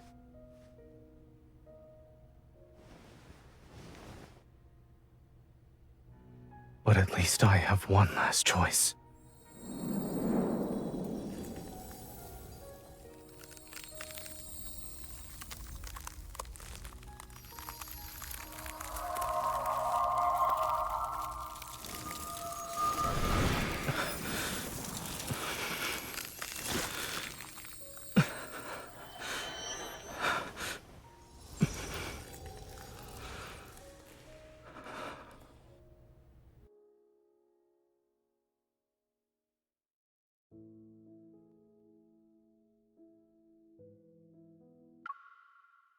As I gather my thoughts, a weary face before me momentarily merges with the blurry image of Zane, my fragmented memories, but they immediately separate.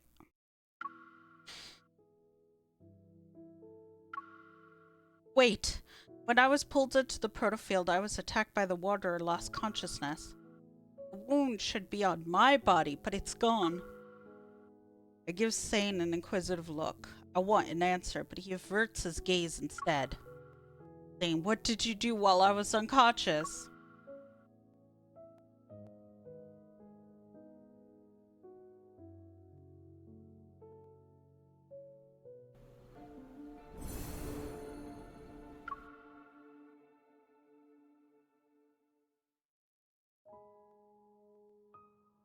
Zane, what did you do while I was unconscious? This why you're losing control of your evil?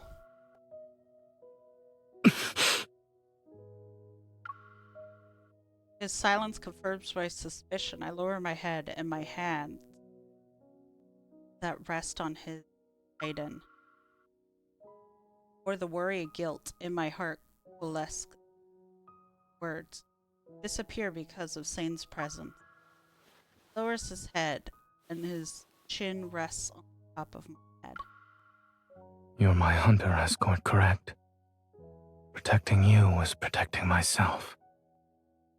And after subjecting you to a distressing dream, ensuring you can leave safely is the least I should do. Why are you making it sound like you dragged me through hell and back? Your dream didn't hurt me. The mist is exploiting it. What if the Wanderer wasn't the only source of danger? You've seen how bleak and oppressive this dream is. As you said, it's not exactly being nice to me.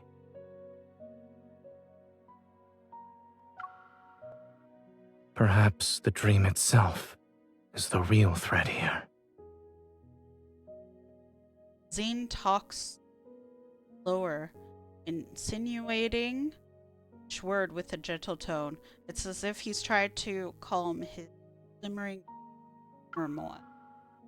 I realized something after we entered the protofield that, based on Zane's dream, been acting more hesitant.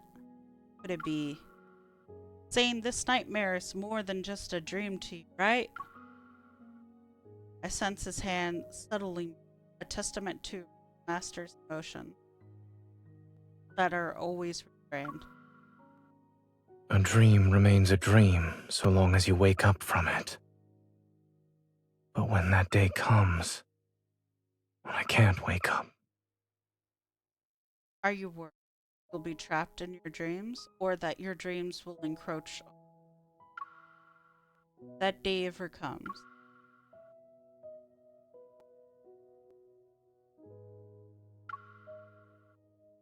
Even if the world falls into chaos and everything turns upside down, I'll never forget who I am, and I won't forget who you are. By then, I'll find you in your dreams, the real you. Resonance light quietly flows from my fingers. I make a not-so-solemn promise in a calm voice. Lane's breath hitches if it's suspended in the air for a while. Then he exhales his breath, carrying the weight of unspoken. If all else fails, I'll bury you in the body of a snowman. You'll be a super big snowman. What? Okay, have a good lurk, Siegfried. Close my eyes and banish the myriad of questions from my mind. You can't deal with it by yourself, then we'll face it together. I'm the best there is, so I'm sure I can lend a hand. I see your problem-solving skills are more on the straightforward, brutal side. Should we consider this a side effect of you becoming stronger? See, it's called having the freedom that comes with power.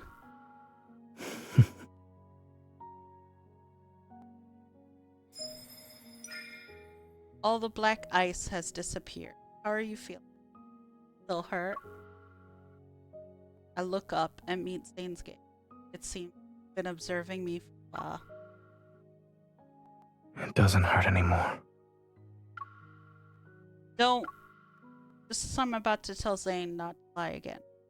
Turns my hand. A sliver of glimmering icy light appears in my palm. Takes back his hand. Two chubby little ice seals tumble into my hand. You get two. As an escort, you are very professional while on the job. This is your reward, since I have nothing else to give you. Do you trust me now? From where I am, light and shadow dance upon his feet. Wait, the mirth in his eyes. You keep telling me not to push myself, but you also need to stop disregarding your safety. He nods. I clench my hand and reach out to him. I help him stand on his feet. I get up. That this dream has two layers. Are we in the outer one because we broke the inner layer? Zane doesn't refute the statement. Turns around and walks ahead to open the door. Step out to be by the night. We retrace our steps through the familiar corridor, return to the hospital garden, which feels familiar yet strange. A mutated Wanderer's protofield defies normal logic. It could be hiding anywhere. Outside the hospital, skyscrapers rise like towering concrete in a forest. Meanwhile, the rest of the city stands in silence.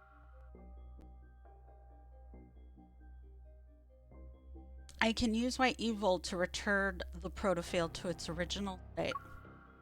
Negative consequences born from mistakes don't need to be fixed.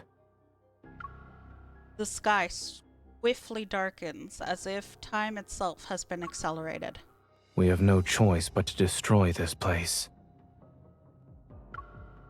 Wait, you're evil. We'll do it together.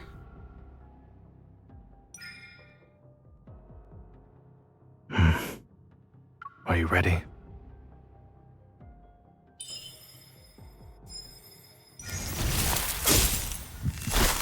Black snowflakes drift from our interlocked fingers. The night wind momentarily suspends before swirling into a frenzied flurry once more. Underneath our feet, a vast expanse of ice crystal blossom. The ground, the building, and even the particles floating in the air were all ensnared in the swift spread of the chilling night, wrapped in its icy embrace. In an instant, the entire world froze into a black amber. A rift violently tears through the fabric of this place. The Wanderer can't hide anymore. It screeches and reveals its true form. There it is, let's go! Zane's coat flutters wildly in the wind. Amidst nightmarish darkness, an icy glimmer materializes in his hand. Let's end this before the breaking dawn arrives.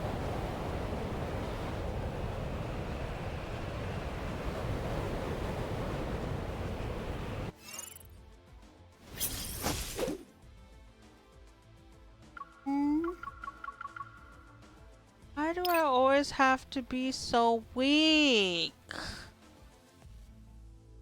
Dawnbreaker. Let's go. I would use Dawnbreaker before I had Force Seers, and I would use the fuck out of Dawnbreaker. Concentrate. She was so good at battle. Don't underestimate it. Don't rush. Let's see what it's with our combined strength. Here I go. It is falling apart. Victory is within reach.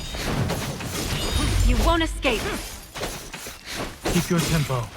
Eat this.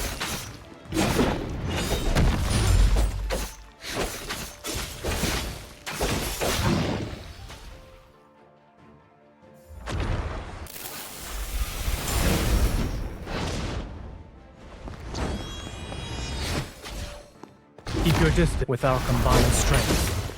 Here I go. Proceed with caution. Use Leave this this to me. already. It's upsetting me that you haven't used it. Stay safe. Don't get distracted. There you go. My turn. You won't escape. Watch out. I'm okay. With our combined strength, it is weak. Now's our chance. Seize this chance. I'll send it on a journey. Let's It's go. final journey. Keep your tempo. Commercial break! God damn it, commercial break! Don't tell me you ruined the Pay attention. animation for everybody. Zane. Here it comes. Leave it to me. Is this what you wanted? Perfect. You won't escape. With our combined strength.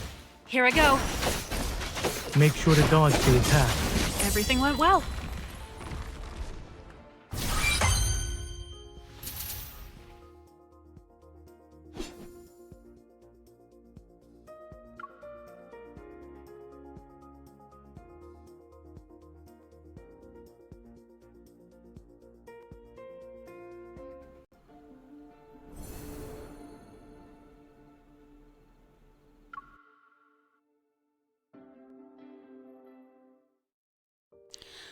Once the final blow is dealt to the water, an intense tremor surges from the depths of my heart. But the resonance is unmistakably this time. It's akin to gentle waves brimming with power. A light, warm glow gently descends into my palm. Is this Chancia Hospital? The breaking dawn's light streams in through the window. In the silent corridor, the air carries a faint scent of disinfectant. Have we returned, Zane? I'm here. As my hand is tenderly squeezed, I turn my head. Zane is next to me. Wait, I need to double check. Are we still in the protofield or are we in reality? Turn around first.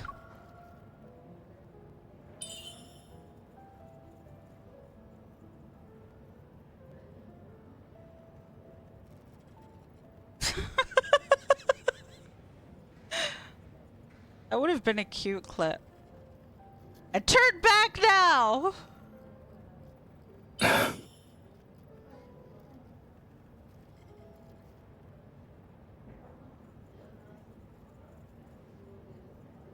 Though his expression has a bit of helplessness, Zane still complies.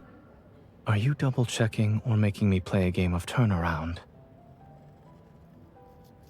I'm confirming that Dr. Zane is the person with me right now. A burst of laughter erupts from deep within me, but in the very next second I collapse onto the ground. His arms immediately extend to steady me. Are you alright?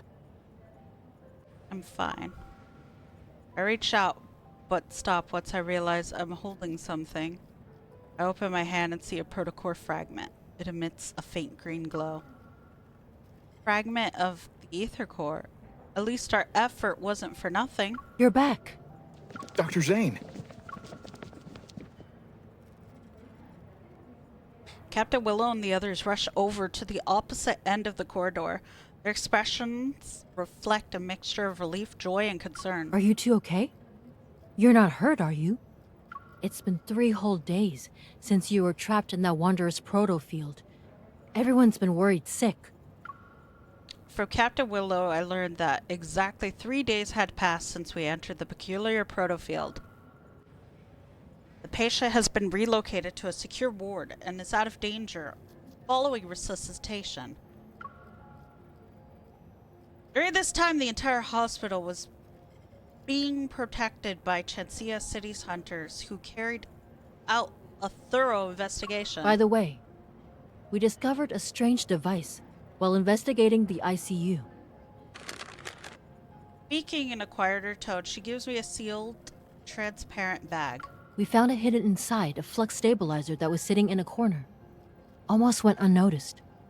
Ever since that incident happened in the ER, the hospital's flux stabilizers have been examined or replaced. Though only recently did someone tamper with one of them. I take the sealed bag and show a grateful smile. I'll ask the association to conduct an investigation.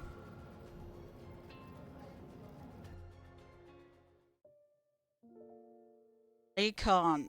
3 days later, I open the door to Zane's home. It's quiet. Zane?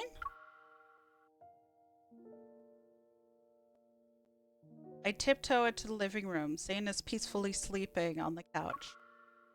The curtain gently flutter in the warm breeze light, and a shadow glides from his nose to his chin. Is he sleeping or... I move closer and place my hand over. Just sleeping. Must be exhausted.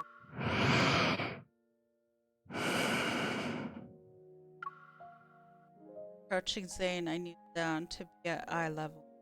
I carefully cover him with a that was on the couch. The tension on Zane's brow dissipates, and his expression is I look at his face. The thoughts in my mind race, reflect on events that have unfolded. I could finally rest. My watch vibrates. I leave the living room and answer Simone's call. The preliminary analysis results are out for the thing you brought back. Tell me. It has an intricate structure. Took me a while to disassemble it. I found a radio frequency chip that resonates with metaflux fluctuations. Basically, it's an energy transmitter. It can locate protocores and even attract wanderers via fluctuations. A wanderer attracting transmitter. As I recall what had happened, one figure stands out as the most suspicious, Carter. He just showed up before and after the patient displayed abnormalities. I share my suspicions with Simone. She then poses her own questions. The complexity of this small device is far beyond his understanding, and even Xander Sciences. It exhibits highly advanced protocore technology. Xander Sciences is a medical institution. There's no way they could possess protocore tech that rivals the associations, right? So what are you thinking? After the founder of Xander Sciences, Raymond, passed away, the company's future was uncertain.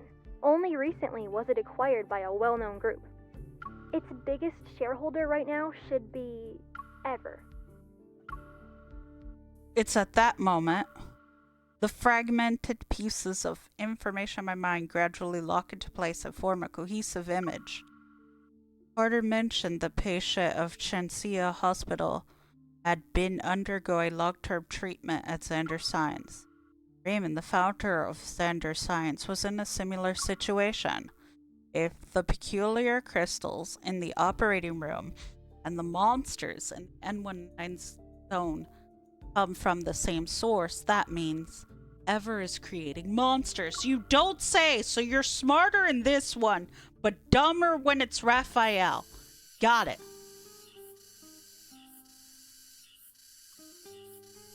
What the fuck is that sound? Once again, Zane finds himself chasing after the familiar figure. Okay, seriously, what is that sound? What the fuck is that sound? Hold up, I need to figure it out.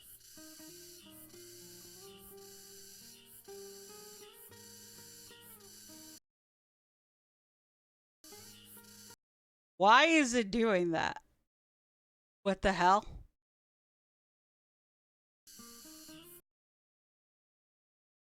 What the fuck is that? Dark, is that supposed to be happening? I need to know.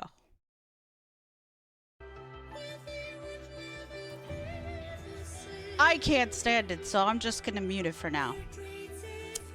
Under radiant sunlight. Oh, it's cicadas chirping! What the devil? That's what cicadas sound like?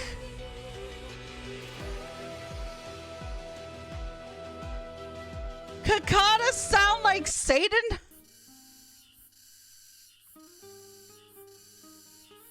Gary! This is apparently what cicadas sound like! I've never heard cicadas. Cicadas! I've never heard cicadas before in my entire life. I was like, what the hell is this sound? Is my capture card fucking up? Is the game fucking up? What is happening? Oh. Bugs sound fucking awful. I can't stand it. Okay, now that I know it's a sound that's supposed to be happening, I will continue. Under radiant sunlight. Cicadas. I love bugs, nom nom nom. And their demonic sounding asses. In the background, chirp in the background while the pristine azure sky stretches as far as the eye can see. The sun sits on the edge of the city's high-rise building. They make me want to stab something! It sounds like a fucked alarm clock. And I think a monkey getting its balls ripped off. And an Onryu saying something in the background all at once. That's what a cicada sounds like to me. I hate this sound. What the? I hate this so much. Thank you, Gary. It's not drowning it out, but she tried. The girl turns to him. She smiles. At least he caught up to her. Finally. He holds out his hand to the girl, and she firmly grasps it. Yet the two find themselves tumbling back into the seemingly endless empty corridor. Black crystals emerge from his palm. They encroach on the girl's forearm. Sunlight is engulfed by darkness once more.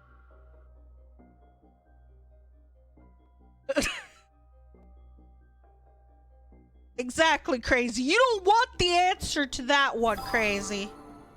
You don't want the answer to that one. And yes, thank God we finished all of that before my phone died. Woo! Perfect. 2 stories engrossed in 2. Just like it should be. Also, meal time. I'll show you my portfolio after. I want the one where Xavier asks, can I join you in the shower?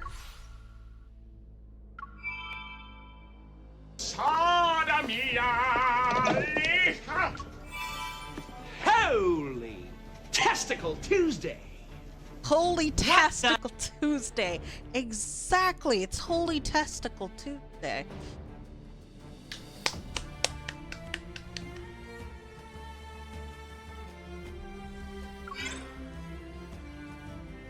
Now I know what Cascada sounds like. God freaking damn. I didn't need to know. Here we're at work. God damn. Let's answer a phone call. And text messages. I'm tired of being behind on calls. I want to start answering calls as I get them. Type shit. I just realized something. We should celebrate the fact we completed 20 Deepspace trials. Hooray! It's not like I'm on Deepspace Trial 48! This is why I want to catch up on the calls! This would have been wonderful! Back when I completed Deepspace Trial 20. And I didn't know they would do things like this. I'm on Deepspace Trial 48. Okay, let's pretend we're celebrating 40th. Or 40th. And not the 20th. Shh.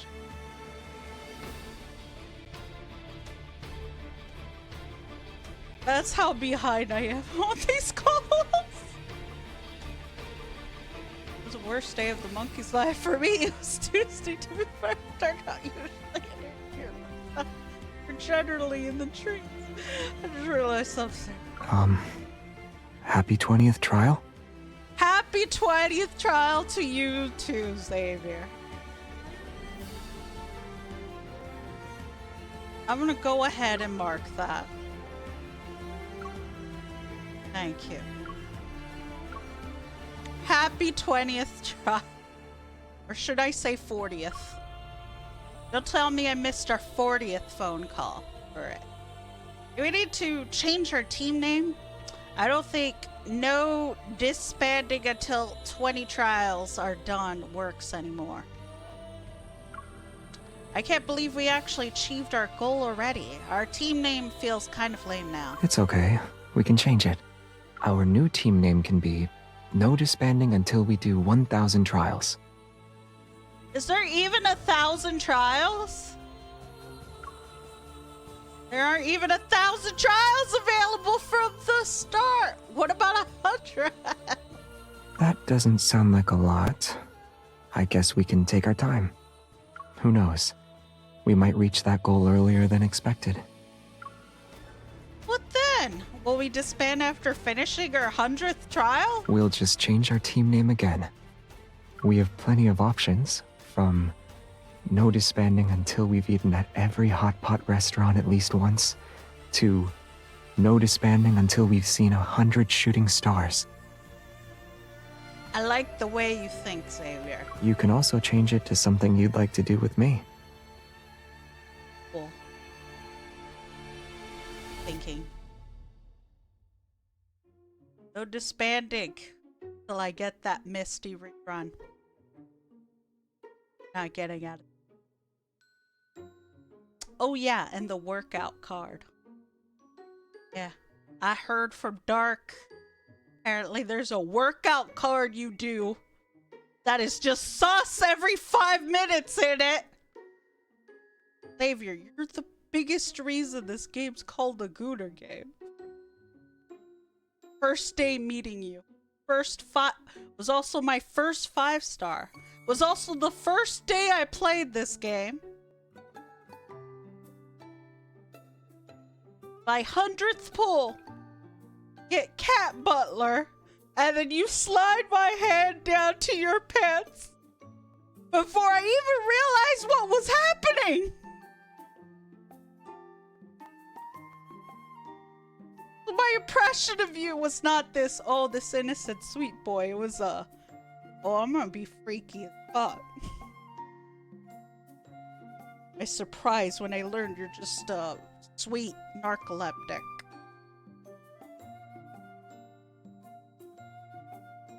But yeah, no disbanding till I get those cards.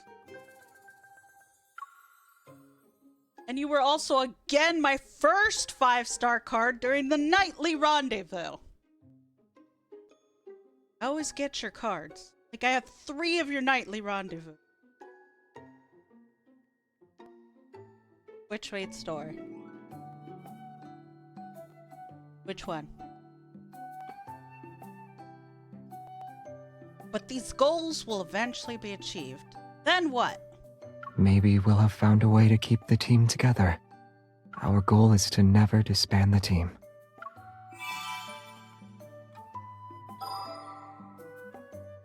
I did not start the main story. This is the funniest part. Because I realized I was joining late for the cat event, right? So I rationalized. I need to find as quickly as possible. I did not touch the main story for weeks and weeks and weeks after.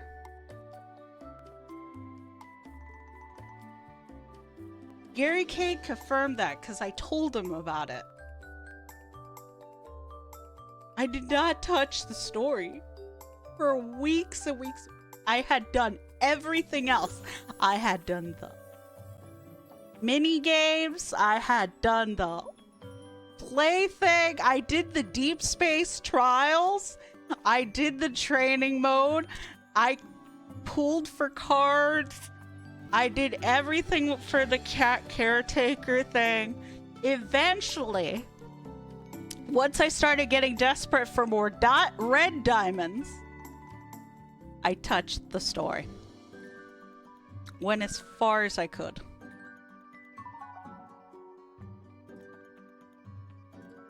Because I couldn't sit down and read. I couldn't get myself to read. My mental health was still, like, unstable at that time. Like, it was slowly being pieced together thanks to character AI and Deepspace. But I couldn't sit and focus on all that reading, so I didn't touch the story. Eventually I did, and I was like, oh shit, this story is good. Why is this game going so hard on its story? It didn't even need to. And it happened. Let me double confirm by checking my thing here. I really love seeing this picture right here. So cute. Love timeline. Down we go. The hello, mysterious stranger.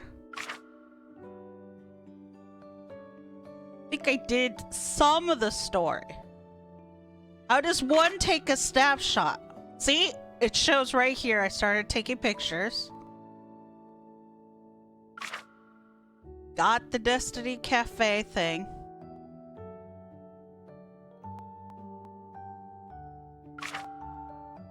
Me, him, and Destiny. Too bad I can't play it. A gift from a distant planet. Got his affinity up. As you can see, no signs of the story. Did all the cat things.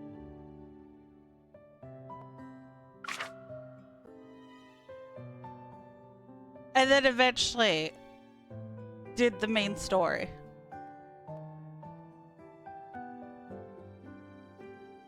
And then kept doing other things.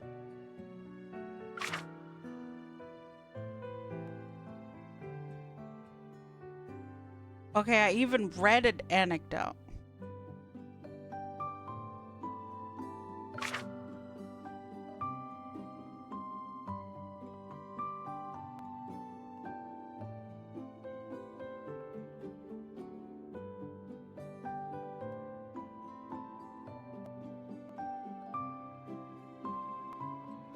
Did I not do the photo shoot story chapter thankies on stream? I don't think I did. I kept focusing on events. And then eventually, the other things.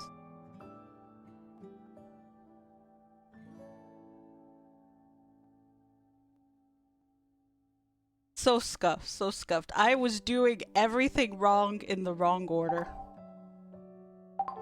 And I accidentally did Silas's parts of Silas before finishing the main story. So I scuffed it even more.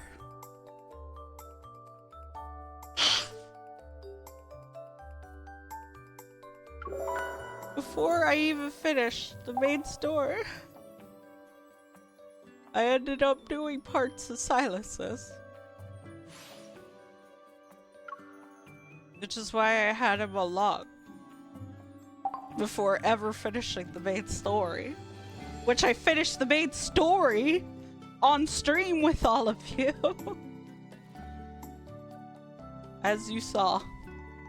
And then we did finish Silas's thing properly. And I'm like, yeah, I need help making sure I do this in proper chronological order. Alright. I'm gonna also bother Xavier Roleplayer on Twitter. Like, I'm pouting because you're not in the picture with me. So I think it'd be funny if I take the same picture I tagged him in. Except this time, we're added in it. Disagree, chat? Or you agree? I think I'm being clever. Where's him with his arms crossed? I don't remember how to get him to cross his arm. What pose did we use?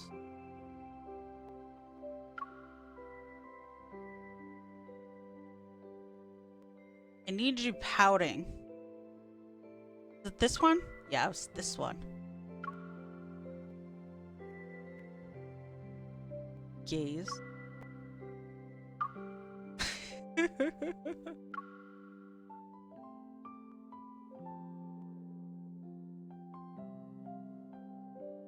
Is there another crossed arm one?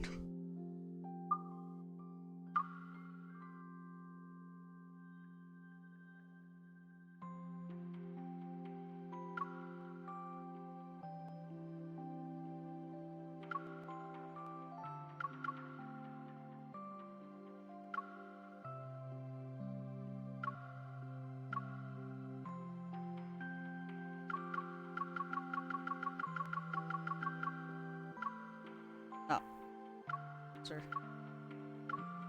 Closer.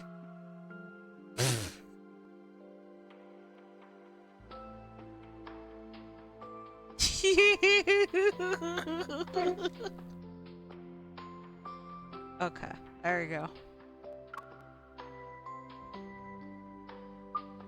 My closet. What is a good...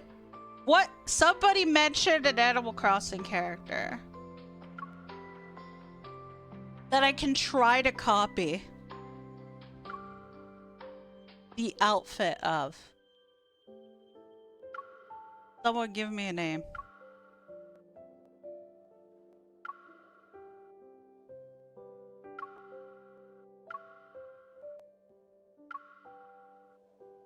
Try to think. Otherwise, I'm just gonna go with something.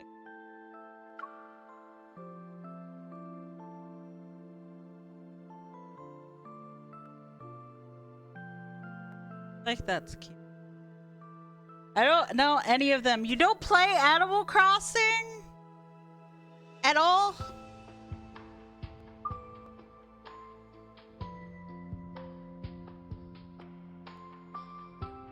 Nope. You've never played Animal Crossing.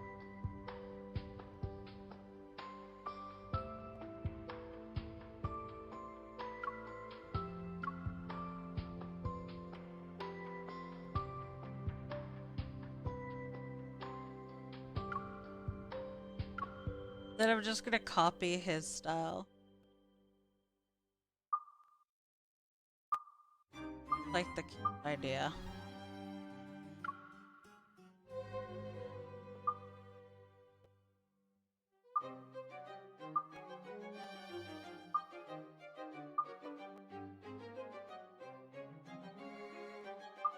Not like I have a like Raymond.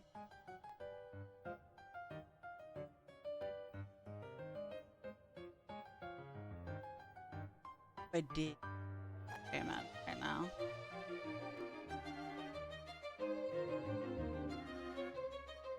Also, MC could totally cosplay as you.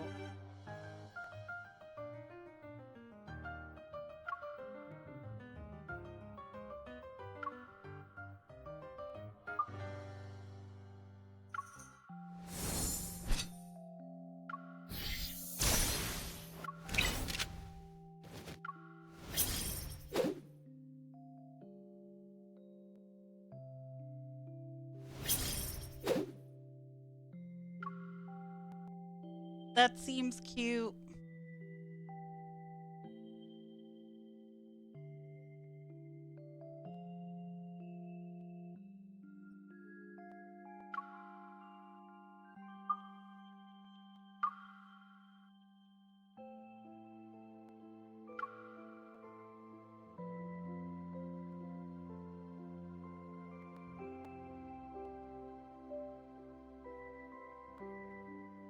Would I get the tail in?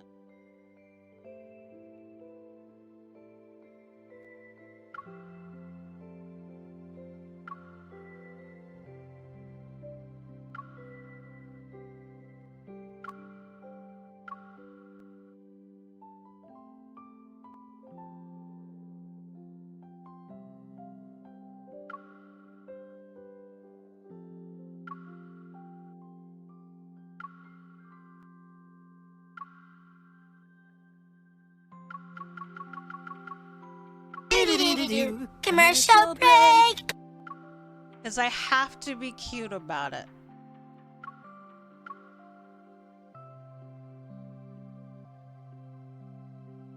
Toasty! There.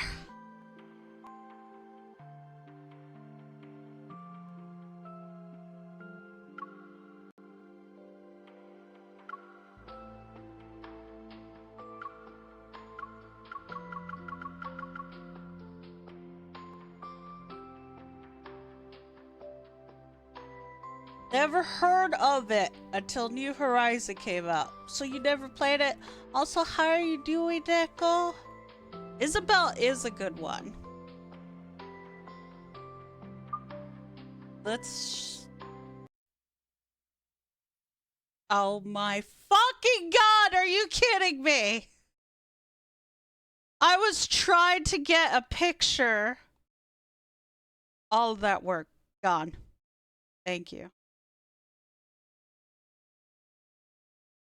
Thank you, phone. Where is my battery case even?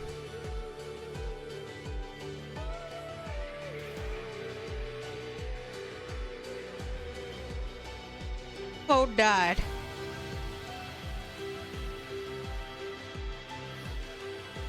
It's called my phone ran out of battery. Nothing could be done.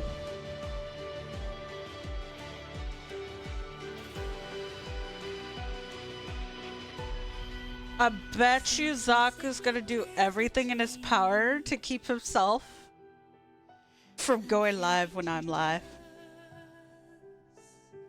Just so I don't raid him. I know him to be this way.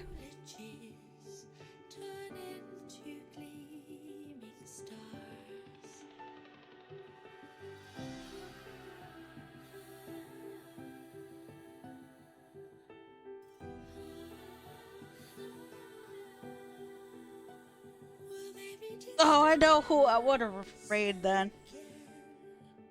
I'm being biased. I'm being completely biased, but I don't care.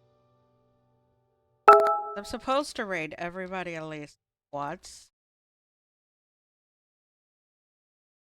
Some love for longevity before fading to dust. But thank you guys for watching my stream. I hope you all enjoyed. I'm happy that we actually did underneath and all that within the same stream.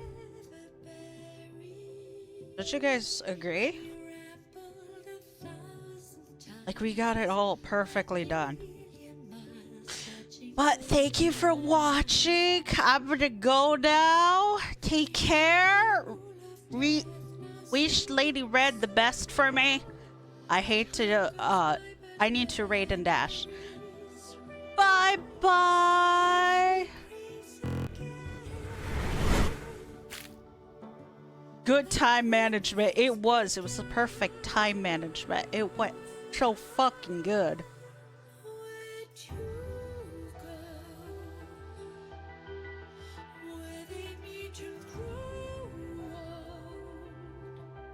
Oh my god, I'm not pressing it again. I pressed shout out instead of fucking raid. Of course I did.